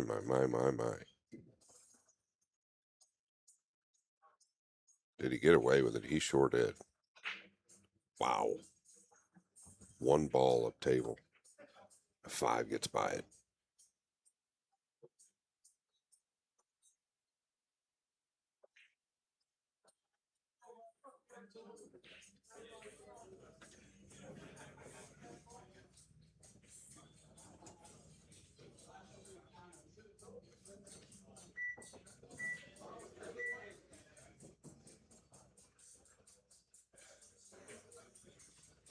Yeah, very tricky here.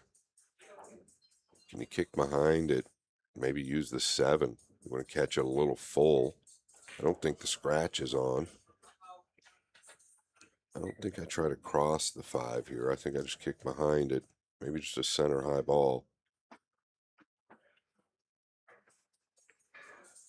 Yeah, I didn't think crossing it was any good. It was too thin.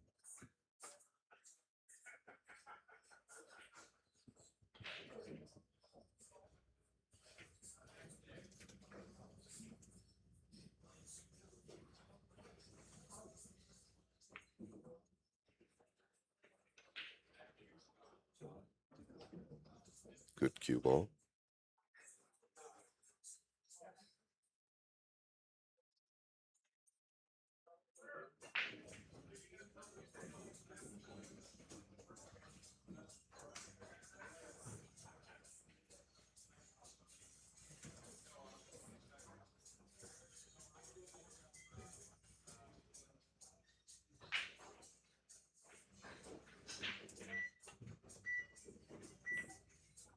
Great hit.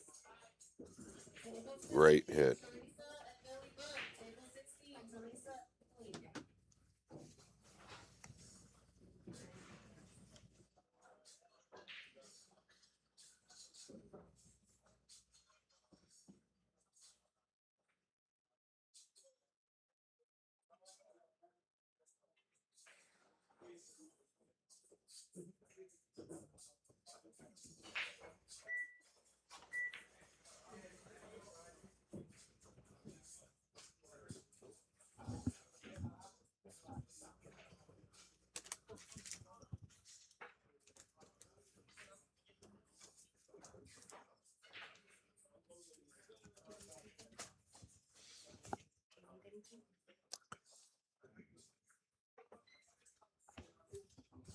Could go at the 9 here at the same time. 5 to the lower left. And he's not threatened either pocket. Getting a little messy mid-match here. It's not easy either. He's going to stay leveled out.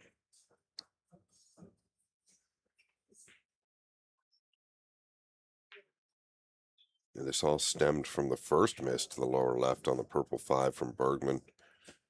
And by a long margin. Now another one.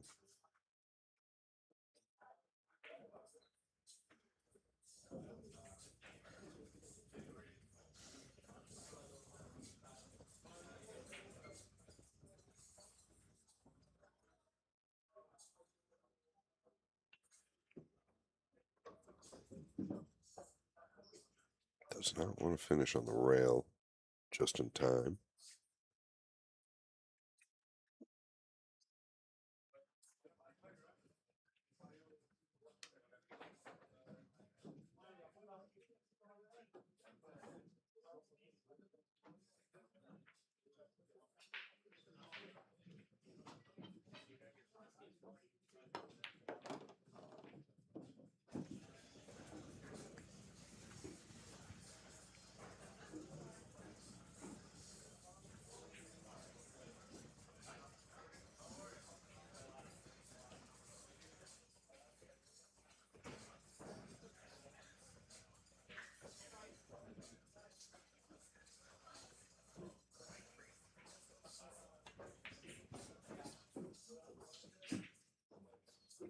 Tyler Steyer 2 balls away from extending his lead by 4 racks.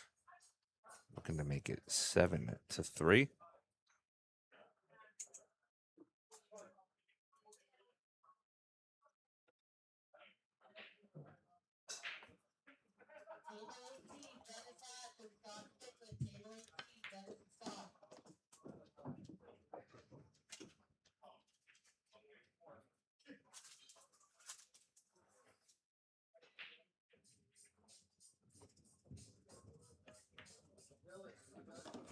Oh, wiped it up a little bit on the way in. Tyler Steyer, 7-3 now on the score.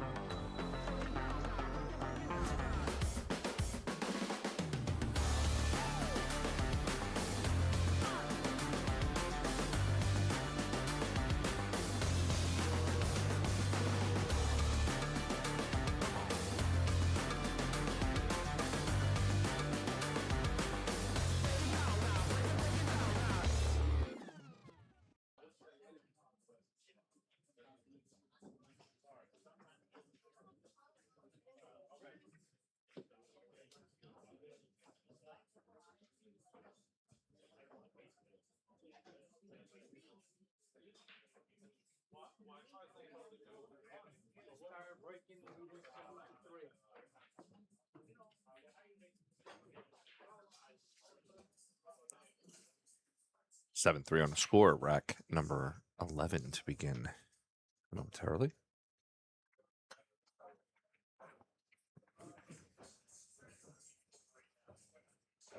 Yeah, Tyler was looking pretty intently at the rack, at the line the rack was on, making sure it was straight.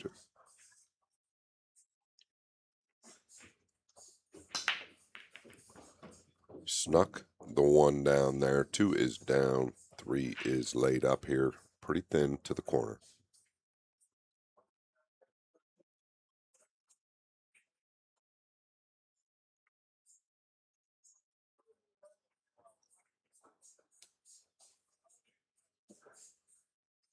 And I think it's thin enough to where you can check it before the right side pocket, which is a good thing.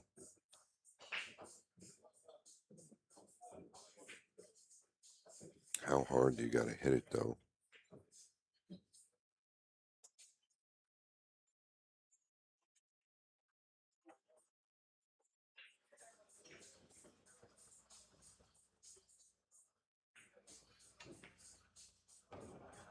He's gone straight into the drink. It didn't have any check on him. And the reason he pointed at the corner is because he caught it too thick, meaning the red 3. Wanted to catch it a little thinner, but still the cue ball had no check on it or inside spin.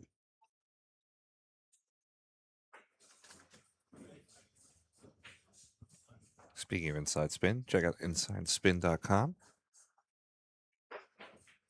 for all your up-to-date information on players, events, and stats on players.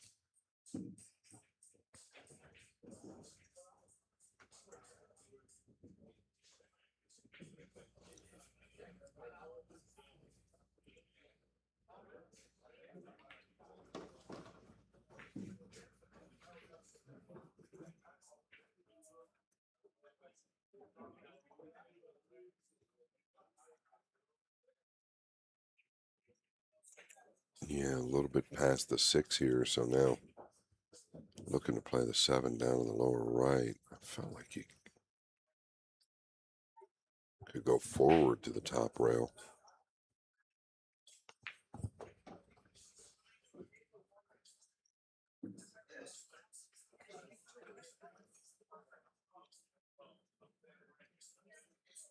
Scott, we have a finish over there.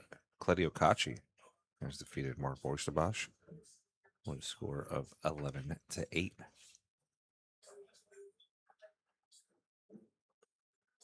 Yeah, we keep looking for him to win a big event. It's coming.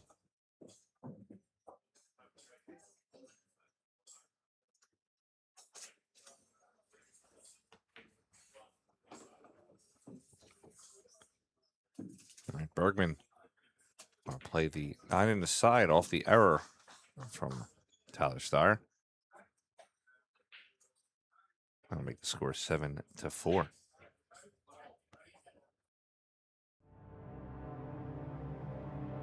Power, precision, prestige, unleashing tour-level performance, built for the biggest stage. Powered by QTech, inspired by Matchroom, the 9-ball series.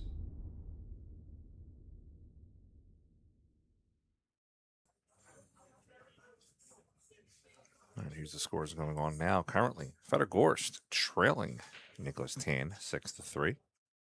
Marco Tuscher is up on Eklikachi 6-3. Christopher Tevez 7-3 currently over the young Landon Hollingsworth. AJ Manis 7-4 right now on Pius Labutis. Oliver Zolnacki 5-4 on John Mora. And the current reigning world champion Carlo Biado 6-2 over Yuri Yurgev. Back here on the main table. Rack number 12 to begin. Yeah, really struggling with the break. I can tell he is highly frustrated from that as well. Too thin, most likely. Didn't hit him real hard either. What was the speed? Do you have it, Frank? I do. Speed on that, sponsored by Break Demon, was 17.23. Oh, it was a little firmer than I thought then. I guess it was just the sound that wasn't right.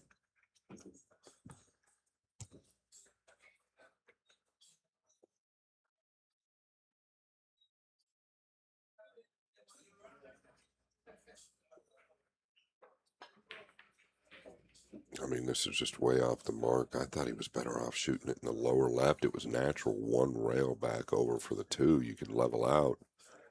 Every time he's put inside or extreme inside on the ball, which he did there, he's overcut it by some margin.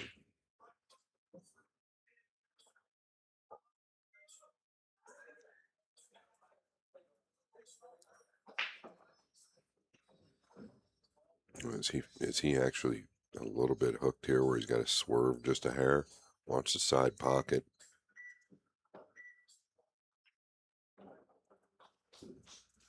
It's pretty good from where he was. Boy, it's tough to get to the 9 here just because the 2's a little low. You don't want the double kiss.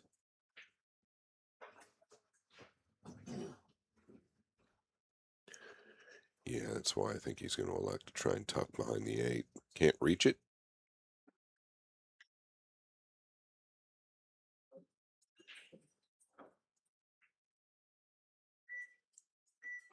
Could come all the way over behind the 3 if you wanted. It's not going to work.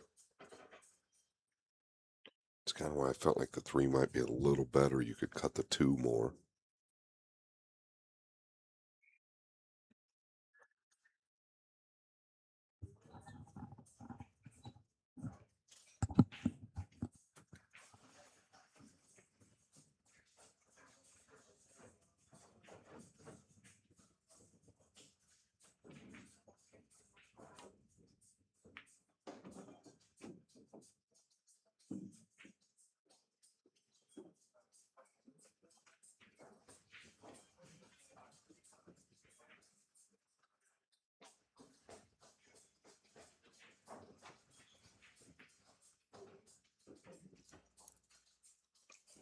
He's done very well to get to the 3.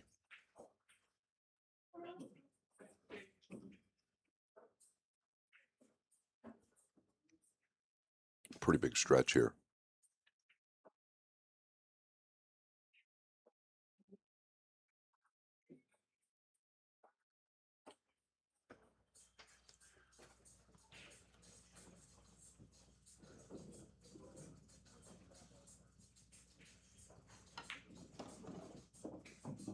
Choosing to come to the side. It's going to be a bit short. I think if he's confident playing well, he just comes one rail over and goes up to the upper left corner with the 4. A lot less cue ball movement that way.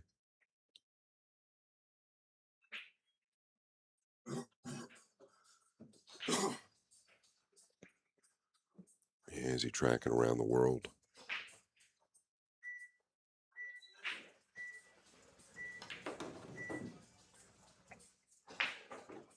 Yeah, one issue starting to lead to the next. Now he's got distance on the purple 5. Does have room to punch one rail out.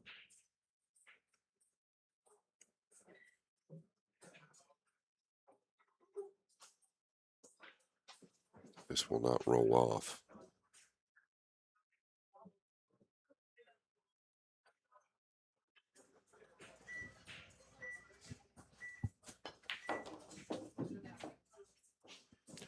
All right, starting to get himself into a bit of a pickle.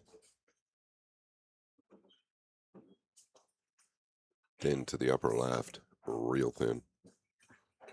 Just going to have to kind of let the cue ball go here. Watch the black 8.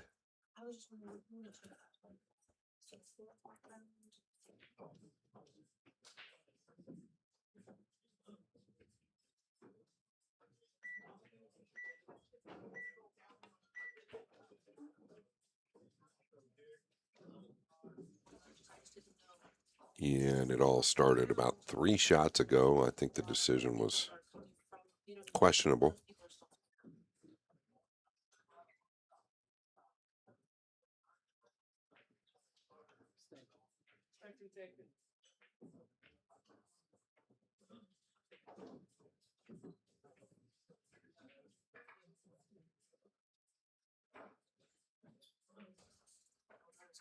Yeah, if the 6 is on the rail, it makes things a lot different here.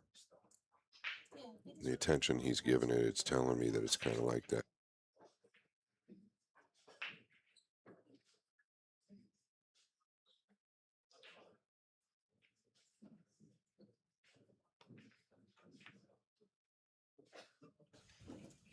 He is not going to be happy.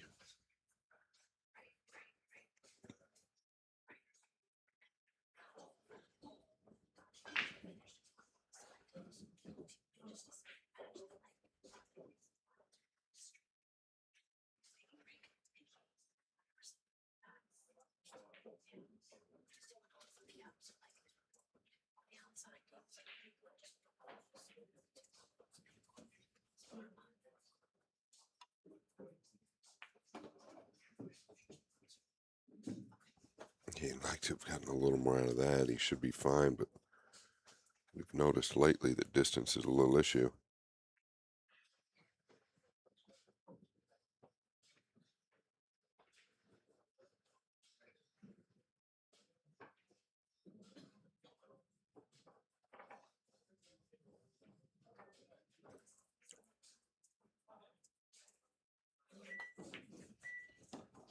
Yeah, that was clean.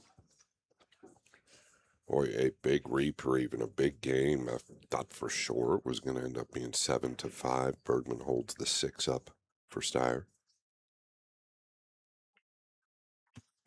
Tyler Starr getting on the 9 and give himself a 4-game lead here over Justin Bergman.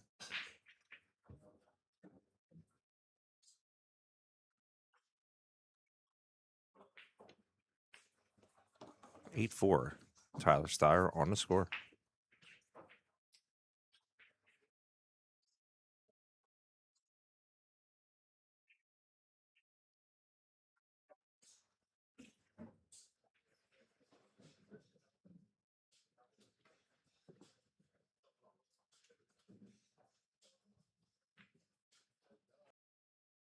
What's up, everybody? This is Dave from Classic Billiards down here in South Florida. We do things a little bit differently here compared to your old pool hall. Doesn't smell like mothballs. It's not exactly a library, and nobody's shushing you like this is church. We're all about having fun, eating chicken wings, drinking beer, and knocking some balls around. Don't let that mistake you. We still got the skills, baby. So if you're ever down in South Florida, come check us out at Classics.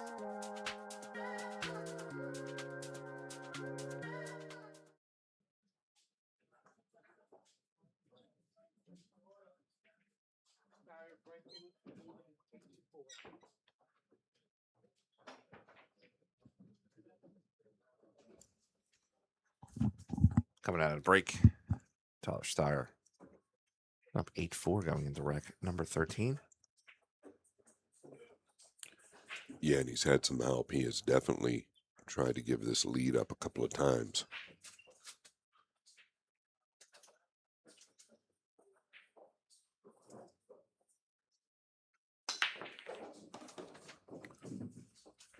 Bergman probably thinking he'd like to have about 30% of Steyer's break, and he'd do a little more damage. And that's another thing, right, in the background or in the back of your mind, if you're not breaking the balls well, which Justin clearly struggling, and then you've got a guy like Steyer who breaks so well, doesn't bode well for the confidence.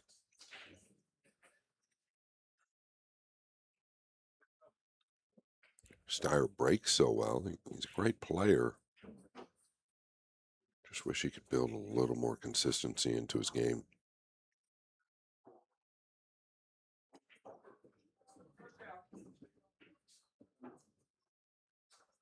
It's called the rollout. Interesting. And he's going up table. You really want to be careful with a guy like Bergman. Pretty sure Bergman will take this.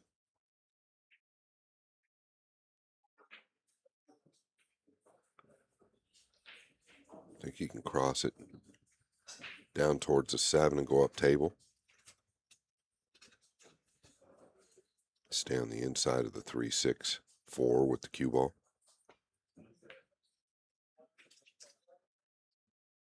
Yeah, I mean, the push out was just, to me, pretty basic. A guy like Bergman going to chew you up in that scenario.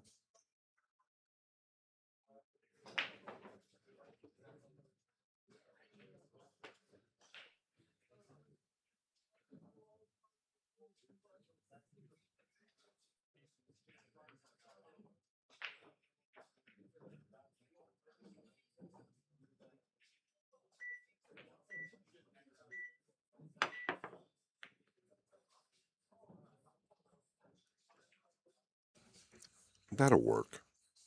Wow.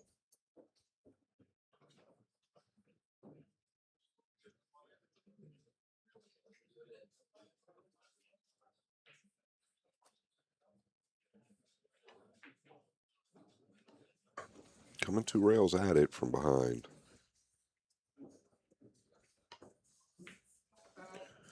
No bueno. I don't know that Tyler will take the 2-9 combination. A lot of players might. But this layout is just, I mean, it's right there. He's looking at it.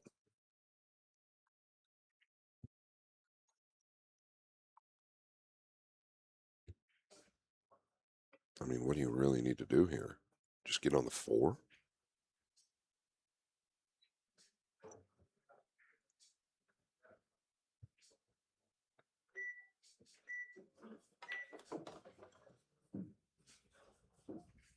Good there, making sure he got all the way over. It's the only place it really could have gone wrong is if he stopped short.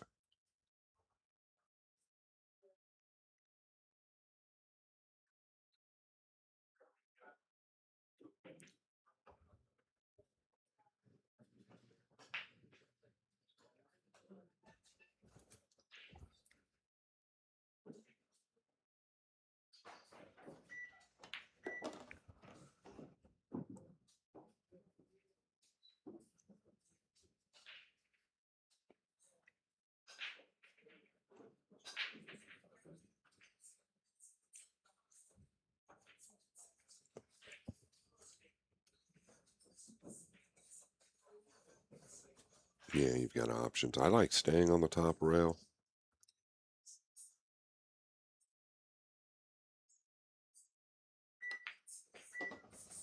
He's going this route. This is fine. You can just land a little flat on the 7 this way. That's the only thing. I still like being on the inside or the left side of the 9. I don't think he does.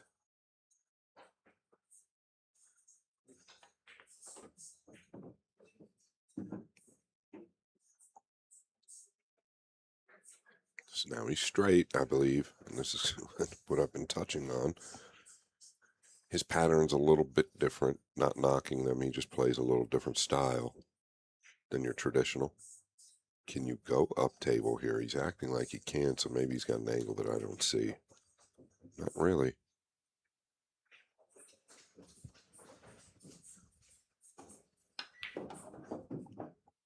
Boy, you introduce potential error when you've got to power draw the ball like that, but he's done well, and he is looking to get within 2 of the W.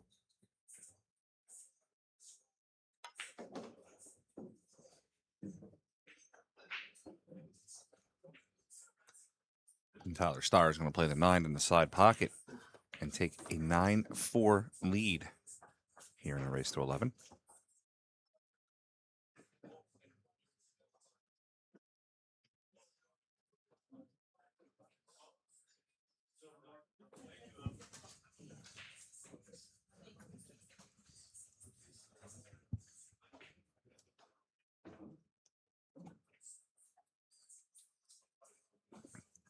Looking at our rack timeline, Tyler got out to a 5-1 lead.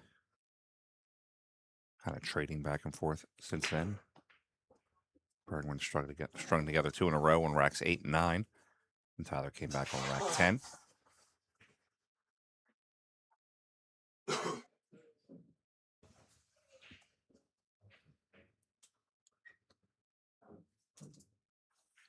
(9-4) currently on the score going into rack 14.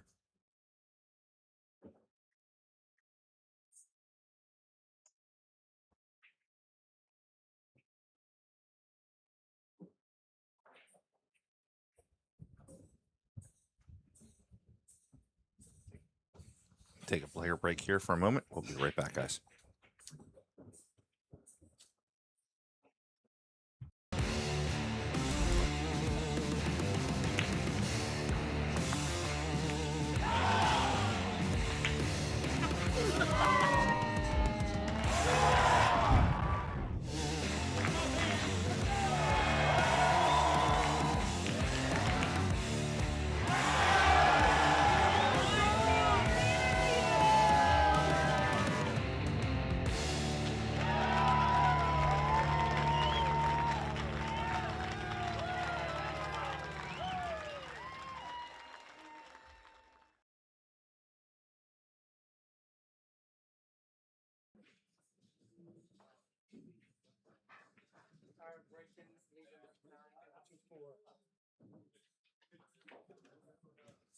All right, back from the break, 9-4.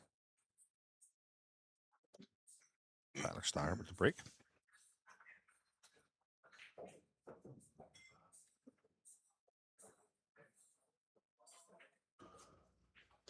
Did break and run the first 3 racks of this match. I think that could be the biggest package we'll see this week.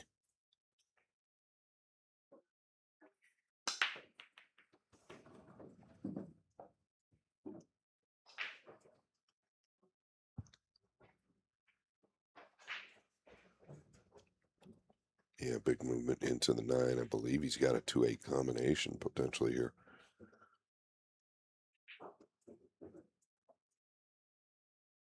A little awkward. Catch the inside of the 8. Could hold the 2 up. That's what you want. Just want to keep from the 2 falling to the top rail. And the other issue is he's got to contest with the purple 5. If you hit it hard to steer clear of the 5, you could lose the 2 up to the top rails. The only concern.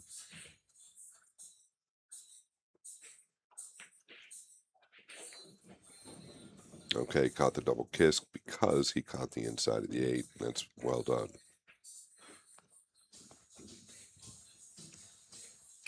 Thin snip here. Want to come to the left of the 9, 1 rail down.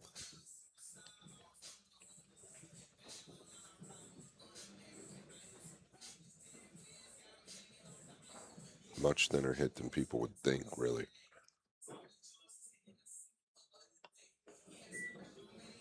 Well handled.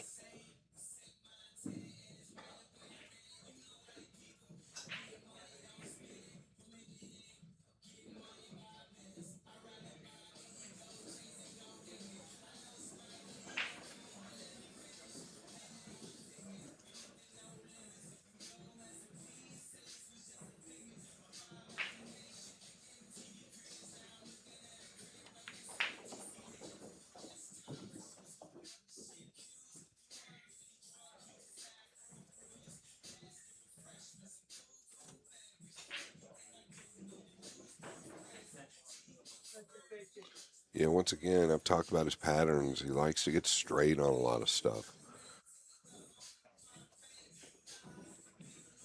Don't want to be in the position where you've got to shoot the 5 all the way up top and run away from the 6 with the cue ball. So you're trying to pound around and avoid the upper left corner, instead come to the lower left for the 5. That's just a tall order, man. I mean, I just don't get it. Just being honest, I don't get it. I don't know if he's in fear of shooting that distance to the upper left. But you've just got to take what the table gives you. But the problem was the shot prior, you had no reason or excuse to get straight on the pink 4.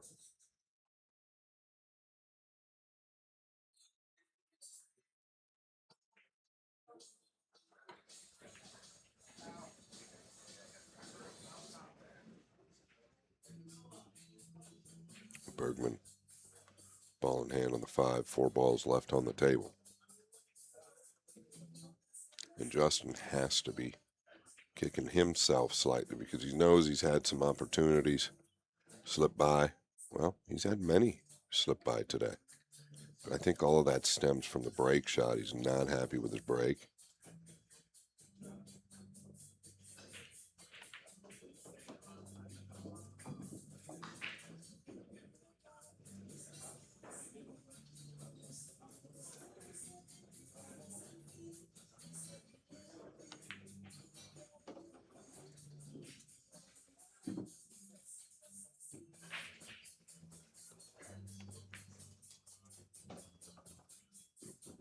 And Justin Bergman's going to close this gap between him and Tyler Steyer, making this 9 ball in the side pocket.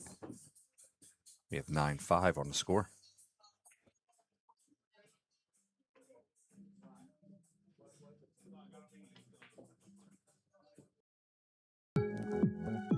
Whether you're new to pool and practicing the basics, or a more experienced player performing drills to improve your shot making and positional play, the Drill Partner is perfect for you.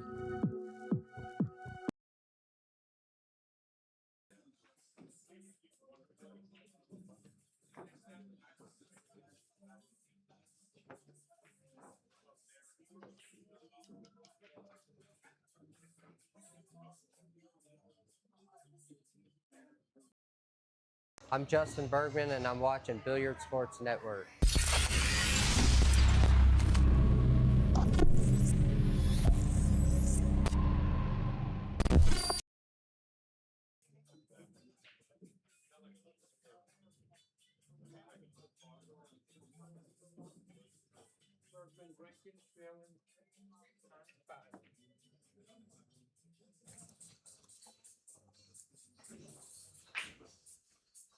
Rack 15, 9-5. Bergman breaking. Yeah, it's been a constant struggle. He cannot figure it out. The break shot.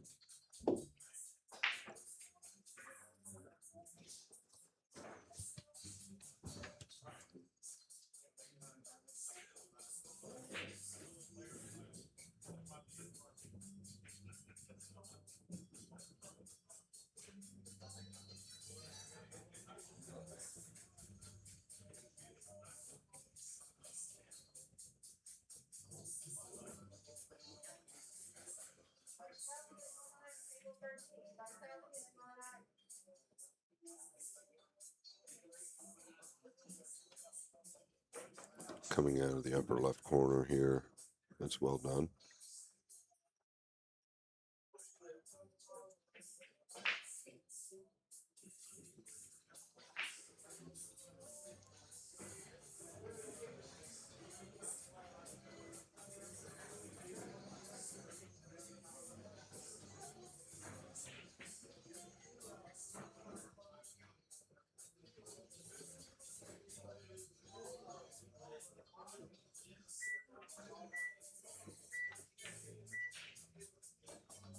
I mean, he squeezed that home.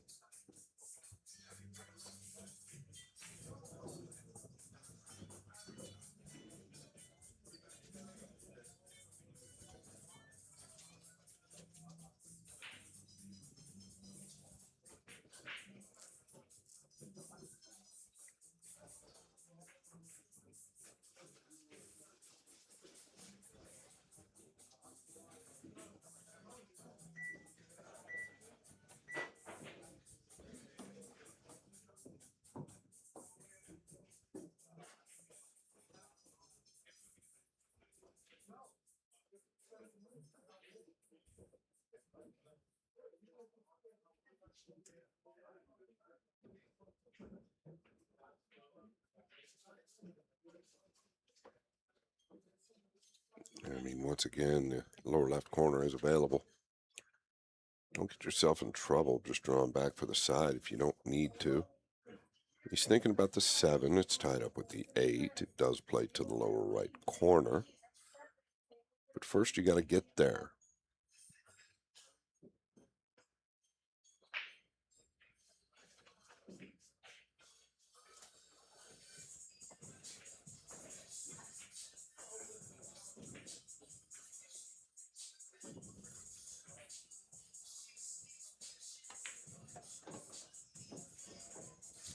And chose to go to the side. A little short. He'll be all right.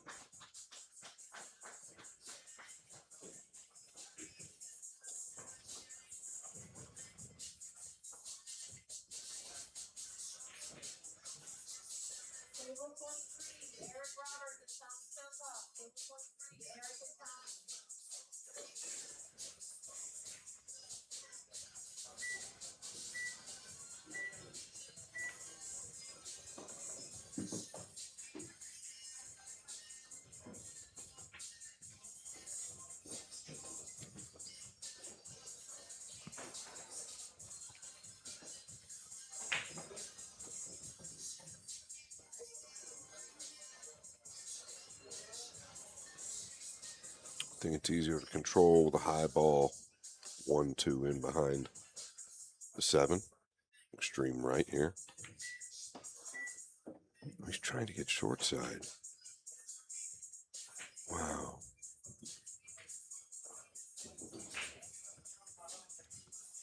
Bergman's going to have to be happy that he get back to the table unless his ball goes. I don't believe it plays, does it, to the upper right? No. Yeah. This ball does not play. He's going to weld him to the 8, but Bergman's got to be thrilled just to get to the table. I thought that Tyler could at least take a chance at getting in behind the 7. If you don't get there, then play the safety.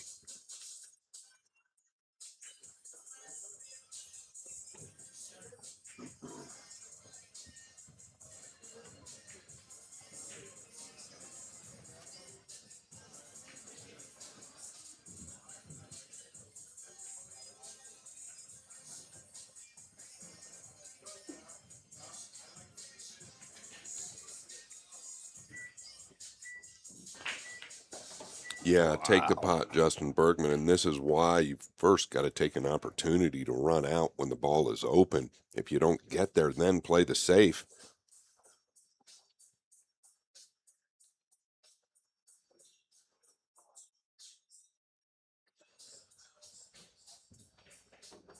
Big shot here, not easy on this table, not easy for anyone.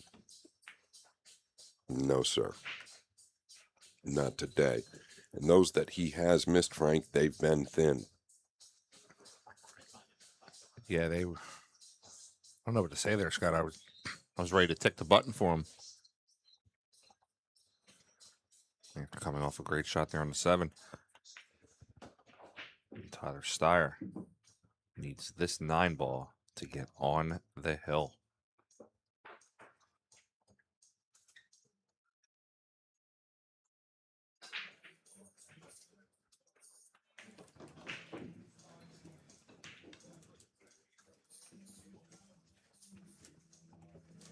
All right, we have 10-5 on the score. Let's go check back in on our match stats. Supplied to us by the Pool Stat Guy and the Pool Stat Gal. Tyler, 96 balls pocketed. Justin Bergman, 33. For me, though, the big glaring is the break. Tyler's 91% on the break, 82 in the side pocket. Where Justin is only 20% on the break with 20% in the side pocket. If you don't control the break, you don't control the rack.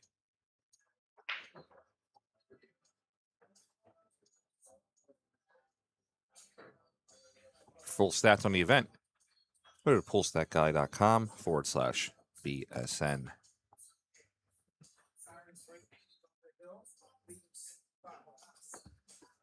Rack 16. Tyler on the hill.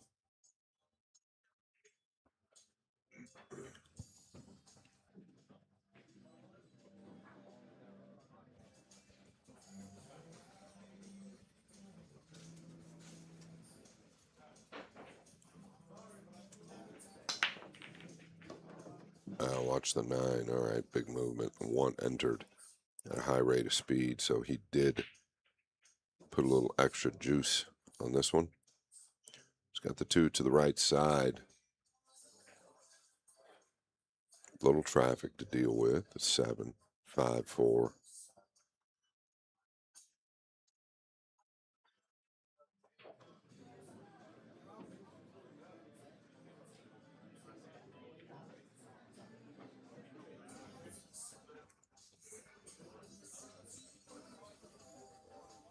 Bergman over there fuming. If you know, you know.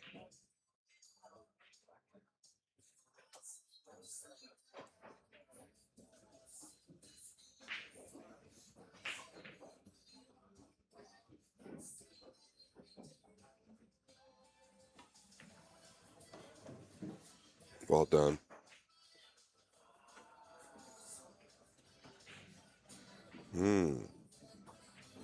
Can he hold or draw into the 8 here? I think he can hold.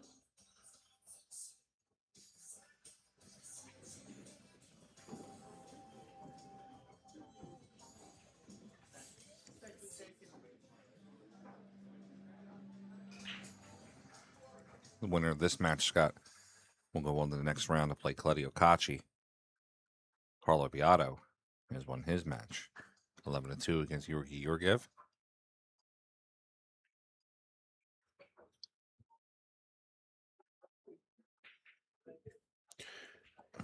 Yeah, it just continues to happen.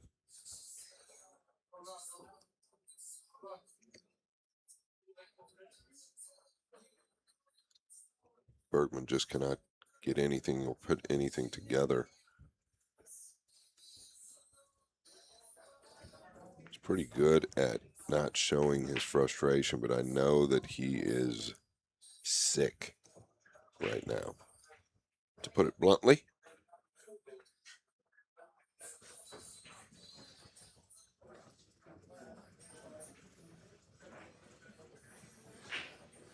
He knows Steyer tried to hand this big lead back to him multiple times throughout the match. Shot there.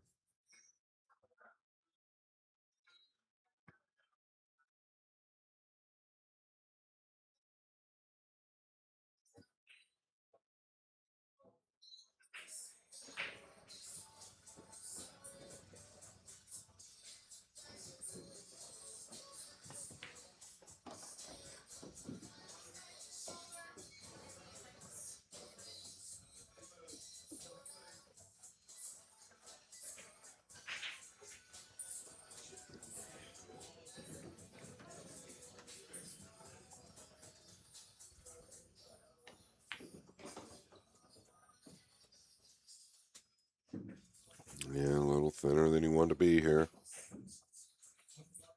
due to the heavy hit in the shot prior. Back and forth. Keeps catching that ball real thin.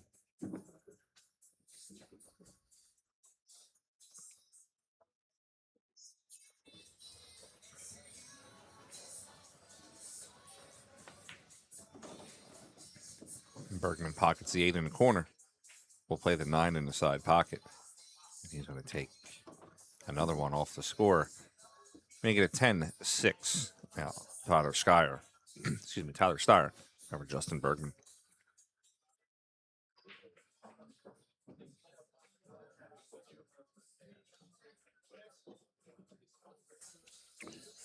Unshakable performance. This is the course I've worked on for a long time. Do me a favor, guys. The link is in the description. If you haven't already ordered this course, it's a drip program, meaning you take it at your own pace. There's Core, Pro, and Elite, 3 different tiers. All the tiers are the same, except you get more for your money on the Elite and the Pro. Check it out. Save 10% at Florida 10 or Vice 10. Thank you so much.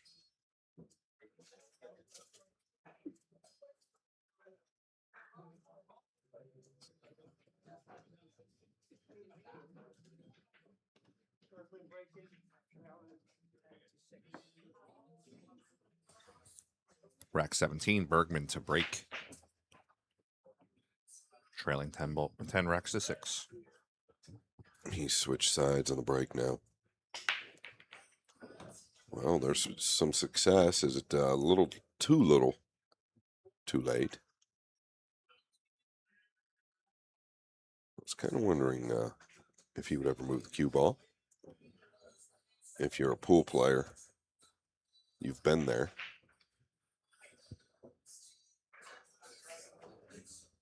Oftentimes very hard to get away from something that you know will work but isn't working.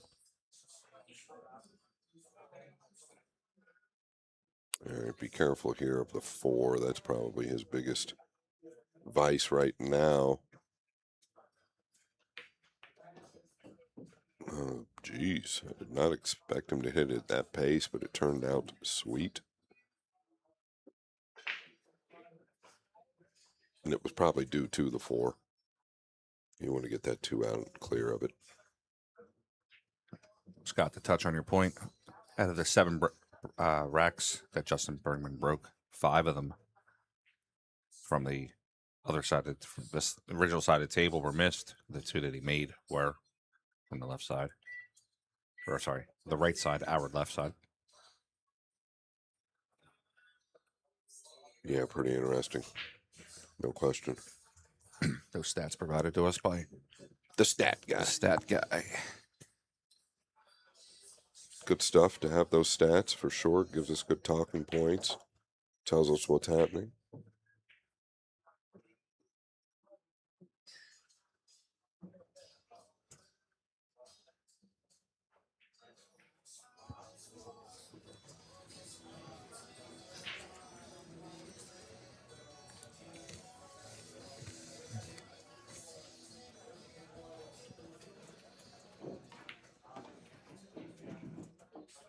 Yeah, he's overrun this. You want that angle. Yeah, and this is going to be a bear to get down to the 5 now. Unless he can beat the right side, meaning draw in front of it. I think he can. It's not the route he wanted to go.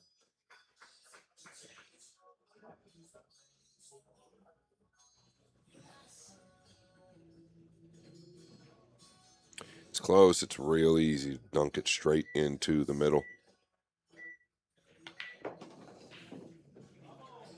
Very good hit.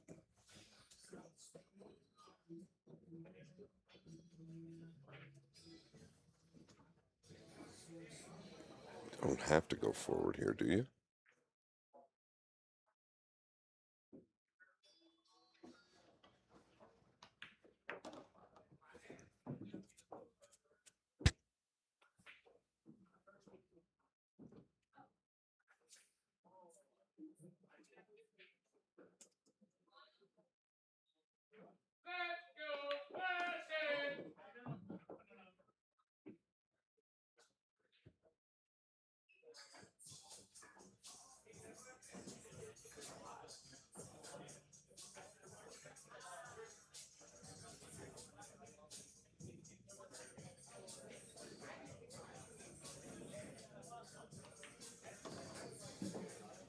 Seems like every day, or everybody today, excuse me, have been struggling a little bit with the pace of the table. Yeah, I agree, Scott. Bergman looking to stretch out, take this 9 down, make it 10-7. He's trying to chip away at that lead that Tyler built. 10-7 on the score.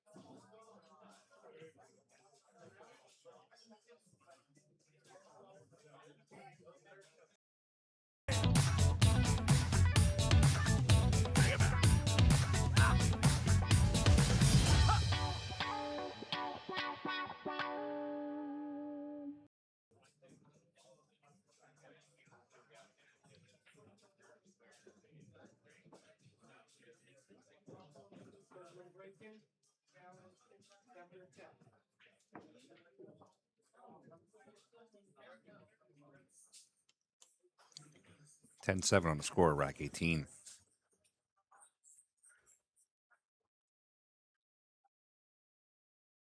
All right, he was good from here last time. Not this time, and just completely mishit. I don't know what it is. It's definitely not just timing. His aim point is, yeah, I mean, like he hit that ball dead head on. Didn't cut it at all. I don't understand.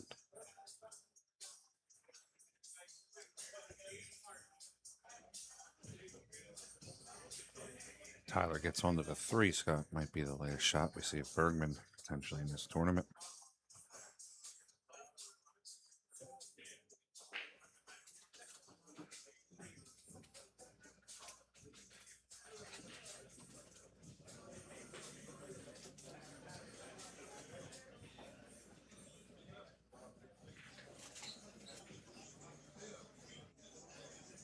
It sure is taking a lot of time here.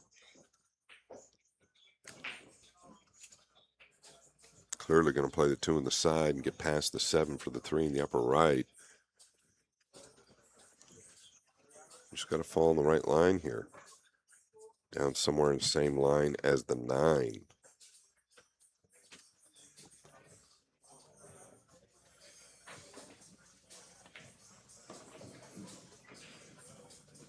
I can't tell. I feel like that's short. Yeah, I think that's short. He doesn't act like it, though, so maybe my thought is wrong or incorrect.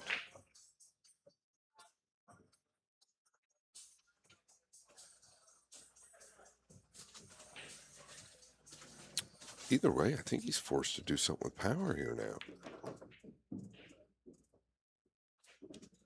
See how the head goes down in negativity? Not good. He's on the rail. Didn't want to have to contest with the black 8.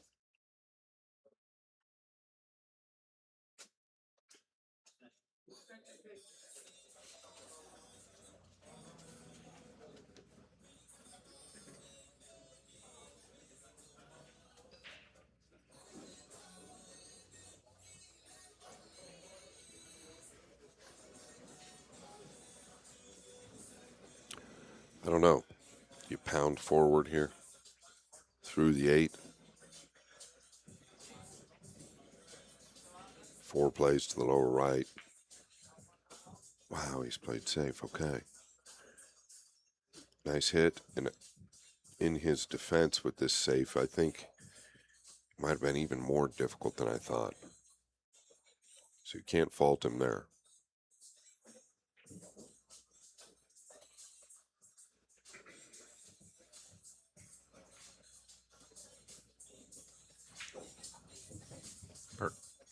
excuse me, Bergman has to come in a great shot here.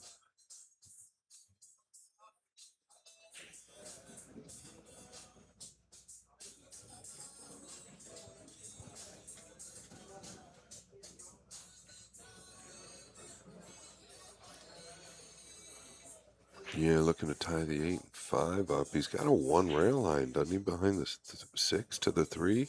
There's the 8 got him snookered. Now he's jumping. Sorry. Didn't see him grab the jump cue.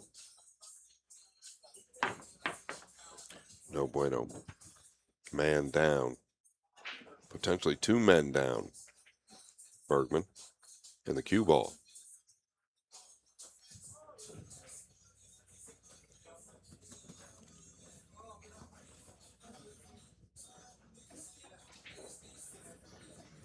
Where is the trouble? Potentially a 7.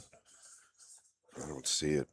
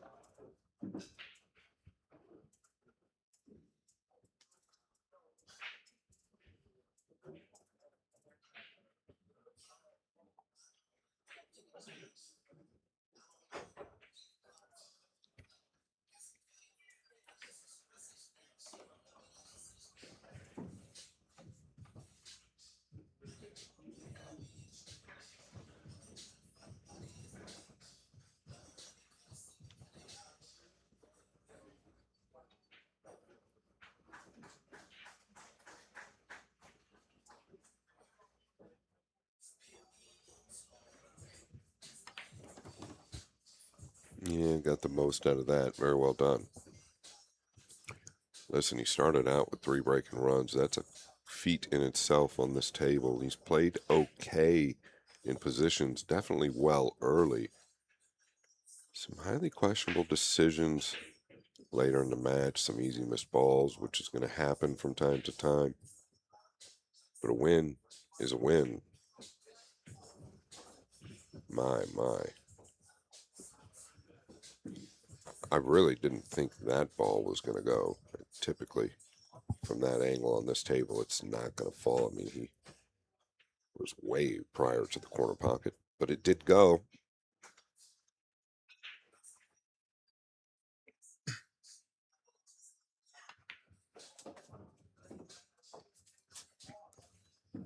And Tyler Steyer on the 9 ball to complete this match and eliminate Justin Bergman.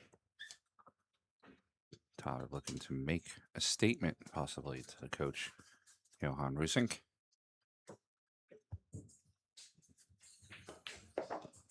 Tyler Steyer defeats Justin Bergman with a score of 11-7. And that'll move Tyler into the next round against Cletty Okachi. Guys, we don't have our 4 o'clock match up yet. We're going to go talk to the powers that be. And we will be back here in a few moments with our next matchup. We will let you know as soon as we know. Be right back.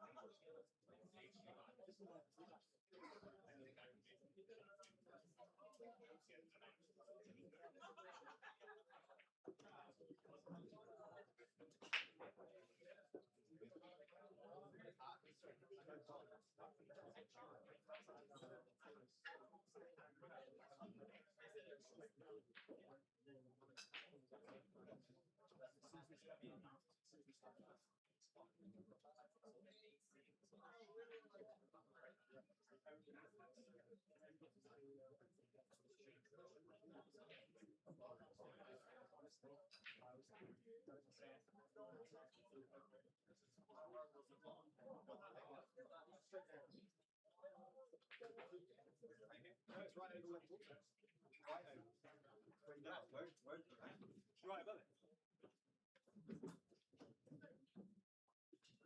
So it comes down to like these. But honestly, you can feel it right here. You can feel it.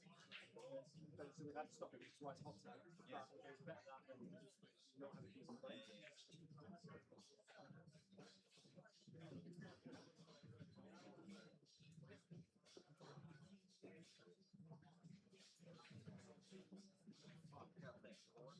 Yes. And then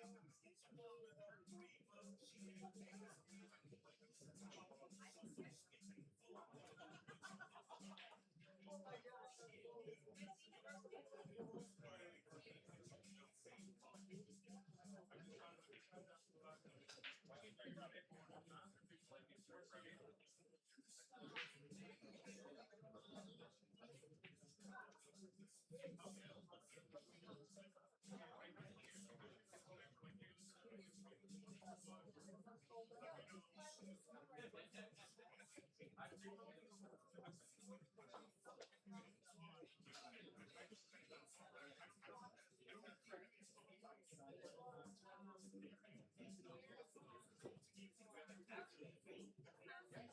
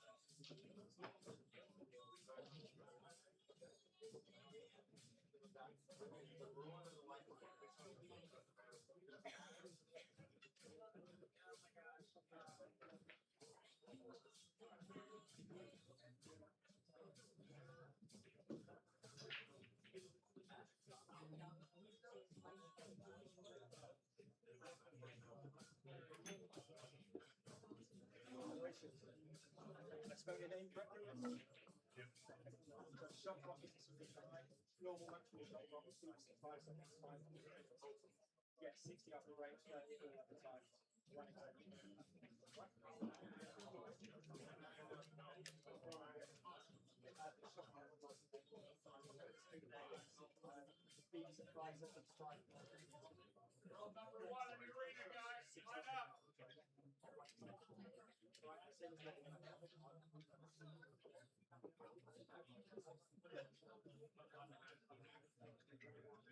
It's up to practice, guys.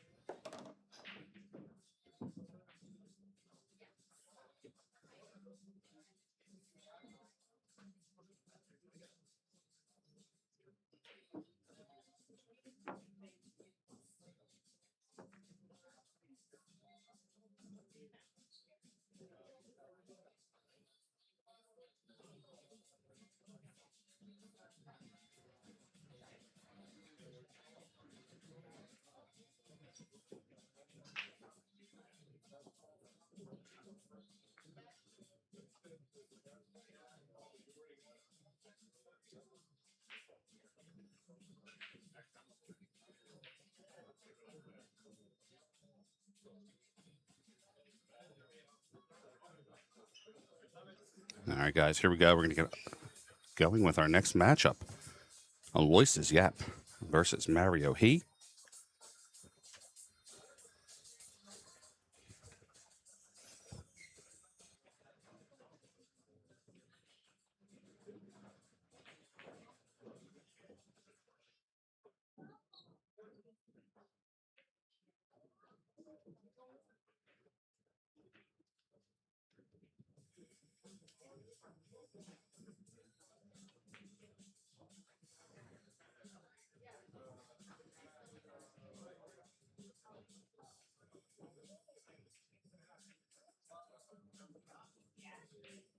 All right, here comes the lag.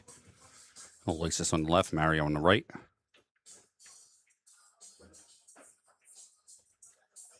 Yeah, when we talk about players that you feel like are going to do more, you know, I'm looking at Mario He, and I have been for a long time. I think a lot of us have spoken about him. He's such a great player that probably doesn't get the credit he deserves due to the lack of majors or major events that he's won. I still think that time is coming.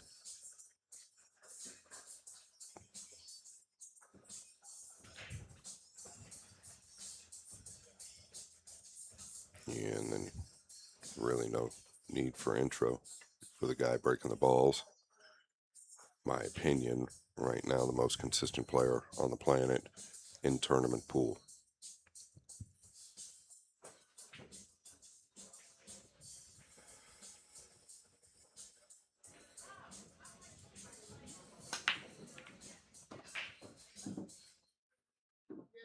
Two going high.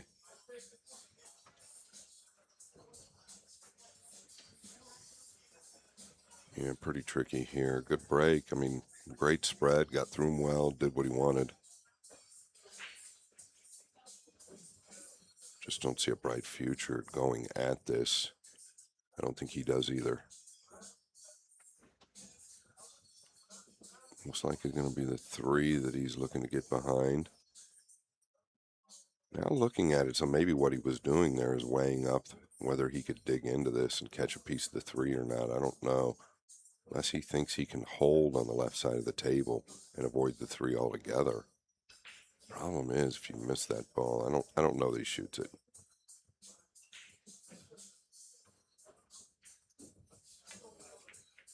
Wow, he did take it on. What a hit. He got into the three, no problem.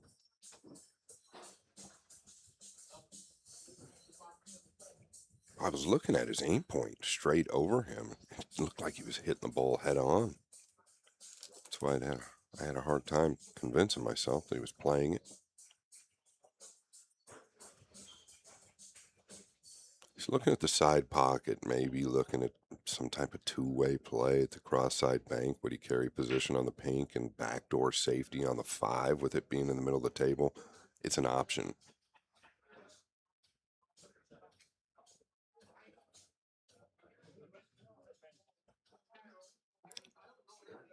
Singapore's best.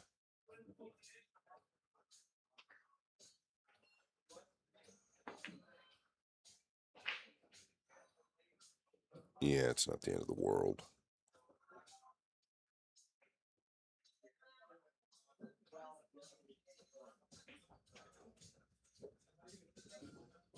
Pretty hard to sell out taking that bank on, so I didn't mind the decision at all.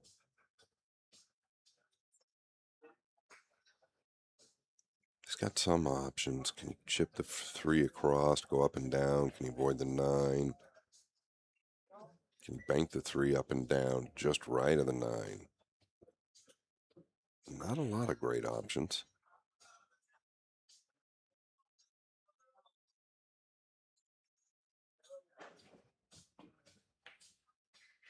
Yeah, this went wrong.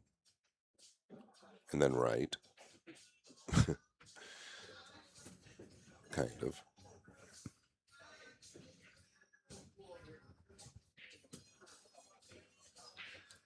We do have 30-second shot clock.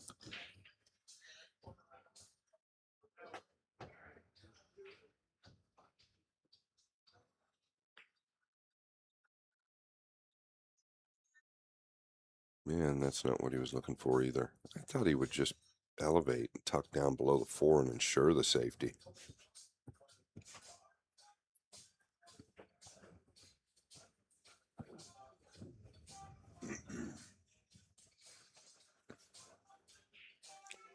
This is a big opener to the top left.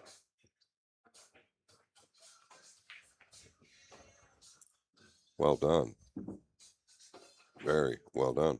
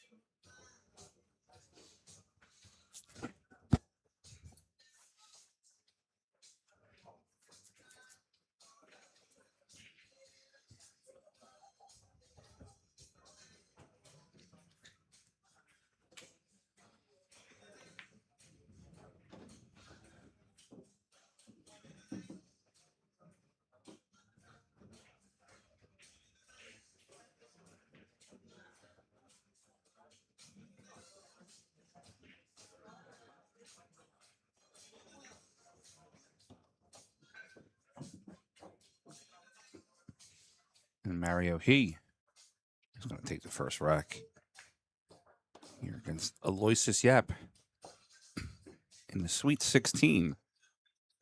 The WNT rankings event, the Vice City Classic. Coming up with rack number 2 momentarily.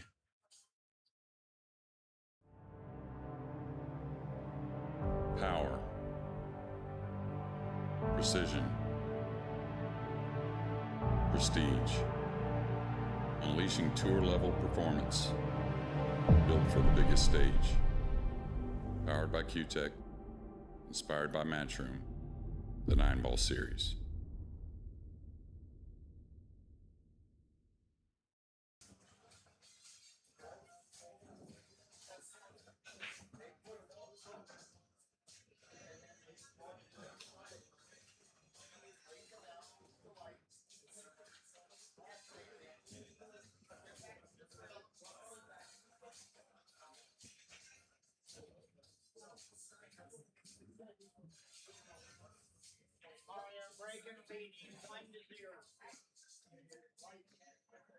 One nothing Mario He going into rack number 2.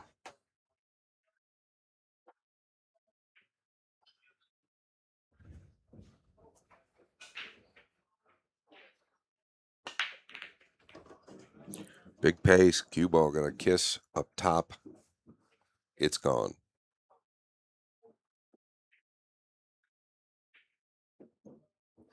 If you don't mind, Frank, give us the speed of that break. That 1980, just under 20 mile an hour. That's one of the firmer hits we've seen.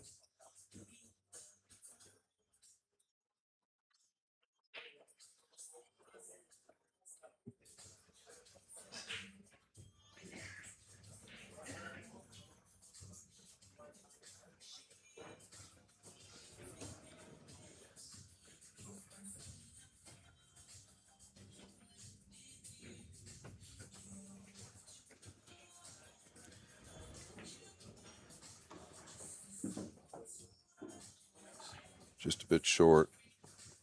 Now might have to work the cue ball.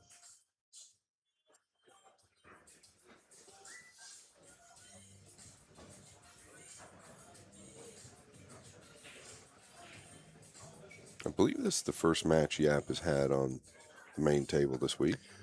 No, we had one. Oh, he did? Yeah, we called it. It was Yap and... You and I called? I believe so. There's been so many. No, I don't believe I have. Let's see. No, yeah, Yap and Maglino. That was the second round. I didn't call that. No, maybe we didn't. No, I didn't call that, buddy.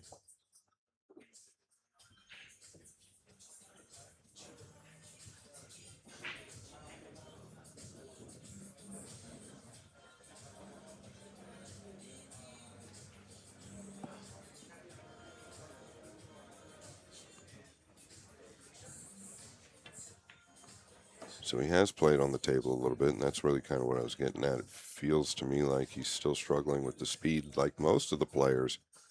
The bed of the table's a bit slower due to the moisture.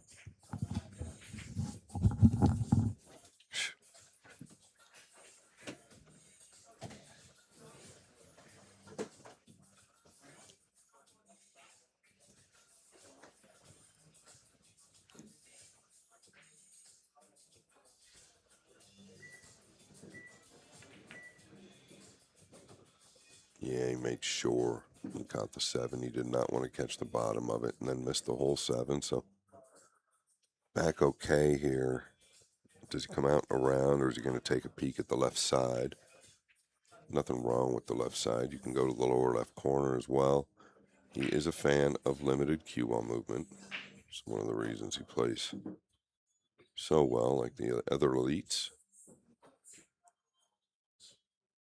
Never tries to force something that isn't there. Very compact.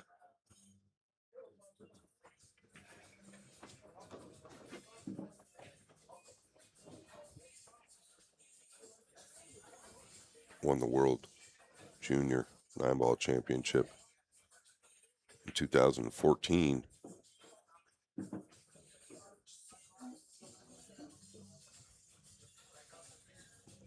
First player in Singapore to ever win that title. He's going to tie this matchup after game number 2.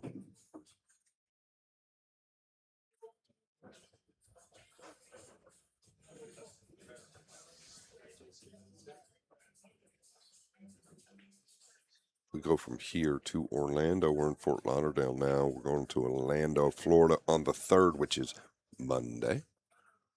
Tournament starts the 4th through the 9th.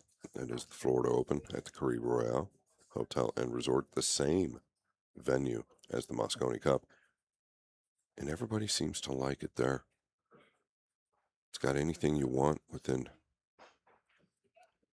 one big building. Great food, great atmosphere, awesome pool. Rooms are good. Everything is good up there in Orlando.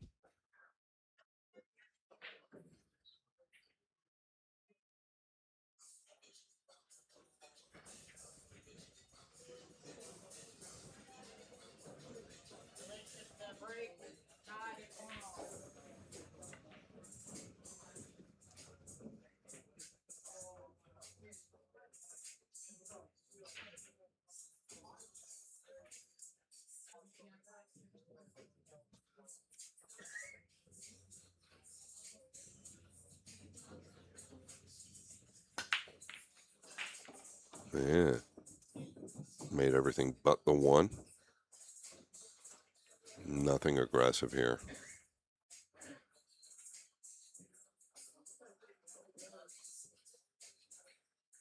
Actually, a pretty tricky position.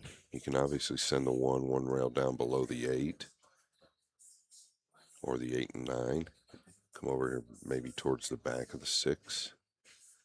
It's just a little tricky because he's elevated over the 9.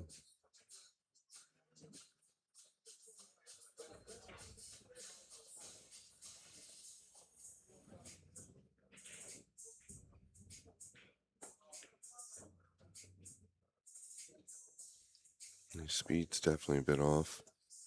Caught it a little bit full. It's due to being elevated over the 9.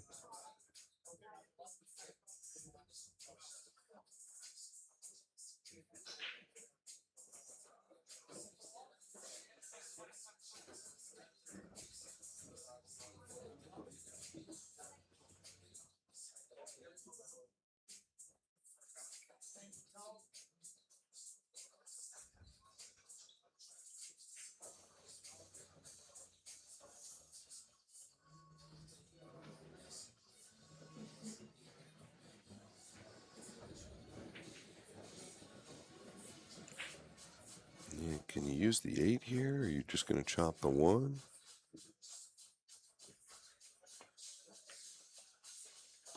Yeah, he's just going to chop the 1. That's a little cold. Straight up into the upper left corner. Ball in hand for Mr. Yap.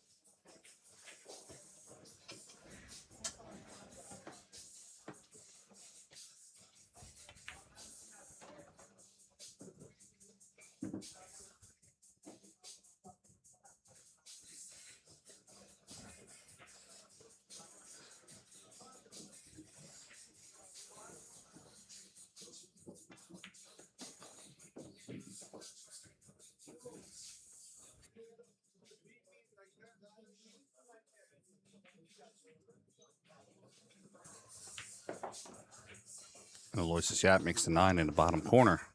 Go up 2-1 here on the score.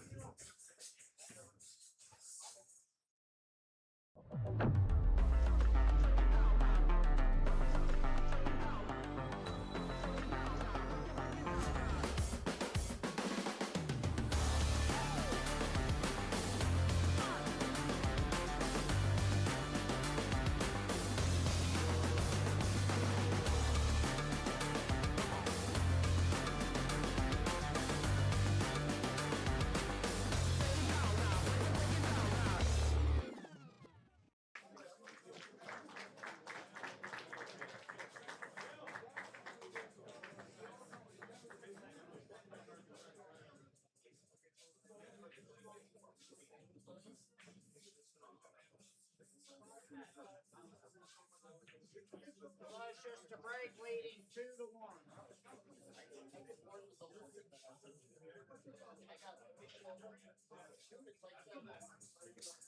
Rack 4. Aloysius Yap in the lead, 2-1.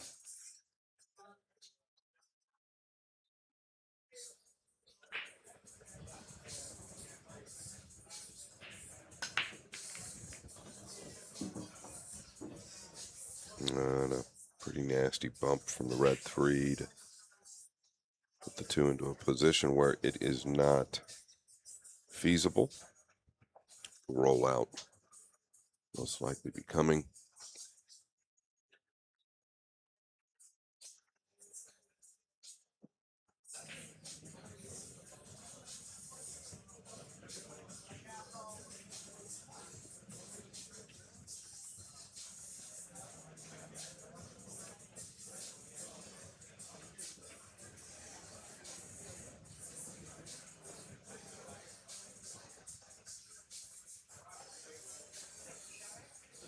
I feel like you got to do something with the 7, maybe even, yeah, and that's maybe even tie the 5 up or the 4 and 7 and 5 and just lay him down here on the bottom rail. Yeah, I really like it. Even though the 4-7's pretty unmissable.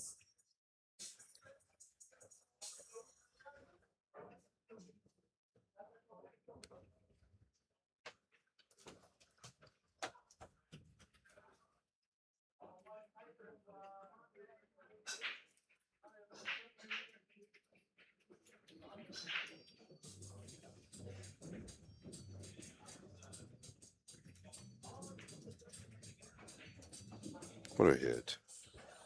Don't do it to him. Yeah, what a great shot. From the bottom rail to the upper left, clean as a whistle.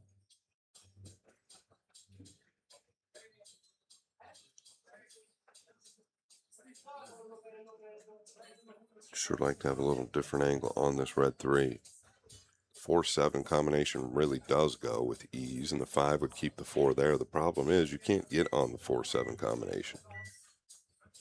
Shot clock winding down. He's taking his extension. He's going to crash towards the 6 here.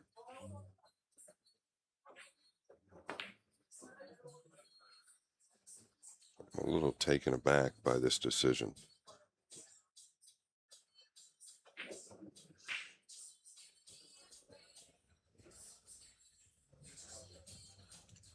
He's got a decision to make. The 4-7 still plays. I think that's where he goes, up towards the right side pocket here.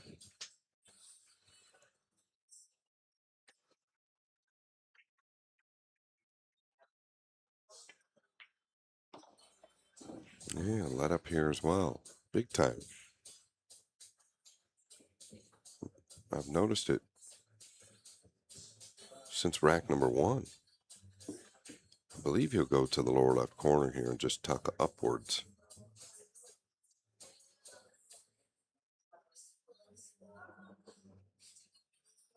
I think you have to go with the bank. I mean, there is a safe option, but got to be about even money to make this. Maybe a little higher.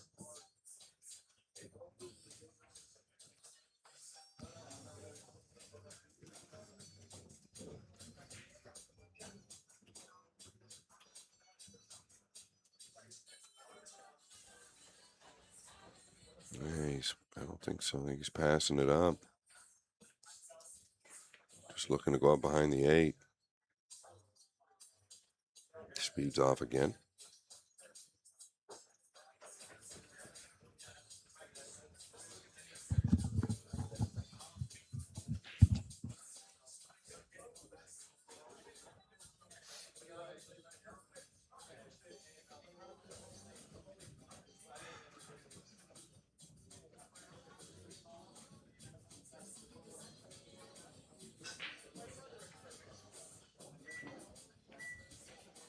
My, this guy should have been a butcher. Oh my goodness. He's found the only place on the table that he can't get to the 5. But meanwhile, the 5 didn't really go. I think he was trying to actually play the 4 off the 7 or even the 5. But first it was the 1 ball, at least maybe 2 racks ago, that he cut, scratched in the upper left corner, and now this. Oh, this looks like good touch. Didn't get in behind it enough.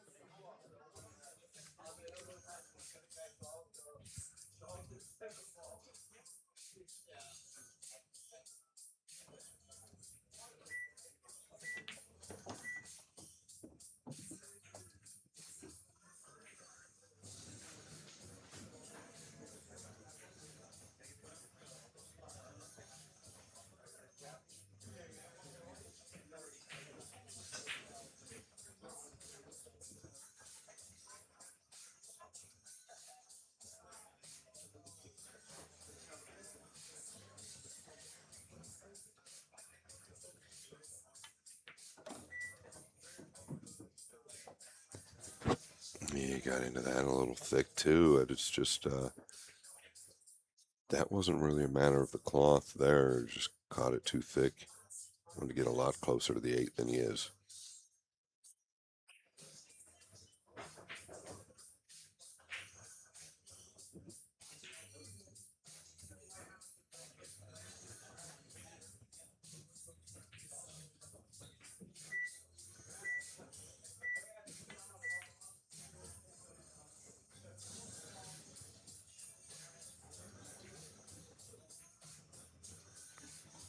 Well, Franco,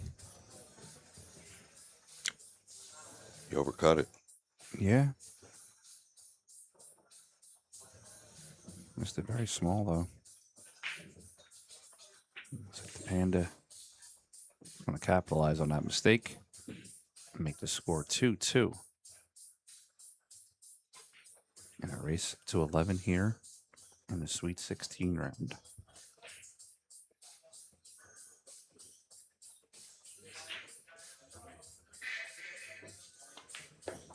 2-2 on the score.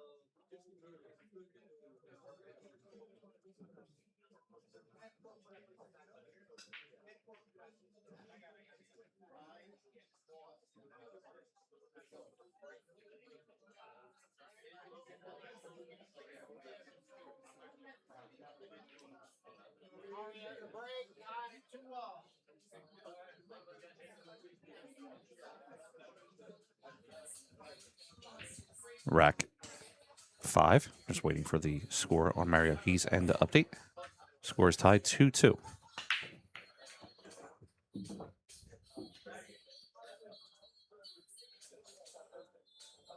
That'll work.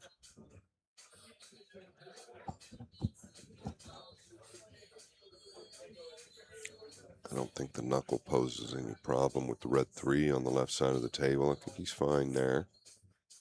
Like to get as close as you can, maybe a little angle. It's going to go forward 2 rails, I would assume, on the blue 2.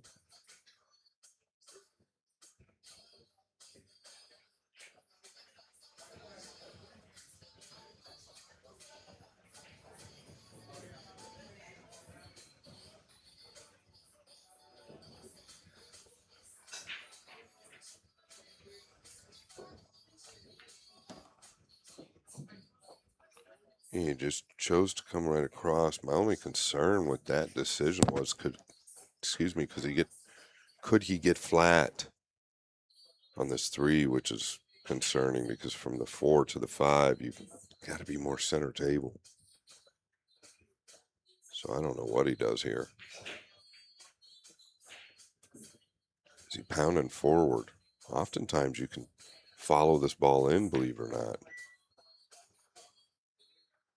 Would have helped him at that point if he did. That's a fact. It's an absolute fact.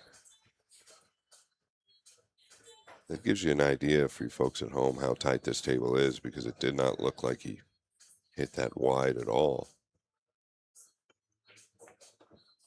Cloth is getting a lot more play as well, so that's going to tighten it up. A little humid in the arena too. Tyler was telling me after his match, it was warm in there. Yeah, I overheard him saying that to somebody. It wasn't bad when he was running them racks.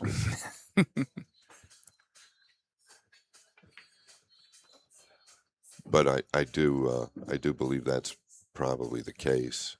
A lot of people out there, on top of the humidity we already have.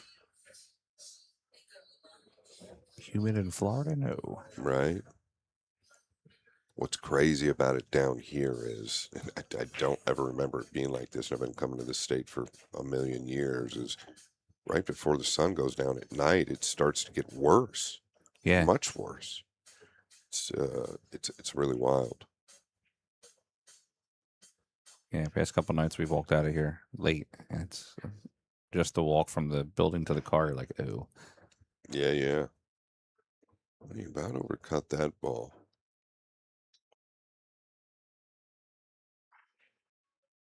So some tough playing conditions. I like that. I think it adds a few extra variables into the play.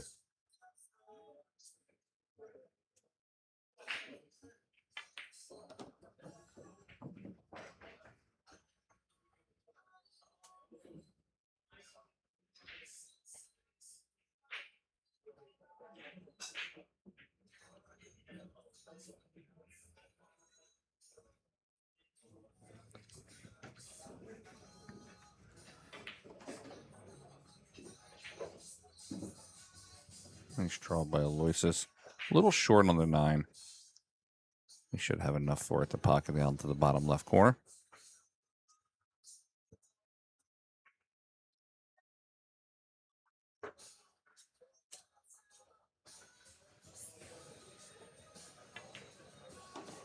All right, we have 3-2 on the score. Aloysius, yeah. Mario, he.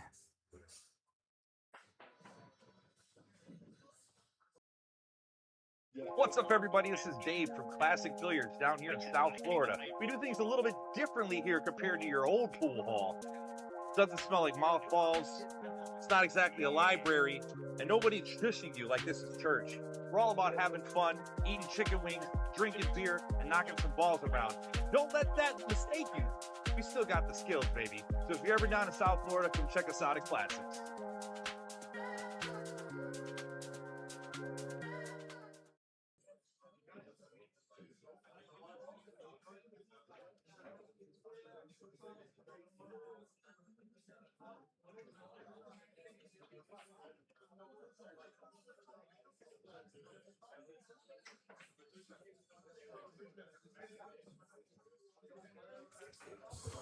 All right, rack number 6.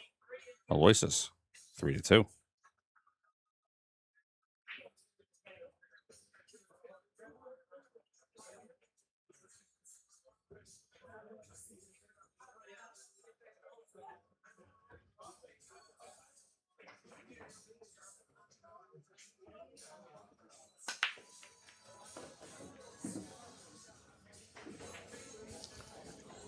Well, he'll take this every day, all day. 1 down. Got a pretty good kiss from the 8. I believe the cue ball was scratching in the side.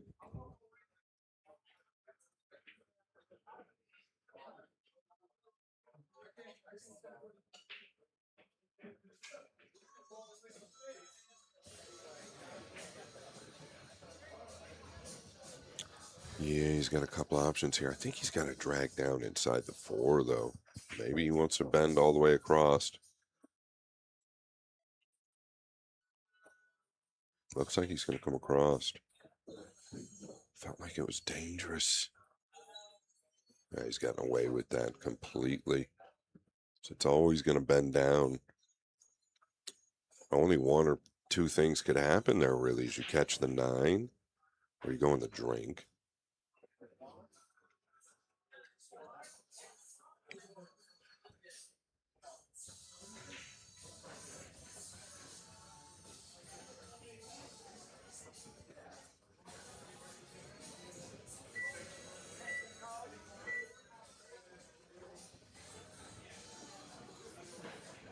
"30-second shot clock with 1 extension per game."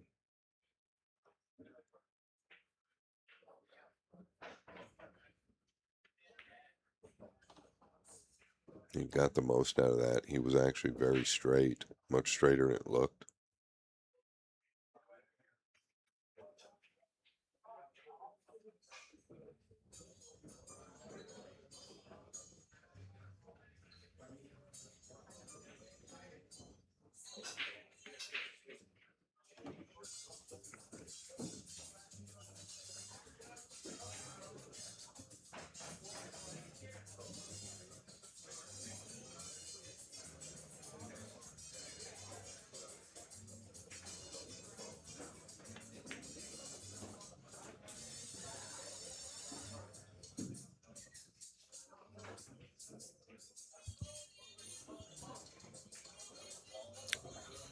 Once again, a little bit on the wrong side of the ball makes a huge difference.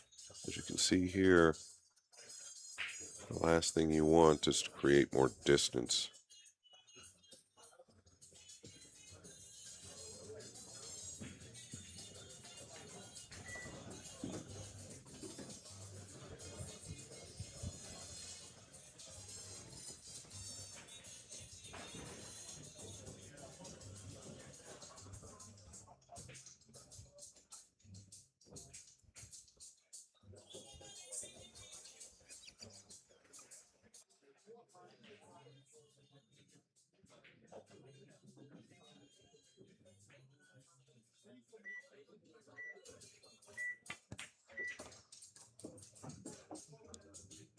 Nice strike on the 7 and come back for the 8. It's still a bit short. Makes it missable. Shouldn't, but makes it missable. Speed has been the challenge for all players today on the bet of this table. Very good. And Aloysius is going to take a 2-game lead on Mario He with the score of 4-2. Let's check some of the stats so far in this matchup. For 6 racks in, Aloysius is 100% on the break, 75% with 1 ball in the side pocket. He's potted 39 balls compared to Mario He's 13.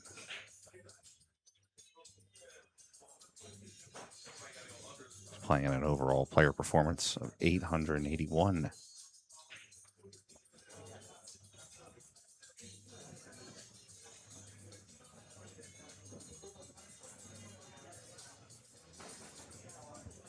stats apply to us by the Pool Stat Guy. Check it out, poolstatguy.com/BSN.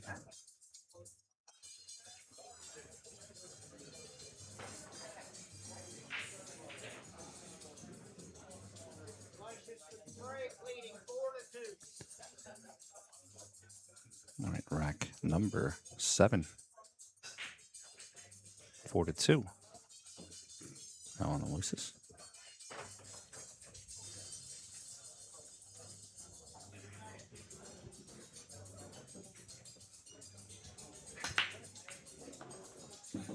Yeah, really good. The 2's going to go high, though.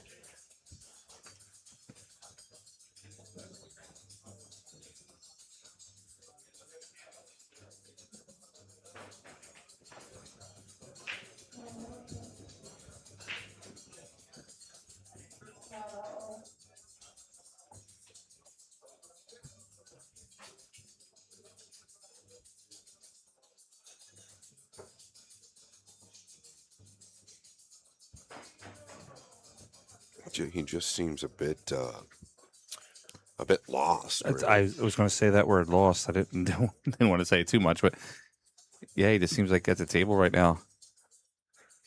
It's just like, what do I do?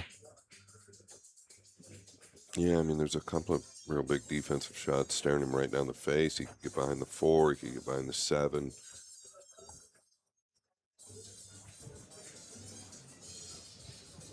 Almost like the 4 more, because if he banks this down table, yeah, he's just overhit it. He is not comfortable. He is not comfortable. First off, you never see him acting that way when you're staring down, when he's staring down some type of pretty traditional safety. And secondly, losing the speed, he's been off quite a bit.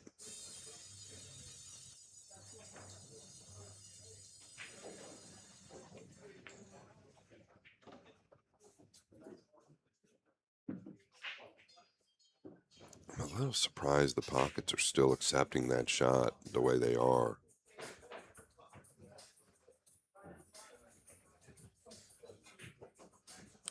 Six and 8 are a bit of a mess. 5 does help that problem.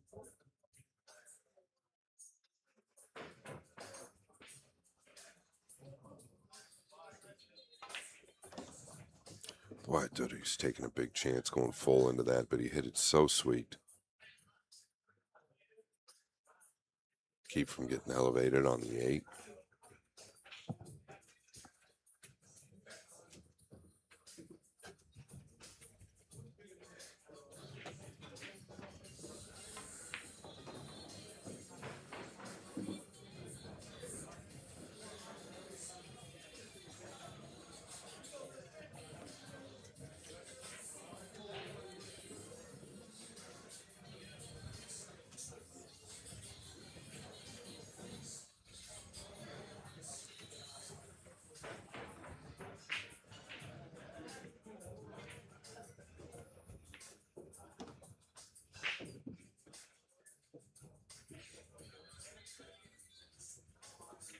That'll get it done.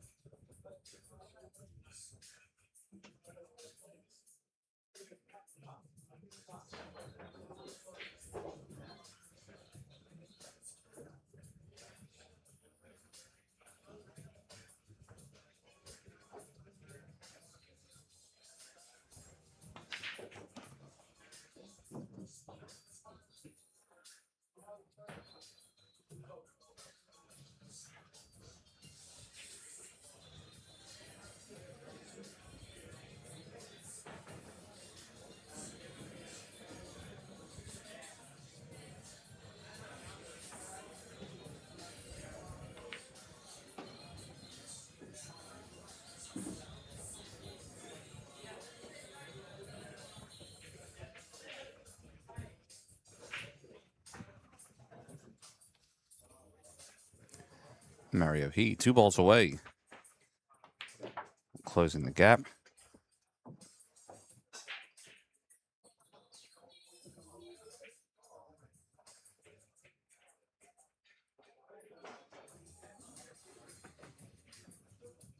9-ball to the corner.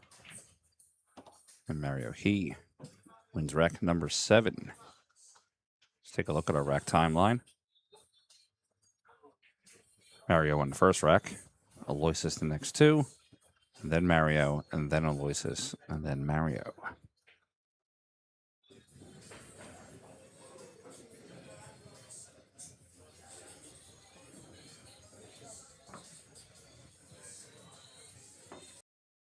Hello guys, I'm Feder Gorst and you're watching Billiard Sports Network.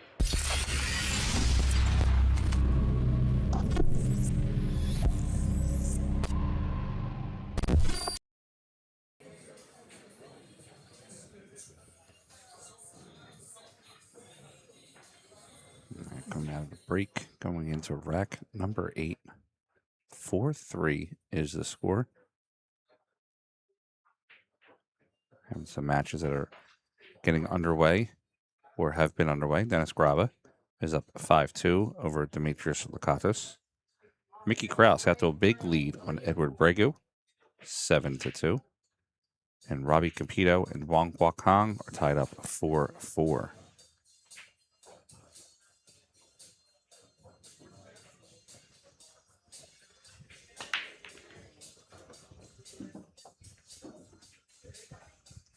And 1's down. Just got to look at the 2 here. It does pass the 3.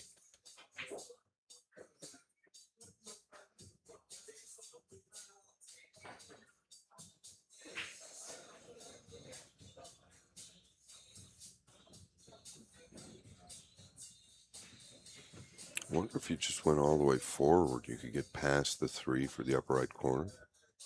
Or does it play to the lower left? Yeah, this is what I was thinking. He could get past it, no problem, just miss the ball.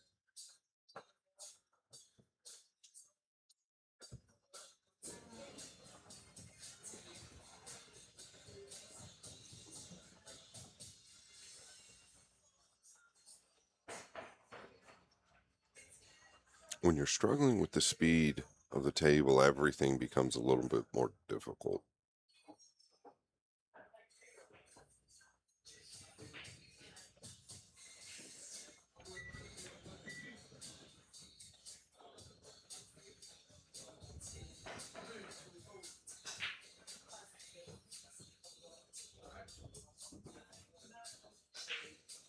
I think he's got to come to the bottom rail here.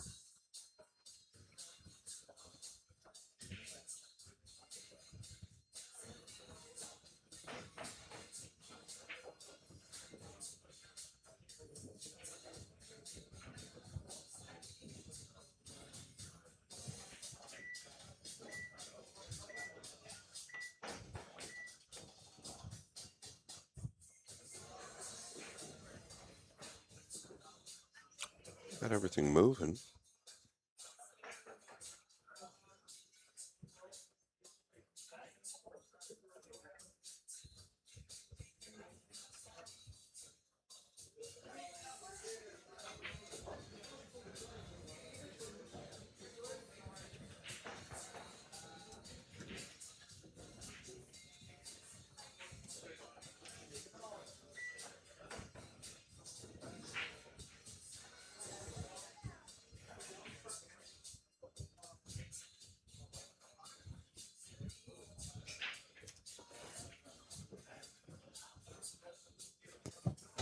He's going to take a stab at the 2 down to the lower right corner due to where the 3 is at.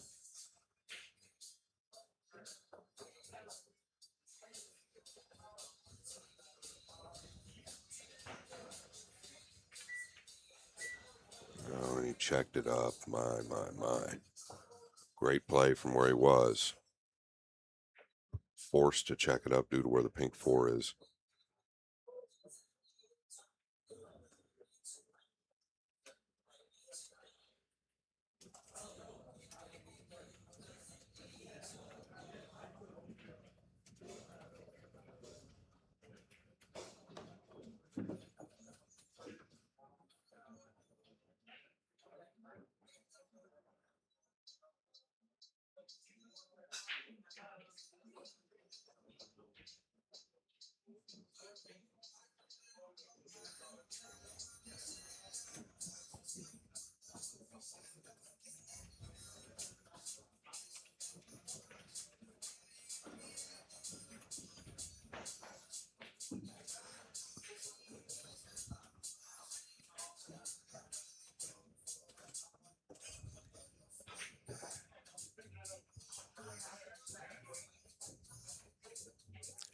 Looking at short side. Your natural angle here. Just don't let up once again. The 6 does go in the left side if you overhit it. Just avoid the right side pocket. Avoid the right side pocket. Oh, yes.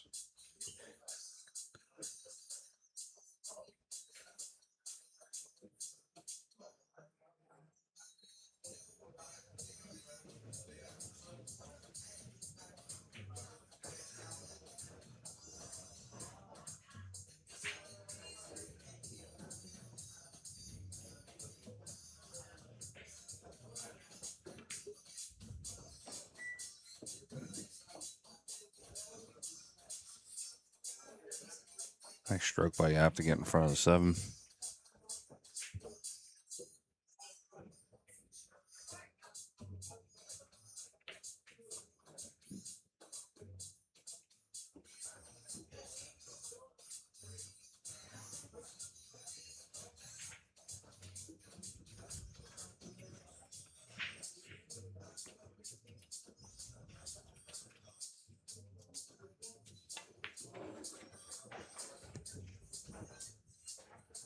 Loisa slides the cue ball over for the 9. Play the 9 in the bottom corner.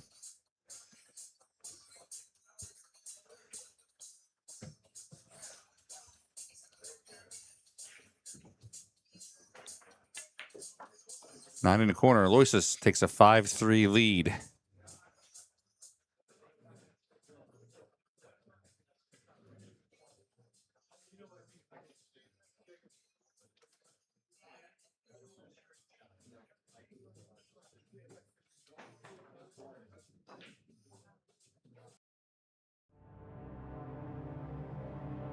Power,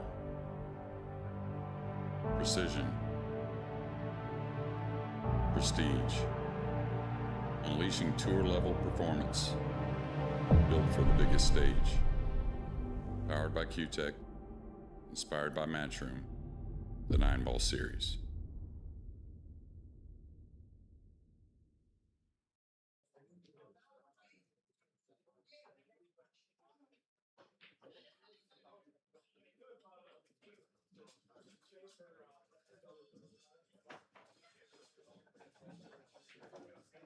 The break leading 5-3. Rack 9. Loisas in the lead 5-3.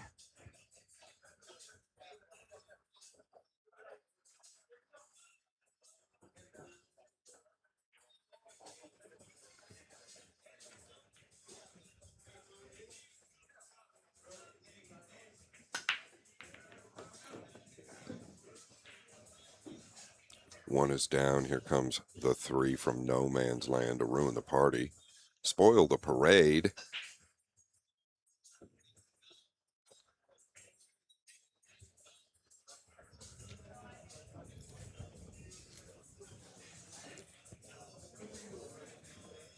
Looking at the cross corner, it's not going to play, but what he might have up his sleeve is to cross the 2 a little thick and creep up in behind the red 3. It's a pretty naughty shot if he executes it. Hey, that's balk number 1.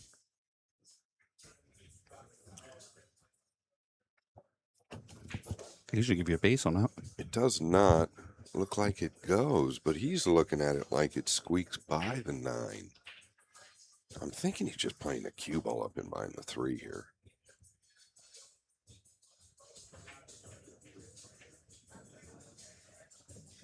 Wow, he's hitting it with some type of... You could never avoid that kiss with the outside ball. I'm totally baffled there. Totally misled me.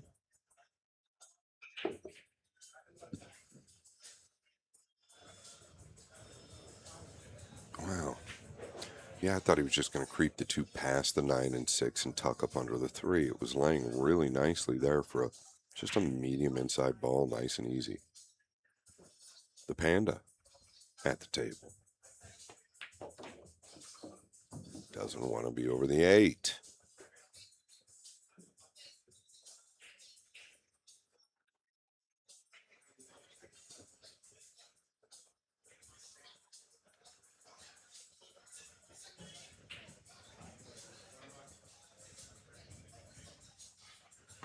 All the way over. Nicely done.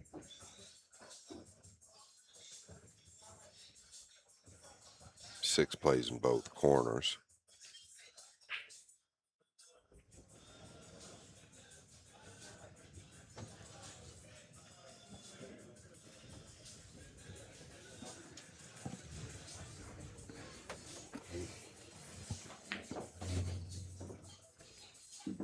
And notice again, right, very flat here.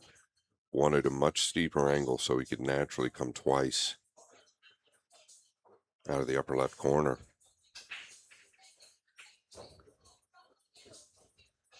Now he's really got to pound it. As a matter of fact, he might have to draw this. So I don't think you can pound to get there.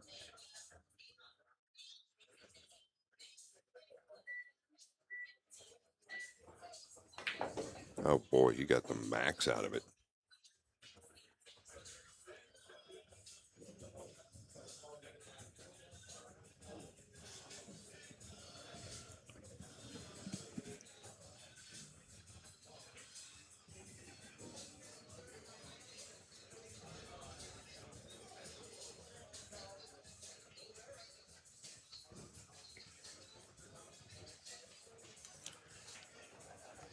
Yeah, I mean, the 7 would play in the left side. I don't think that's where he'll end up.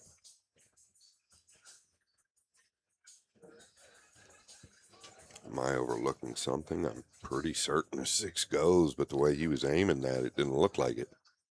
He looked like for a second he was going to play the 6-9.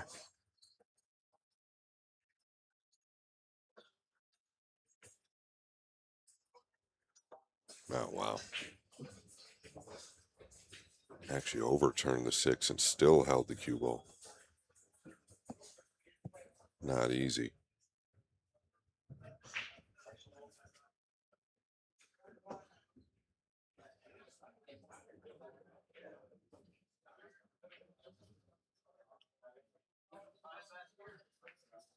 Oh, that's not going to go today or tomorrow.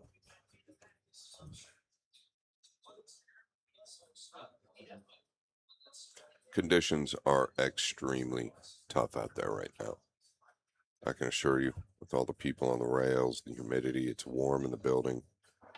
They've got a bar table tournament running today as well. Look at this cue ball here. They're just not getting any movement out of it. Table has probably slowed 30% or something near there since day one.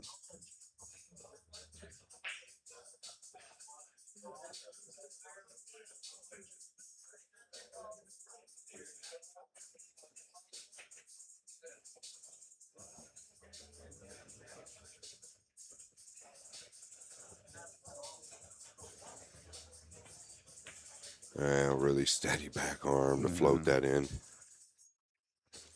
And Loisis is going to double up Mario He here with a score of 6-3. 6-3 on the score. Let's check out some of our side table action. Duang Kwok Hong, Robbie Capito. Capito up 6-4 currently on Duang. Feder Gorst, Marco Tuscher. Left side can be seen on the Billiard Sports Network YouTube Table 2, and the right side can be seen on the Billiard Sports Network Table 3.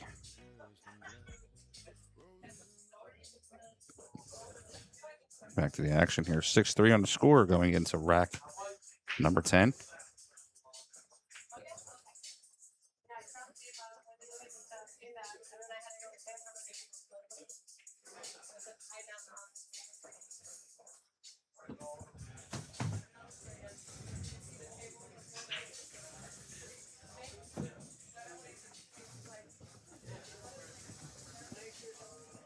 Breaking 6-3.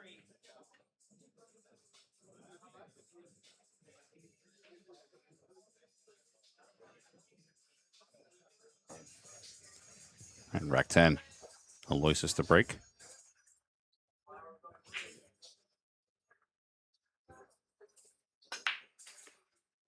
Okay, the one short. It's going to be dry.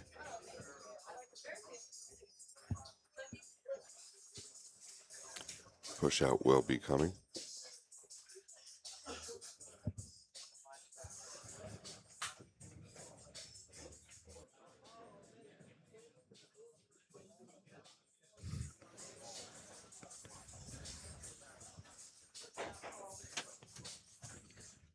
Quickly rolling the 3 down to the 6.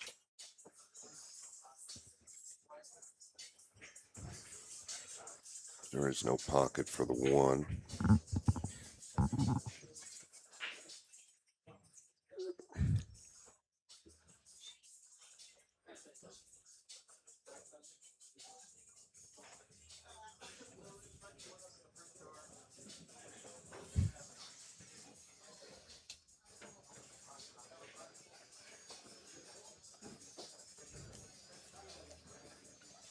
Yeah, I mean, what do you see here? I don't know. I guess he could just float down behind the 8, send the 1 up by the 2. He doesn't like anything of it.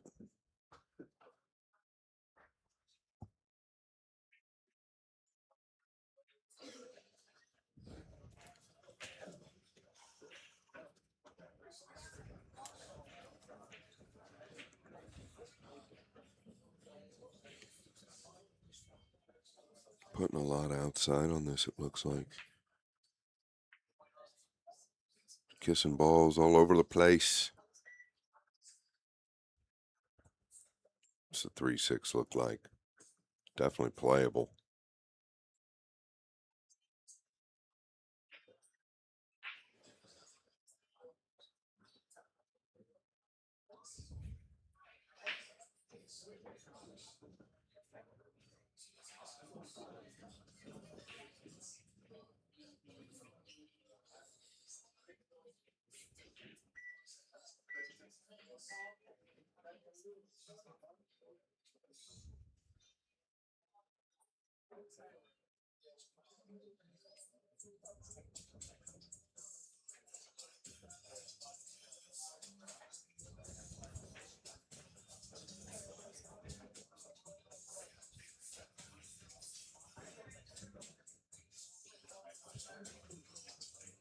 Took his extension here on the 1.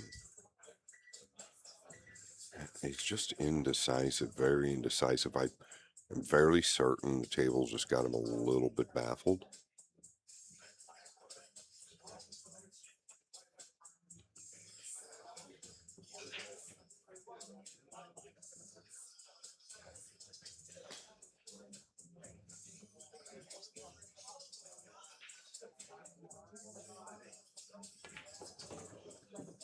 Just going directly at the pink. I think this turned out perfect on accident. I don't know why he was trying to get all the way down.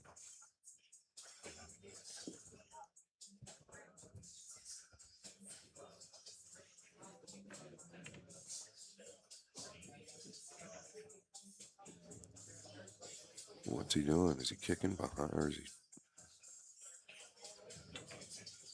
up and down? Great hit.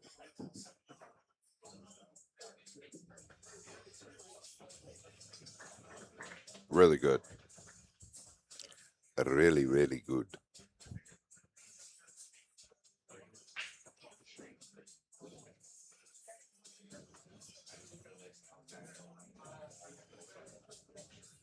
I appreciate everybody tuning in. I apologize. My days are really running together. I can barely speak, let alone think.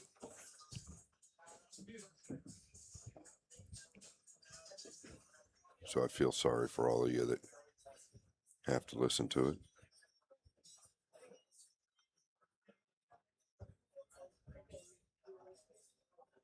Well, you don't have to, I guess. You have the mute button, which I would wear out quickly. Does play in the side. The purple 5 plays in the corner. 7 is a big ball. The extension is gone. 7 is a big ball, and he just avoided clipping it.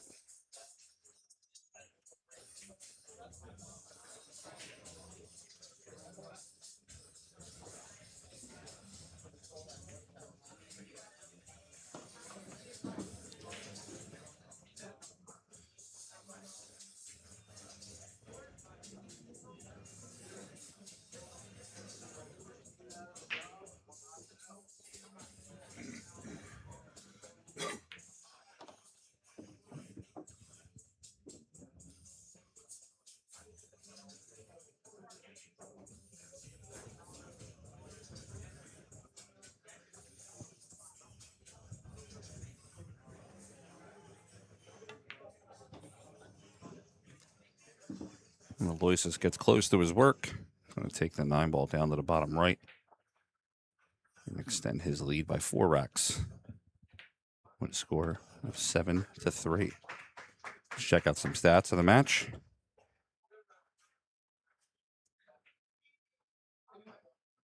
Ten racks in.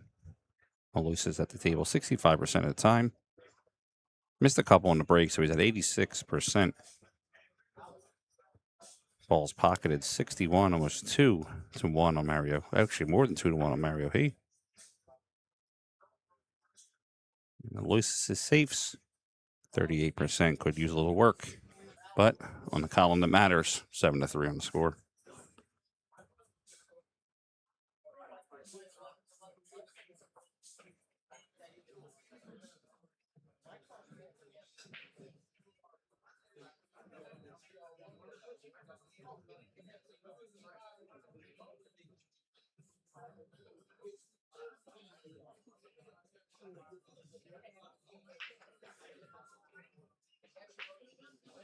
Relation to break, leading 7-3.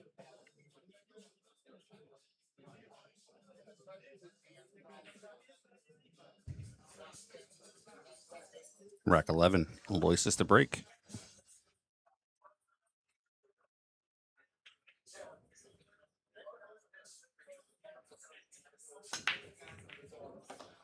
Squeak the 1 home. The 2 is down.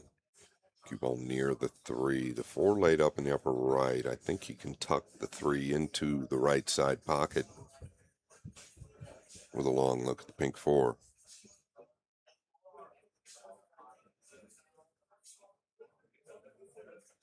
I mean, you do have a couple options, but I mean,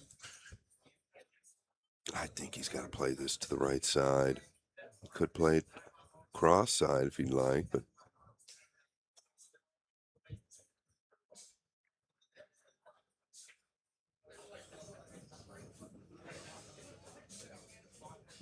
he's looking at the cross side.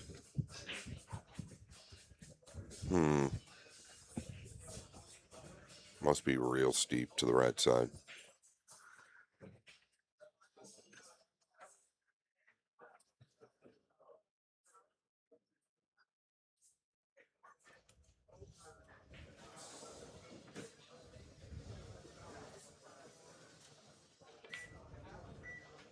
It's always going to go long, right? It's almost a two-way backdoor safety, but really the safe all along. I don't think the bank was playable like that.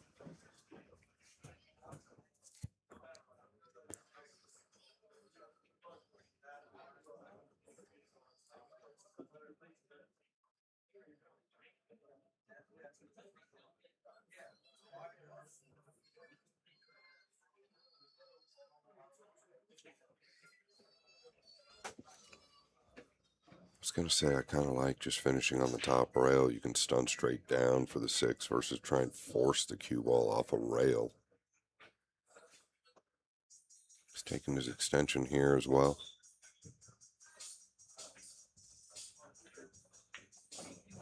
Jeez. He did not mean to hit it that full, I can promise you. Not comfortable.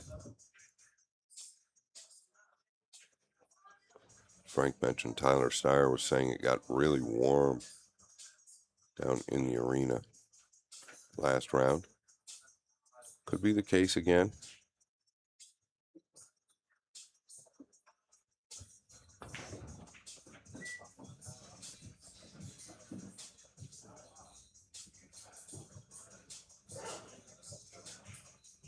Boy, if this is dead straight, I think he can go forward. Yeah, he can wrap around the corner. Well, he's elevated, so he's dead straight here.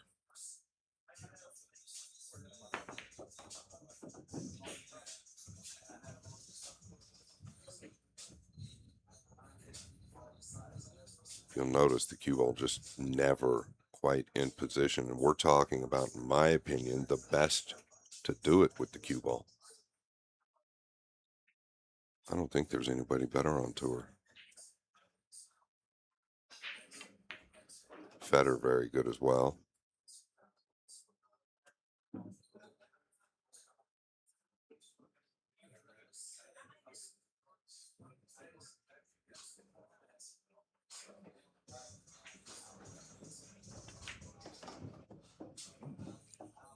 Aloysius floats the 8 to the left side of the 9. And we're going to have a 5-game lead. 8-3 on the score. Aloysius Yap, known around here as Cash Yap because he wins all the money. Checking out the score here. John Moore, Oliver Zolnacki. That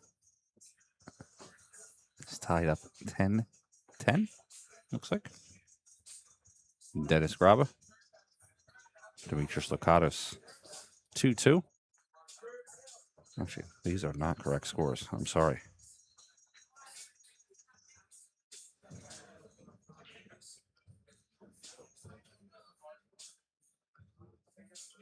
We'll come back to the scores. Looks like lagging behind a little bit there.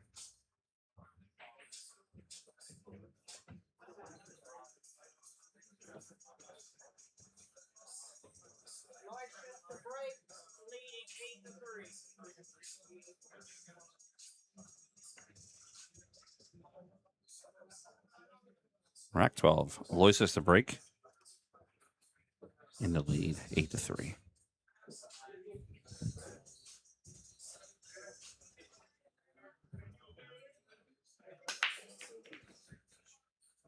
Yeah, short with the 1 again. The 7 slips in to the corner. Ball's not breaking well.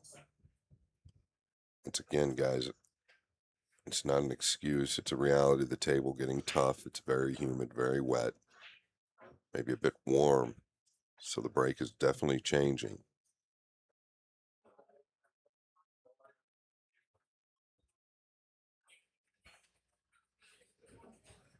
This is why we have a shot clock. Because when it gets like this, things can get tough.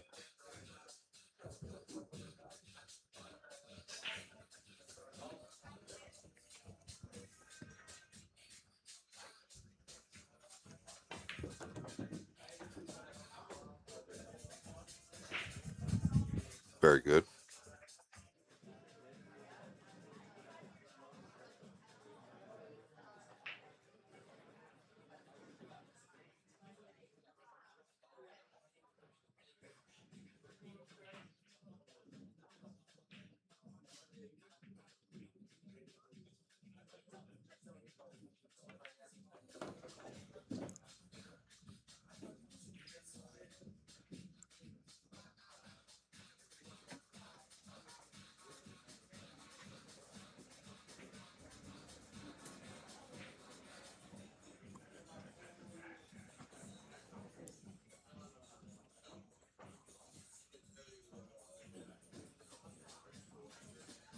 You can afford to stay above the 4 here if you'd like. I think it's a little risque to try and draw down here past the 6 and 8 and get straight. The 9 will help you if you stay above. We'll see. I think he's coming back. Okay, this is the right play, no question.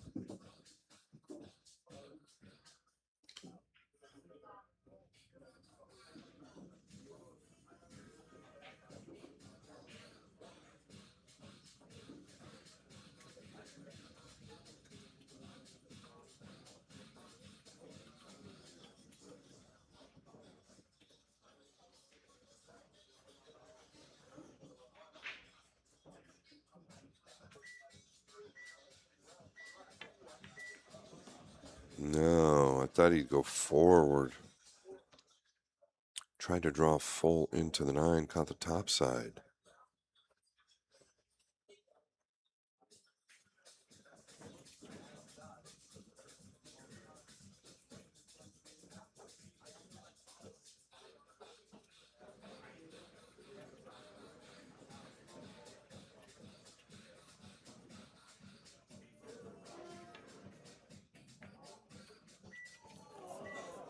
This ball really going to hold up.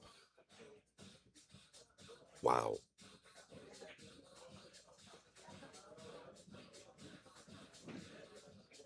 Welcome to the pit. She has really tightened up. Told you it's the hardest arena in America. It's not a major.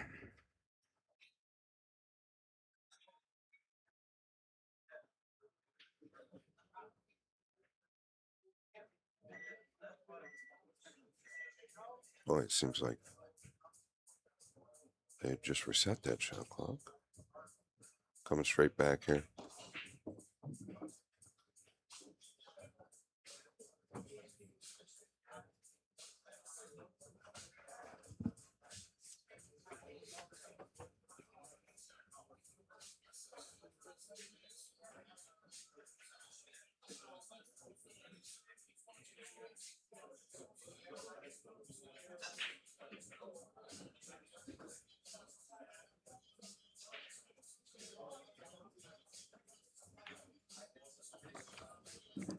Folks, if this match finishes early, we will have an evening session later on at 7:30. Which I believe most likely we will be doing. Mario He going to play the 9 ball into the bottom corner. 8-4, Aloysius Yap currently over Mario He.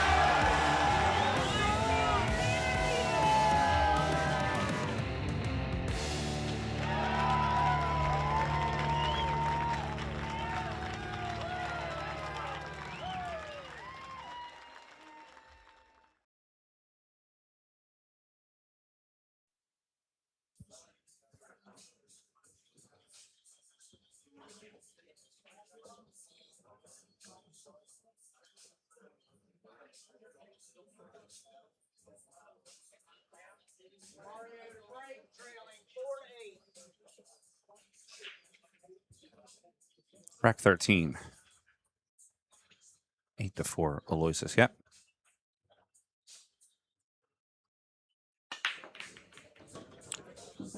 Yeah, the balls seem to be breaking better from this side of the table. Or Mario is just hitting them better. No question on the one. Once again, though, nothing straightforward on the blue, too.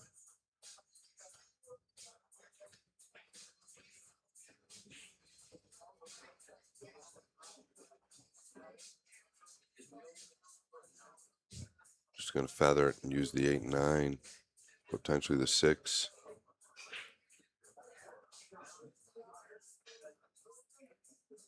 Pretty basic. Thought he might do more with the 2, like just get it away from the corner. Catch it a little thicker and use the 6 and 9.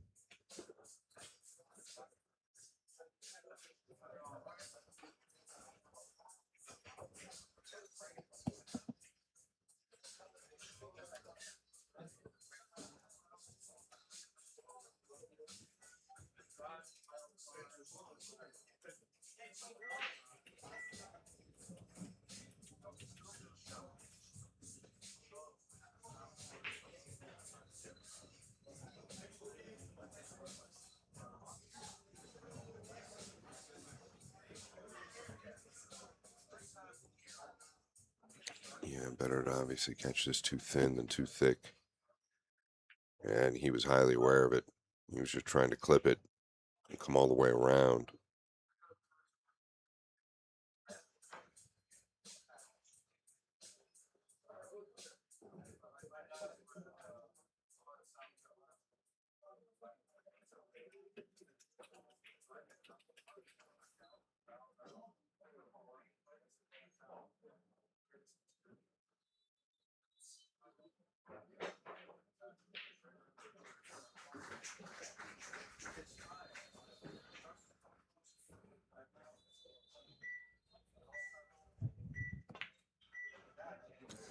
That isn't going to go.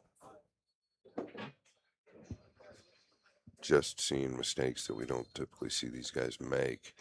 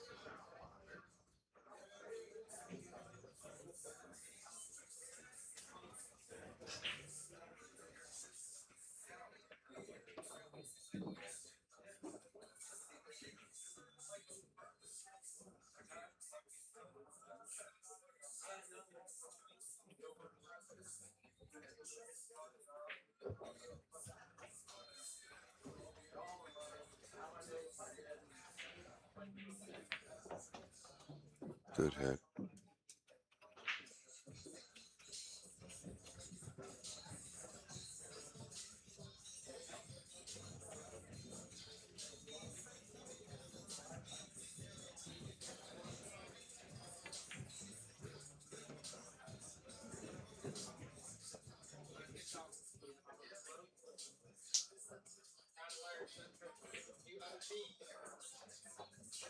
I'm right there behind you.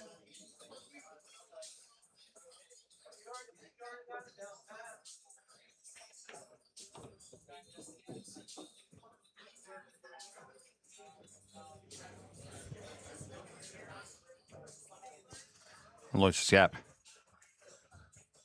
going to play the 9 in the side pocket and get himself within 2 games of winning this match 9-4.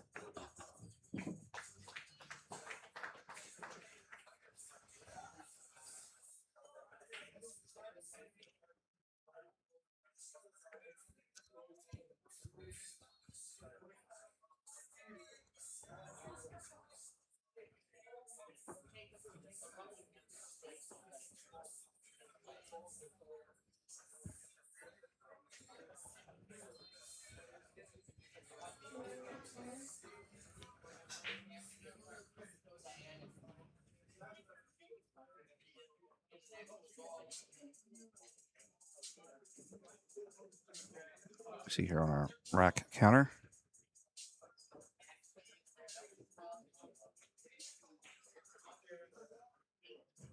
Aloysius strung together 4 racks in a row. Racks 8, 9, 10, and 11.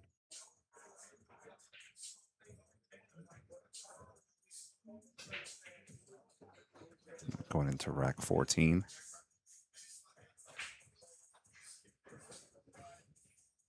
Aloysius breaking, leading 9-4.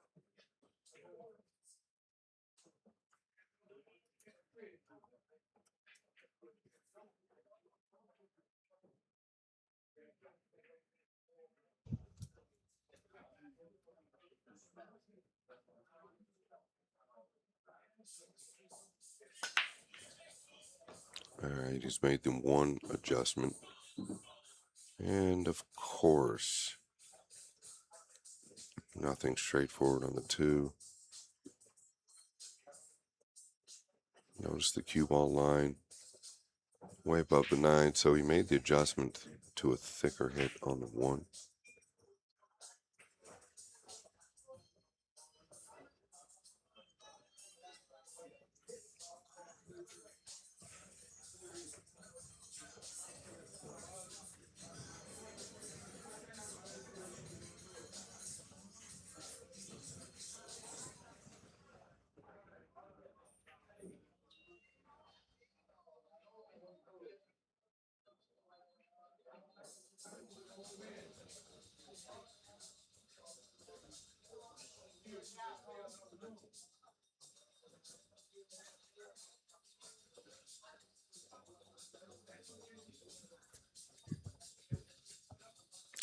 Yeah, coming down towards a 7. Is he trying to tie the 6 up with it?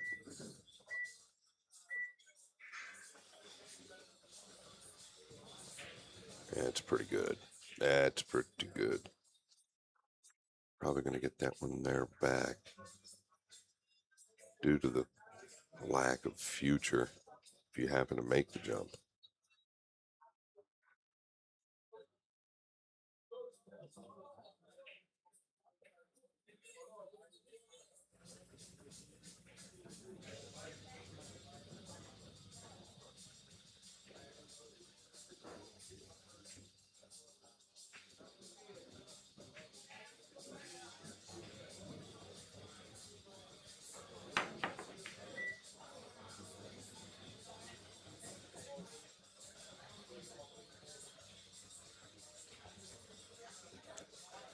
Very reasonable effort. Red 3 is next, followed by the pink 4 on the left side of the table. Wants to carry an angle here. That'll do.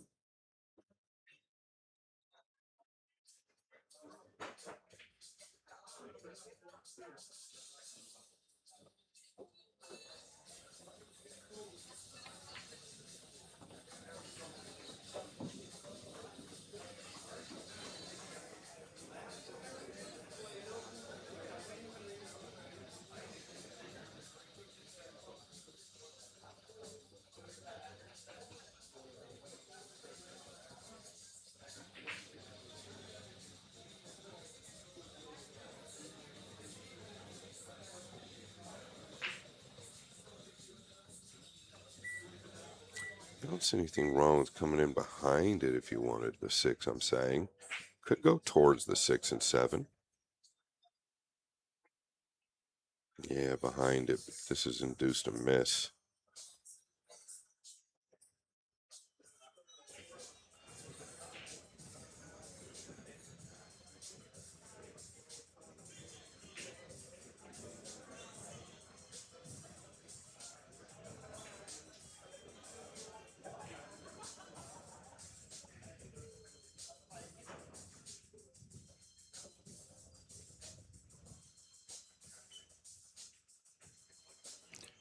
Big options here.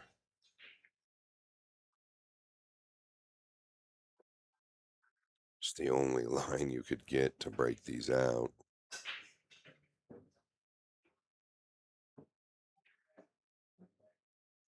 Might even be able to just tickle the top of the 6 here, moving into the hole as he draws out.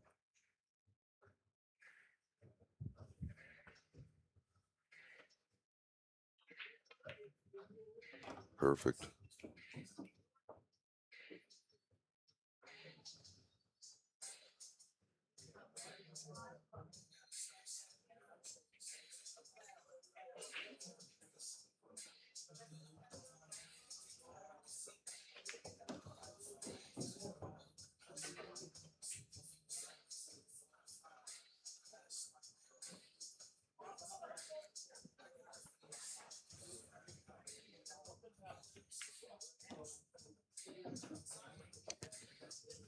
Mario He is 2 balls away from ticking another one on the tally. I'll look to make it 5-3. I'm sorry, 9. Where'd I get that number at? 9-5.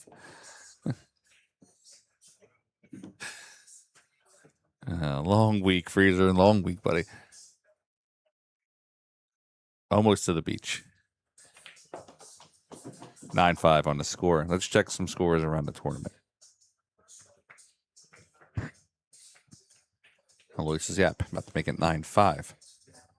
Dennis Graba 8-6 over Demetrius Lakatos. Duan Kwok Hong and Robbie Capito tied up 7-7. Marco Tuscher's got a 1-game lead on Federer, 3-2. AJ Manis 5-2 over Landon Hollingsworth. 8-1. Cletti Okachi over Tyler Steyer. And the world champion, Carlo Biado, 4-1 over Oliver Zolnacki.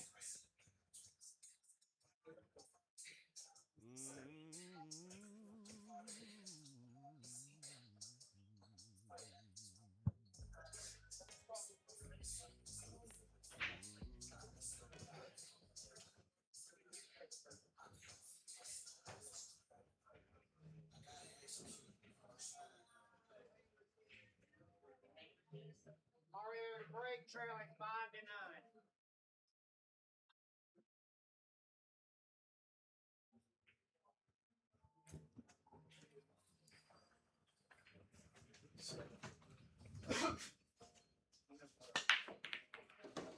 Yeah, the one rifling into the side. The two's going to dress up, and everything looks pretty nice right now.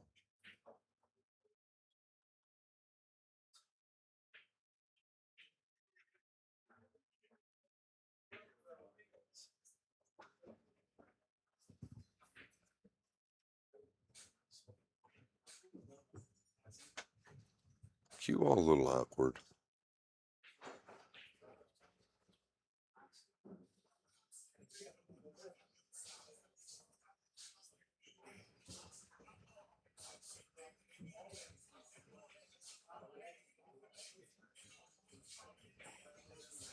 Could get to the 3 in either side pocket.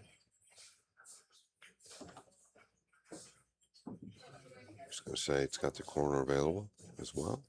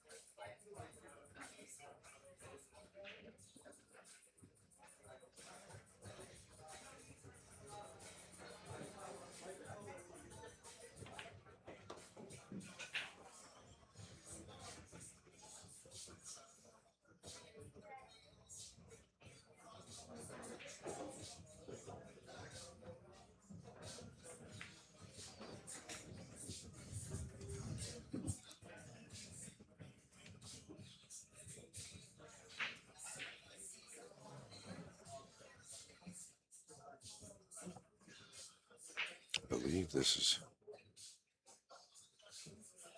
first opportunity for a break and run for Mario. The match.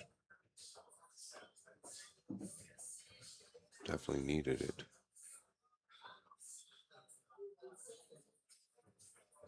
Yeah, where he gets here.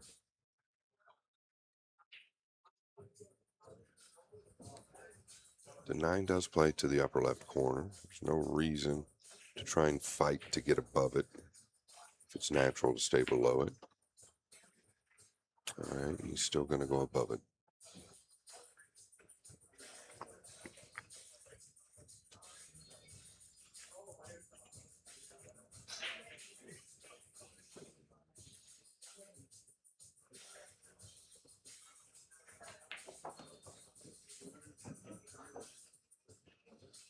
A little short on that one. Yeah, real full head. Lost the power. Wanted to cut it to the bottom edge of the pocket to get more out of the cue ball. That was a huge error. And I felt like he played the ball prior incorrectly. If he just stays on the right side of the table, he naturally goes over to the left side below the 9 for the upper left corner. The way he played it, he had to force it. Yeah, moving on from here. Do you just chip the 9 one rail down to the middle diamond, go back and forth up top and leave the distance, or do you take on the cross side or cross corner?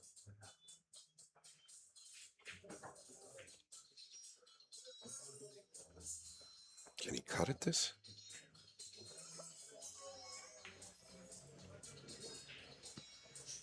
Swish. Oh, not swish, but at least hit the rim all the way in. 9-6. Aloysius Yap. Mario He making a comeback. Don't upset the panda. Power, precision, prestige, unleashing tour-level performance, built for the biggest stage. Powered by Q-Tech, inspired by Matchroom, the 9-ball series.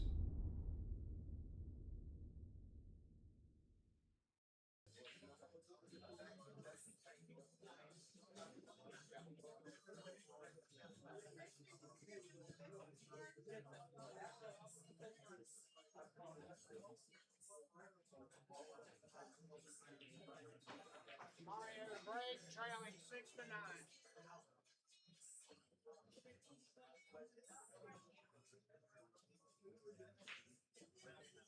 Rack 16. Aloysius. 3 games in the lead. But the panda's coming through.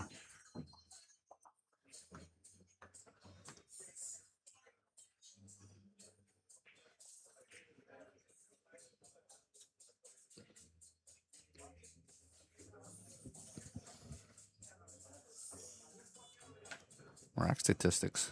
Mario, he's up to 80% now, but he's 100% in the side pocket on his breaks.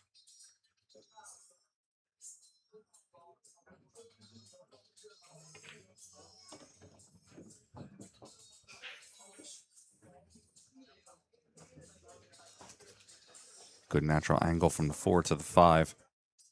Might just want to use the second rail for some help.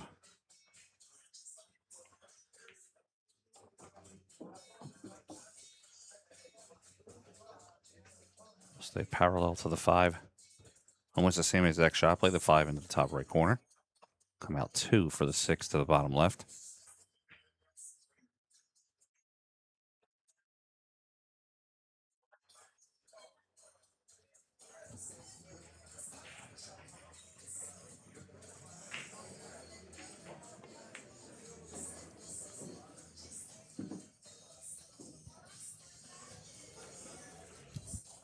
Yeah, if he's choosing to get straight here, it tells me that does a 7 play to the lower right. Does not. Definitely plays in the side, but yeah, plays in the side or the corner, but not the lower right corner. I don't believe anyway.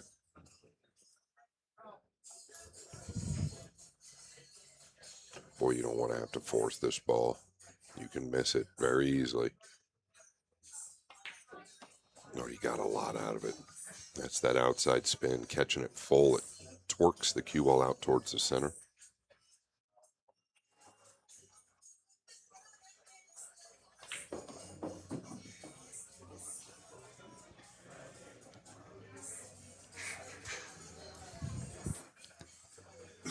Mario looking to put together 2 in a row.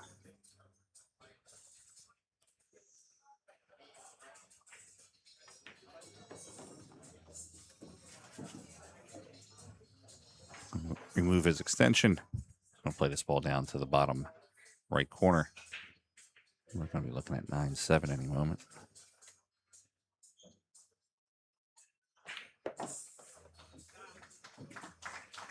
(9-7) on the score.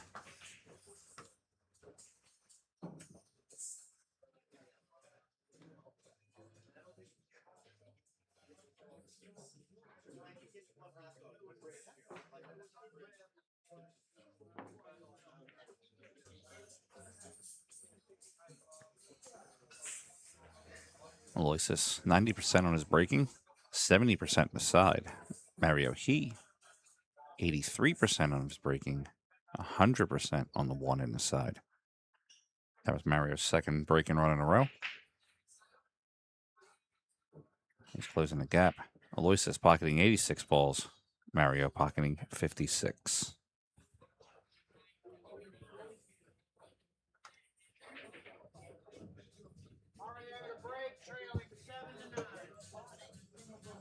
Rack 17.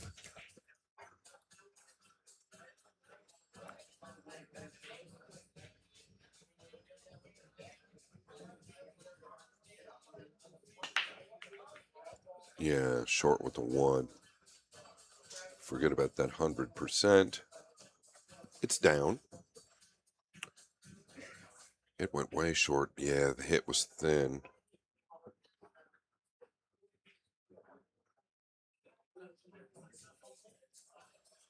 Nothing straightforward once again. The rail first not even worth it where the blue 2's at.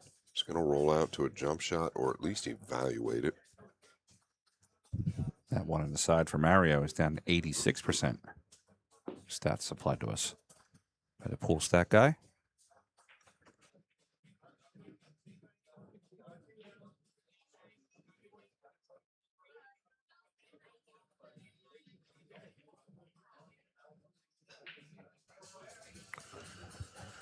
All right. What's happening here? Got the jump cue out now. Okay, this is going to be airborne for a long way. Guess he's just hoping for the best on some type of look at the 2. Just don't know what he's going to have that's any better here.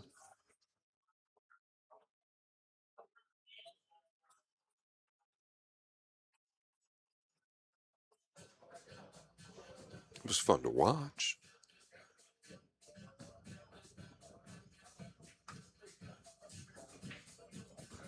Scott, can he play off the thin edge of the 2? Try to roll a cue into the 4? Yeah, I don't know that he can do that. I don't know that he will. The double kiss is possible. It's definitely an option.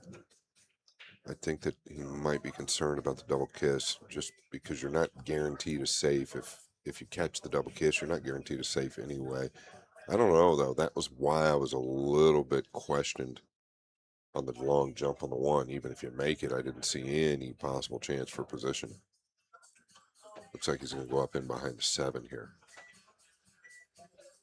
Maybe scramble these down low. Well, he tried. Pretty sure Mario's open here.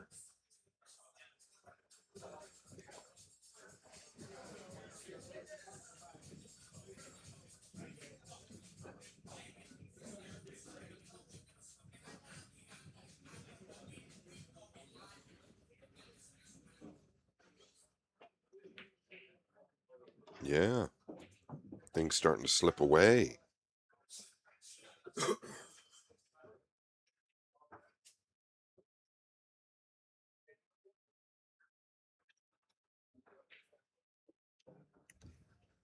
Mario, one of the best at this here. Pounding forward. Watch the bend. Possesses a ton of power in a little compact stroke.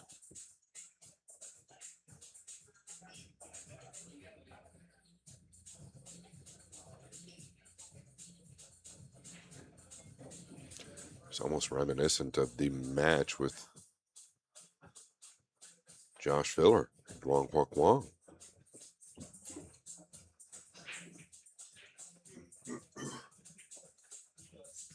At one point, Filler leading 8 games to 3 in that match.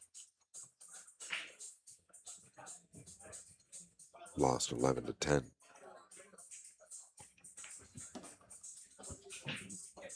Needs a bounce here. Should be fine. He can go forward at worst.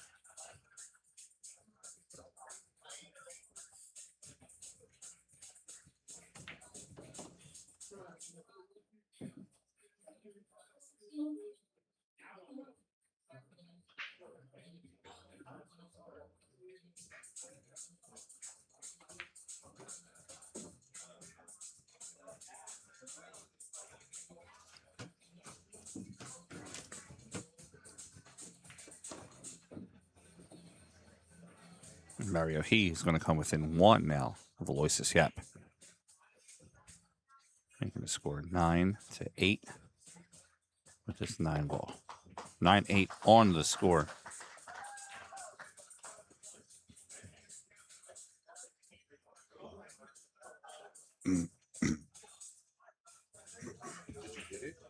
What's that? Did you get that corner?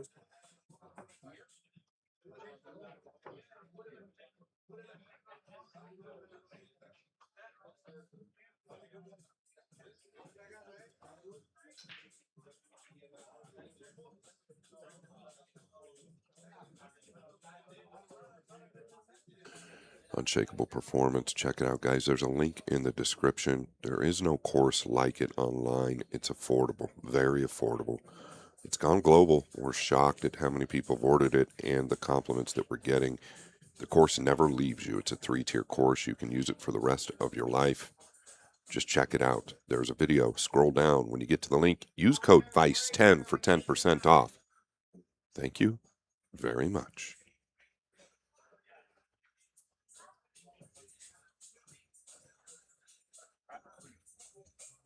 Rack 18. My goodness, table is leaking. Call the plumber. And the cue ball is gone. I'm sitting right here.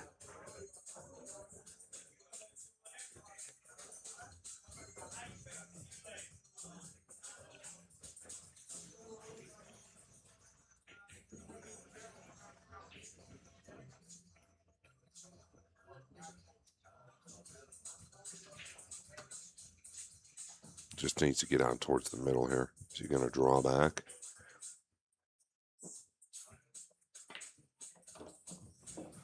Yeah, notice the emphasis he put on that because he felt like it was going to be very difficult just to get it to the middle. That scratch could not have come at a better time. Yap has not been offensively at the table much as of late, so we'll see how he handles this. I mean, it's pretty straightforward.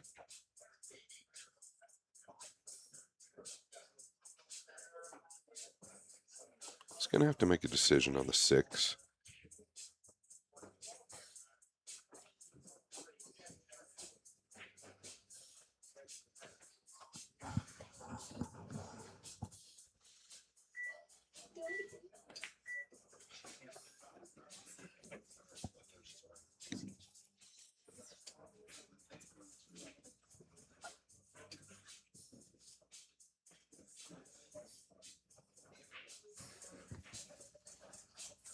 Yeah, I don't know whether he can just kind of stay in the vicinity of where the 6 is at. He'd really like to be up above the 8, somewhere on the right side of the table.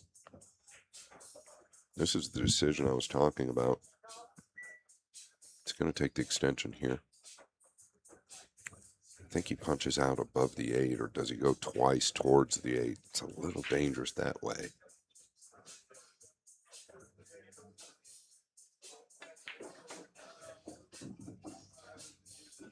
All right, took the chance. It paid off.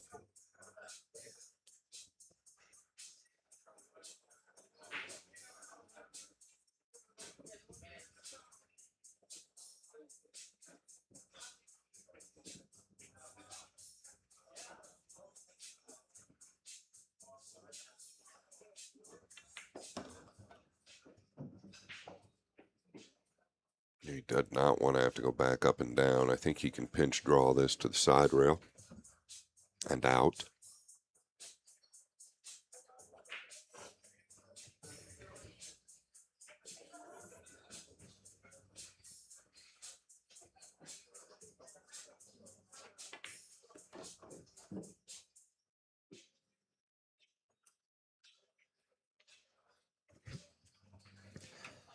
And Aloysius will get to the hill first. Pocketing this 9-ball in the side pocket. We have 10-8 on the score.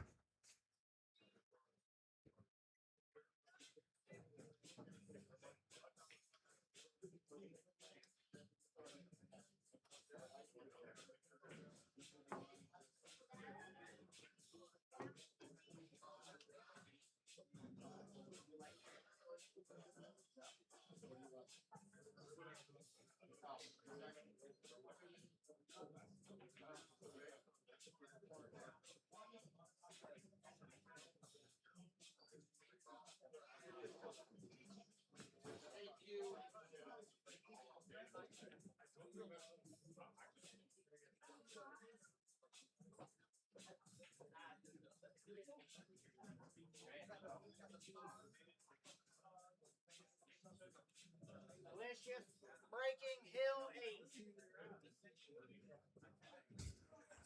8. All right, to make a correction, Lisa shot that in the bottom pocket, not the side pocket.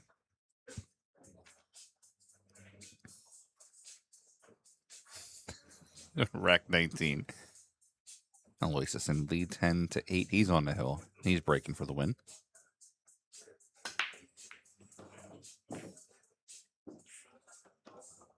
Nice break there.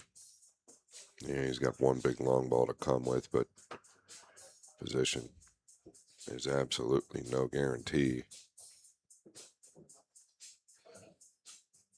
Either's making the ball. The green 6 is huge. Well, I don't even know that he takes this on. He's weighing it up. Scott, the king of the Aramith Arena, Duong Kwok Hong, has defeated Robbie Capito. He moves on to play Mickey Krause next round.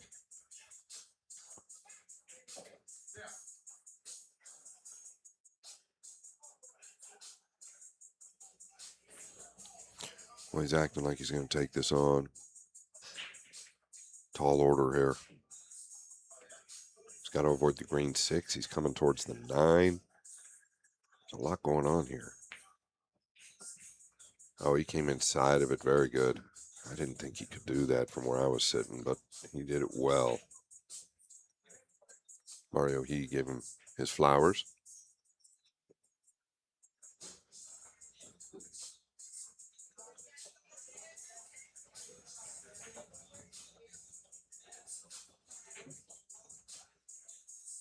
Don't let him fool you with that Q-tip position. It's gotten away from him.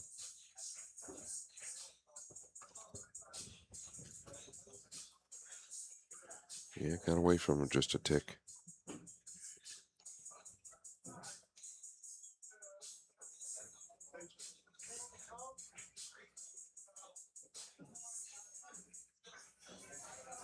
You can go up and down with just maybe a tip of inside ball. You come around with a low outside ball. It's whatever he feels best.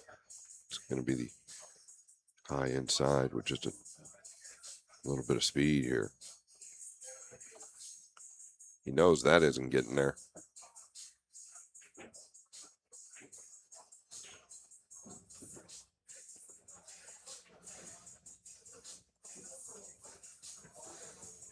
No, sir. He's going to have to shave this to the top rail, come back and forth, or is he going to take the bank on? The safety is just right down your throat. He's going to take the bank on, but where's the 7 going? The 7-9 combination? Yeah, I mean, he's off by a fraction or two. Caught it too thick.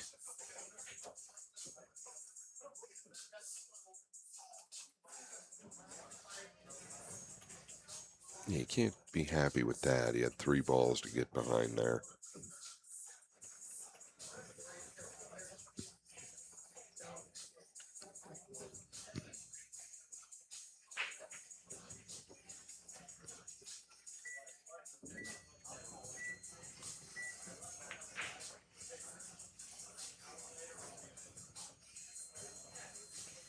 I really like it. What a great shot. What a great shot. That is punishment, Mr. Yap, for failing to utilize the 7, 8, and 9.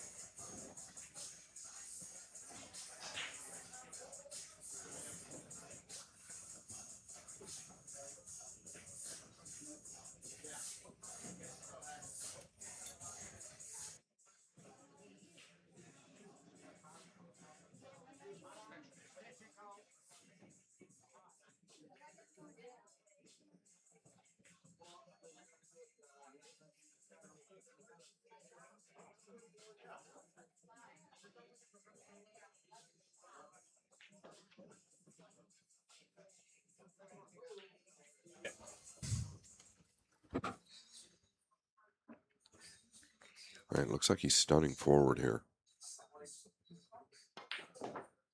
Oh my, big power from the Panda.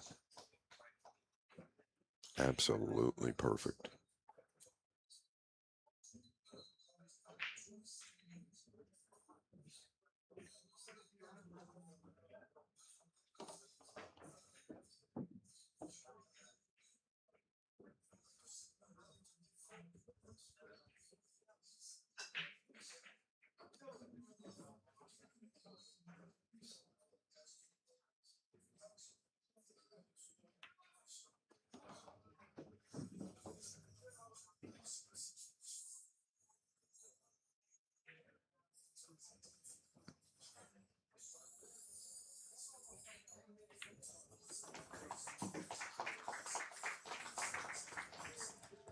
Mario He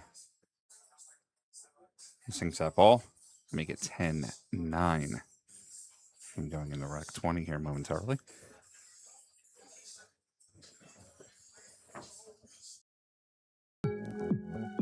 Whether you're new to pool and practicing the basics, or a more experienced player performing drills to improve your shot making and positional play, the Drill Partner is perfect for you.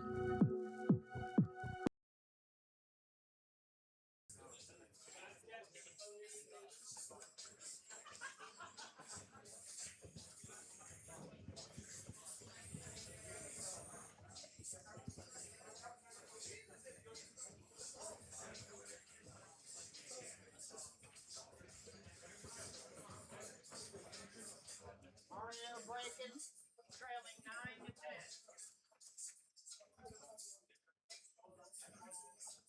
Rack number 20. Aloysius on the hill. Mario trying to get there.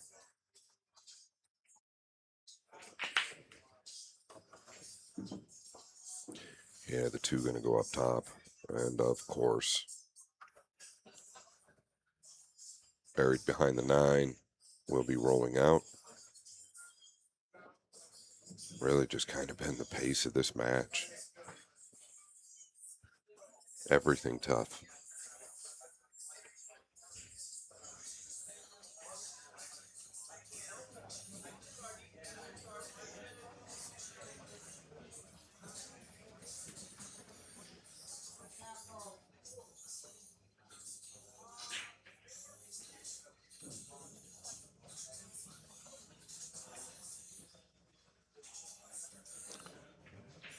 Going out to the jump safe. Ugh. Okay. I think he's going to get this back. Is he going to take it? He's going to use the 6 and 8 then. If he chooses to. Does have a lot of room for cover with the 3, 5, 6, 8.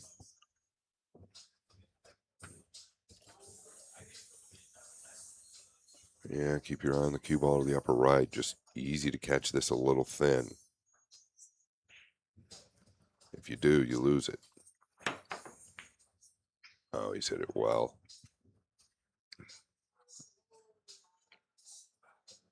He acted like he didn't like it, but he controlled the cue ball very well.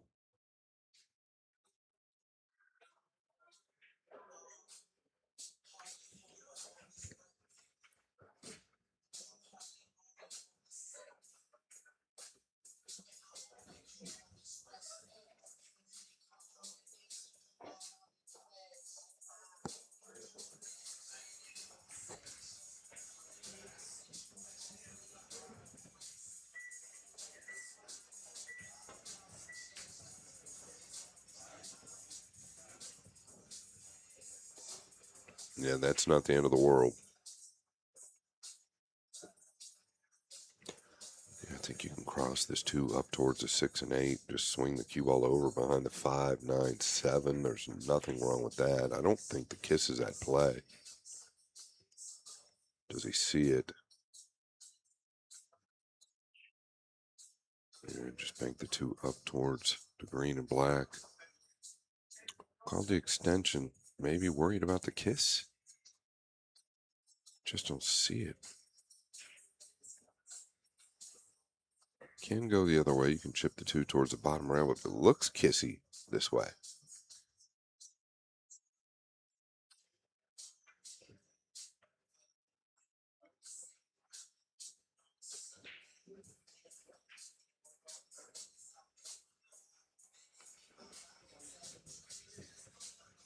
page 1 of the Pool Player's Excuse Handbook. It rolled out. As Carl Boys would say.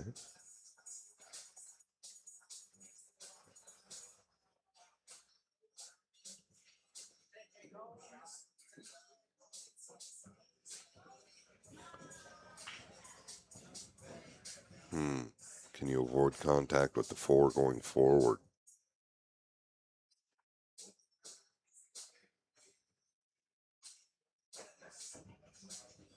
She's drawing this. Just punching. Wow. Really good.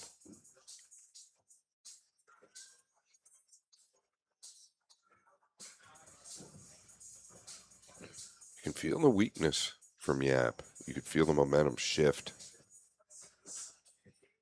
3 or 4 games ago. Mario He has just really been grinding.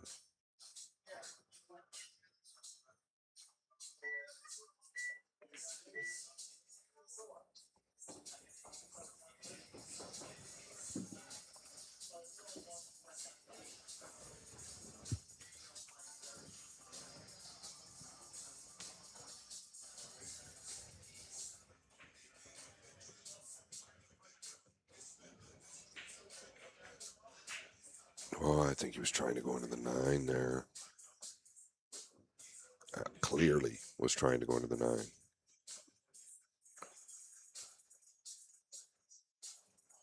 Was a little bit careless, to be honest with you. I didn't think you even needed to go into the 9 if you just floated in with the inside ball. Soon. So give Mario a bunch of credit. Does he even play this, or does he send it back up and use the 9 and 7? Yeah.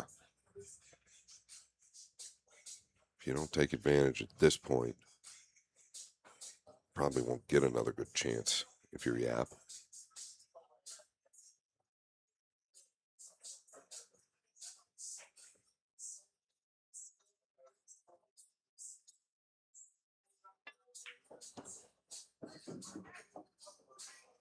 Hard to get that ball to move.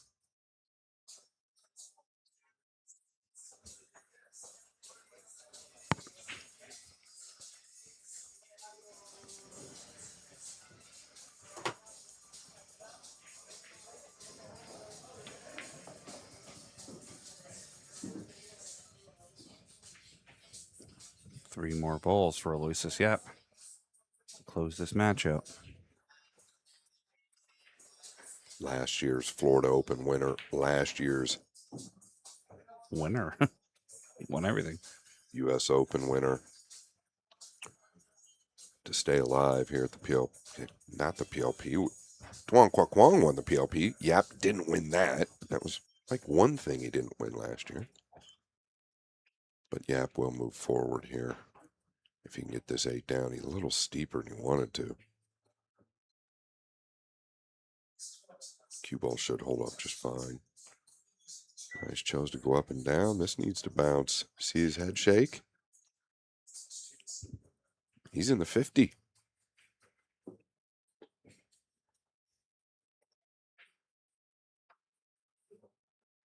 Frank, I thought he would just try to hold that ball. Me too, or just back and forth like you were saying. Steep to the lower left. Got to make him a favorite here.